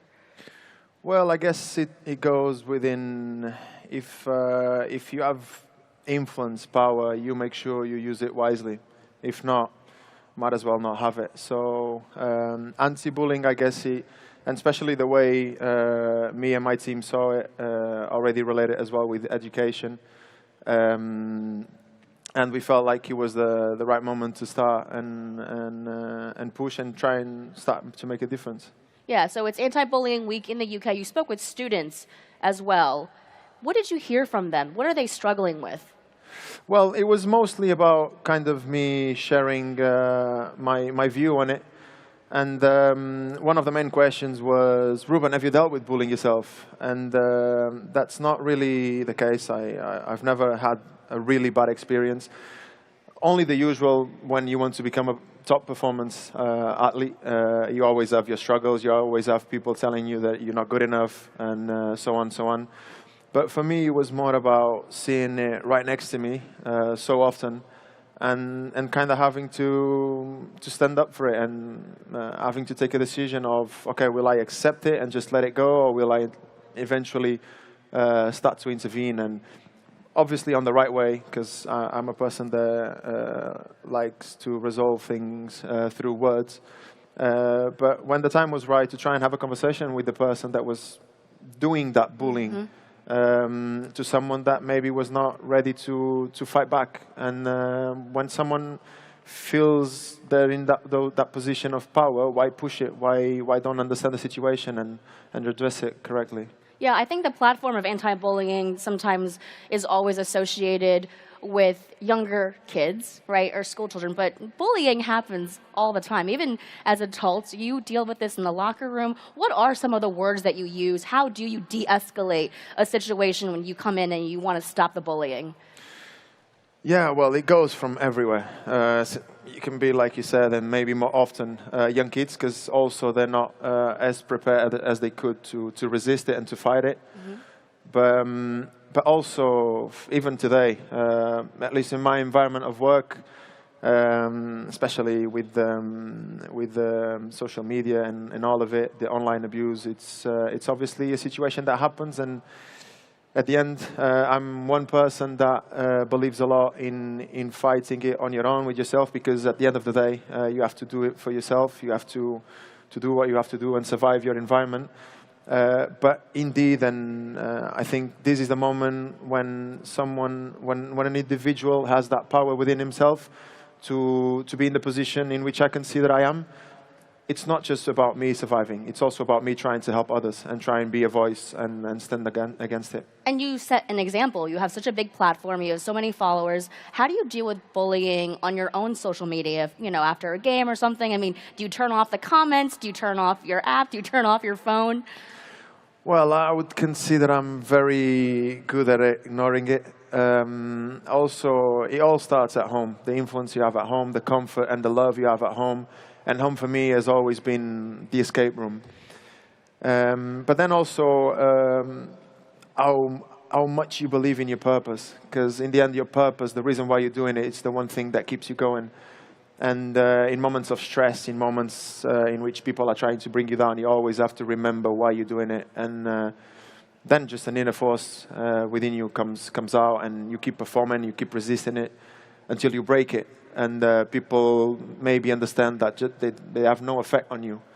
And yeah, I think for me that's always been the way. But yeah, it's definitely not an easy one to deal with sometimes. I love that message. If you know what your purpose is and you keep true to that, and if you keep that as your North Star, you can ignore everything else. Now, you don't have a lot of off time, downtime, and you're making time to talk about anti-bullying.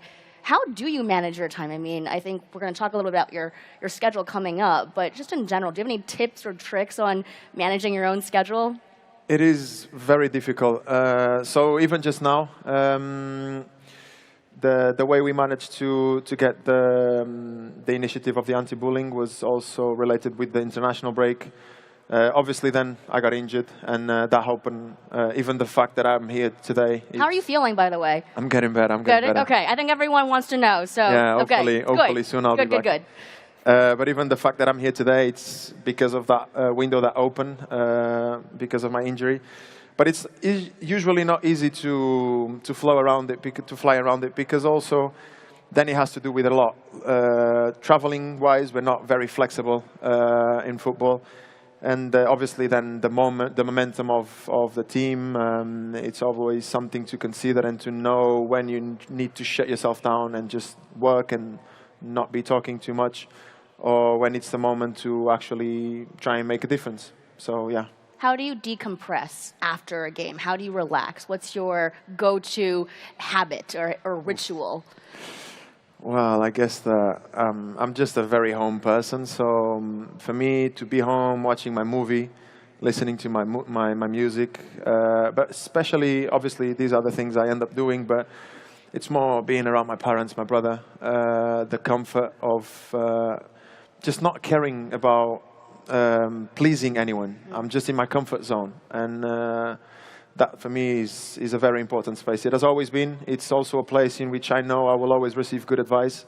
And it's a place in which I know I'll be able to open up and get to good conclusions, even though sometimes I'll disagree. But it's a space in which I can have a conversation, and sometimes it almost works as talking to a psychologist. Well, I mean, it sounds like you have a great support system at home, and you've been talking about that a lot, which is really, I think, a good message for everyone to think about when you talked about anti-bullying and having people at home you can talk to. I'm also curious, just in general, about time, because there's been a lot of conversations around whether or not footballers are being overplayed with the schedules extending. I think there was one estimate that says by the next season, if a team, in a leading team, looks to their entire season, they could play up to 86 games. 86. And that finishes in that next season. Is that too many? Should there be a limit to the number of games and matches that you play? Yeah, well, if you ask my personal opinion, it definitely should, because you end up talking about performance, and to make sure you have the best performance, you need to make sure that the athletes are safe. And if you really ask me, at the moment in time, I don't think everyone really cares about the athletes. Everyone cares about the financial profit, and I understand it. It is what it is, and that's the world we live in. And football is so special because everyone wants to see it all the time, and we understand it. It's out of love as well. But in the end, we all are very demanding with ourselves. We're all professionals and very ambitious. And when you set a task on us, we want to do it, and we want to break it. But now the task, comparing to the past, is getting very much on a different zone. One you can't really keep up because, and especially this season, I think it will be the craziest one so far. We don't even really know what to expect, especially with the extra competition at the end of the season, the Club World Cup. We don't really know what to expect of it.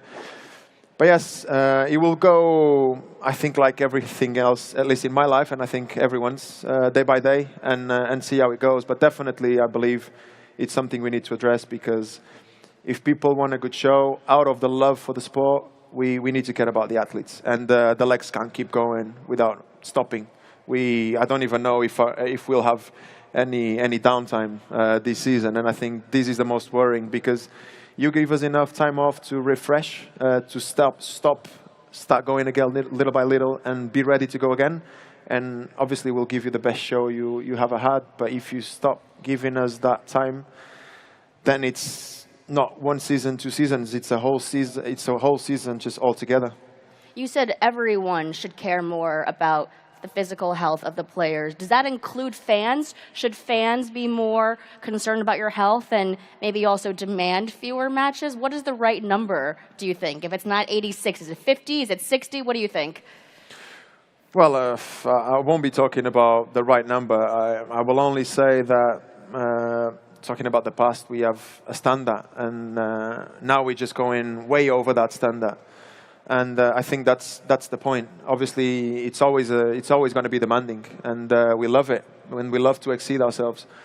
But I don't think it's so much about. Obviously, I believe the fans understand, and the fans want a good show, and obviously they want numbers and games, and they want to be watching it all the time. But at the end of the day, I believe that if you really had a conversation with a number of fans, they would understand the question. But here, I think it's more centralized on the players.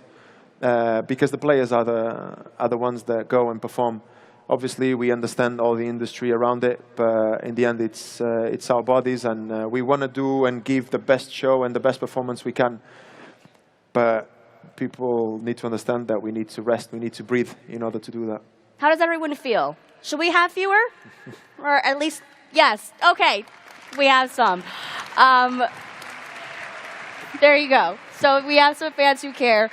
One of your teammates said, actually, that there might be no other option but to strike. Would you advocate for a strike? Well, it's one of them. Obviously, when you talk about it, it's important to be together and do it together. But it's like every other extreme situation. If at some point we do need to raise our voices and we manage to do it together, maybe we will. We don't know the future. We'll see what's coming. Like I said, I think right now everyone is very focused on doing the day by day. But yeah, it's definitely something that will cost our bodies. And in due time, I believe we'll have to address it seriously. Well, you're a true leader on the pitch and off. And I think your voice matters on this, so I think it was important for us to have that conversation. And you talk a lot about taking your job seriously, having it be very demanding. Have you thought about what you might do after your soccer career? Have you given any thought to, I don't know, Is Beckham, David Beckham, somebody that you would want, a career that you'd want to achieve after something of that kind of portfolio career? Have you given that thought? Yeah, well, I'm not really sure about owning a club, but more in the sense of preparing it, yes. And not even about specifically having already in my mind, and I've been thinking about this since I was 17, 18. So you already, wow, okay. But it was never a thought of, I want to do something specifically. It was more in order to prepare and have all the options in the world. And then, because I think it won't ever be accurate for me to be thinking now exactly about what I want to do after I finish my career. It would always be very random still. And what I do want to do is build up whatever I'm going to build up based on what my beliefs are. And then at the end of it, have all those options open for me. If it will be a manager, if it will be, I don't know, there's a million options within football and even outside football. I want to make sure that I'm ready for all of them. I want to open my way, and the best timing to do so is now. And like I've told you, I've been thinking about this for a long time. And I think the main question for me is that I finally found the person, the team, that will help me to build up my ideas. So you've been thinking about this for over 10 years. At that point, why did you already know it was important to start thinking about it at that time? Well, I guess it's just everyone's mind, everyone's different. And I've always been a little bit very calculated in terms of preparing my future and knowing my options. And it was always something that gave me pleasure, if I'm being honest with you. Also like the financial world, like learning about it as a young footballer. When you start having all this money and knowing how to use it in the best way. Obviously, never cutting down on your passions, and I think that's an important one to assume and own it. But yes, definitely look forward, and I'm always the person that says I only live my life day by day. Yes. But in these things, you have to look forward, and if you have big ambitions, if you have big plans for yourself and for your cause, I think you should prepare it. I kind of always, and this was also a very big drive for myself growing up. And in those more difficult times, while making yourself through my academy, my football world, at some point in a moment of struggle, there would always be a feeling of in my mind coming through. Just I've just been born for something bigger than myself, and this was a present feeling since I can remember. And maybe I'm still to find out the right answer for that. But for sure, I want to explore it, and I want to go deeper. And I have ambitions and things I care about. And like I said to you before, I still don't know. I have no clue what I'll do when I finish my career, but I want to make sure that I keep on digging and finding answers. That's amazing. I mean, you're so thoughtful about this. How have you started to build that bridge? I know you're working with Nebula. You're trying things here and there. What are the things that you're experimenting with? Well, one thing about Nebula, I had my experiences before, and it was always kind of a relationship, working with a company in that sense. It was always kind of an experience of, okay, let's start working. We have this project for you, obviously who you are, your personality, and let's see where we can start making profit out of it. And obviously, it is what it is. It's interesting for both parts. But I was always interested in something else, even though I tried because I had my experiences, some good, some bad. It's part of life. But I guess Nebula, and more specifically Paulo, and he was the main driver on all of this, because I had my vision, and at some point, a friend, my lawyer actually, he pointed Paulo towards me because he just felt, listen, I'm not even pushing a friend. Yeah. I just really believe you see very much alike. And we had our first conversation, and in the end, the way we connected and the way we start working, we just said it, all right, forget about profit, forget about any contracts or any brands or whatever. Forget about all of that. Let's focus on you. Let's brainwash who you are, and let's go deep. Let's cave and see all the things that are in your mind, that all the things that, since you, like you say, since you're 18 years old, were going through your mind. And I think that is the kind of way to do it, because now I feel finally like I'm building my way the way I am, and in a very genuine way, one I will always be able to support, because it's just who I am. I'm not pretending to like or support anything that it's not something I believe in. So, yeah. What are some of your favorite projects that you've worked on so far that you hope to expand on in the future? Well, I would focus, obviously anti-bullying is already a part of it, but I would focus myself on education. Education is a big drive for me. Any kind of education in particular? I can go many ways, but I think one right now that is very much in my mind is that soon enough we might be lacking high-quality teachers. And I think that's something to worry about, and something I definitely will want to dedicate myself to. And if you had to pick, if we're at a convention of innovators, if you had to pick another job right now, what would you pick? Oh, I have no idea. Would you be CEO of a company? Is that appealing to you? Well, I've always had this very natural leadership, but it would always have to be driven into a project that I believe in. If I had the characteristics to maybe be a CEO, I don't know. Life would tell me, and the experience itself would tell me. But I don't know. It would have to be. It's difficult. It's the typical question everyone asks a footballer. What would you do if you were not a footballer? Okay. But it's just to say that I would be very easygoing to do the simplest thing I could be doing in order to prepare my future and my family's future. But yeah, I would definitely be very motivated to do something that meant something for me. Well, we're going to be looking very carefully at the clues for your education ventures. I think that's something that we're learning new today. Let's get to the last part of our conversation, some of the more fun questions that I wanted to share with you and the audience. One of them, you love music, I hear. EDM is a genre that you like. I spoke with the CEO earlier at the summit, the CEO of Etsy, and he compared using generative AI to make art to EDM. He said it's humans using machines to create art. Do you agree? And how do you feel about the way that AI is impacting a lot of jobs, including education? Well, it's always a 50-50, I guess. It's a lot of good and a lot of bad. And at the end of the day, you have to weigh and see if it's doing more good than bad. Obviously, I don't know the specifics of how good and bad we're talking about. But it's the way forward, and we have to adapt, of course. About my love for music, I've actually just recently kind of accomplished a little ambition of mine. Oh. I had these big three: Hans Zimmer, Ludovico Einaudi, and Max Richter, and I got to see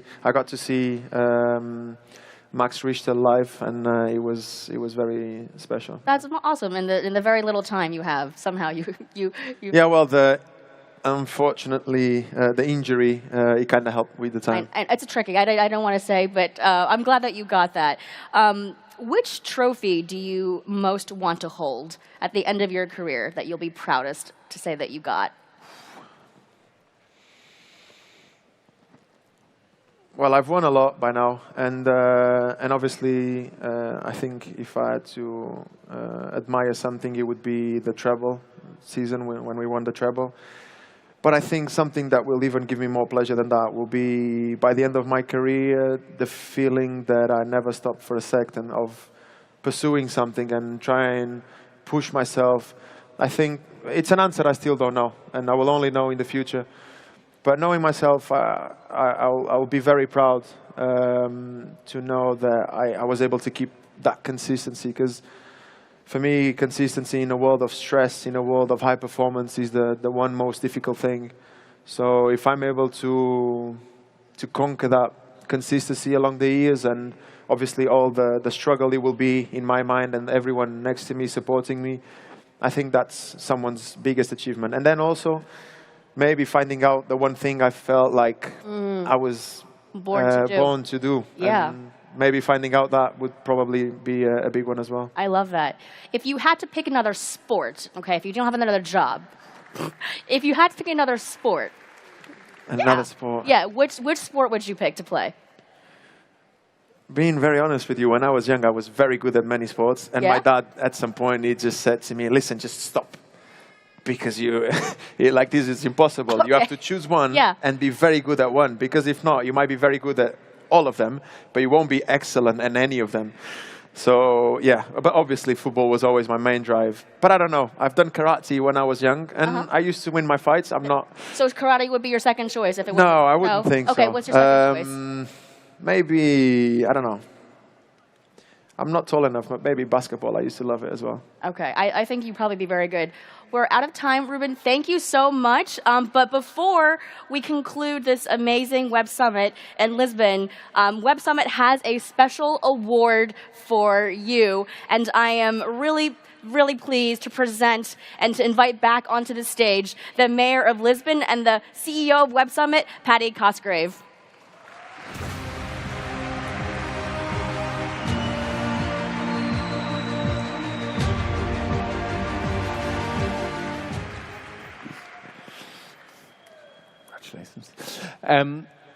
Thank you, Hope.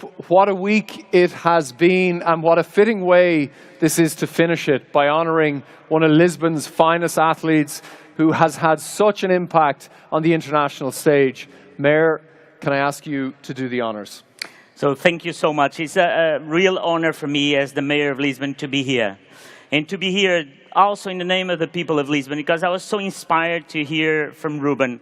Ruben, you're not just a champion and a winner. I think that you are the definition of a leader. And you are a definition of a leader that relates to so many of the young people here. Because first, you are the kind of person that whatever happens, you always lead by example. I mean, you arrive earlier, you work harder, you do your work as an example to others, and that's so inspiring for all this generation. The second thing is that, you know, if I would be in trouble, I would love to have you next by me, because you are, you know, Hemingway used to say, grace under pressure. And that's, you know, you show this grace under pressure all the time as a player, as a man, and as an example to others.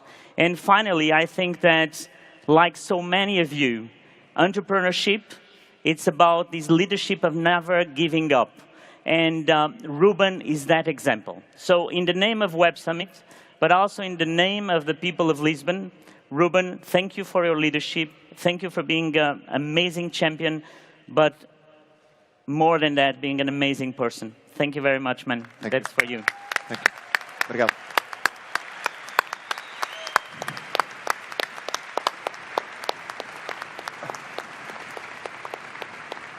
Congratulations, Ruben, to all of you who've spent the last 4 days, maybe more, in Lisbon. Thank you so much for coming to Web Summit 2024. It's been an absolute pleasure. Thank you in particular to the Mayor, who's been an incredible support to me for more than a decade and is an absolute incredible leader of this city and a visionary. Thank you one and all. Safe home, and see you in 2025.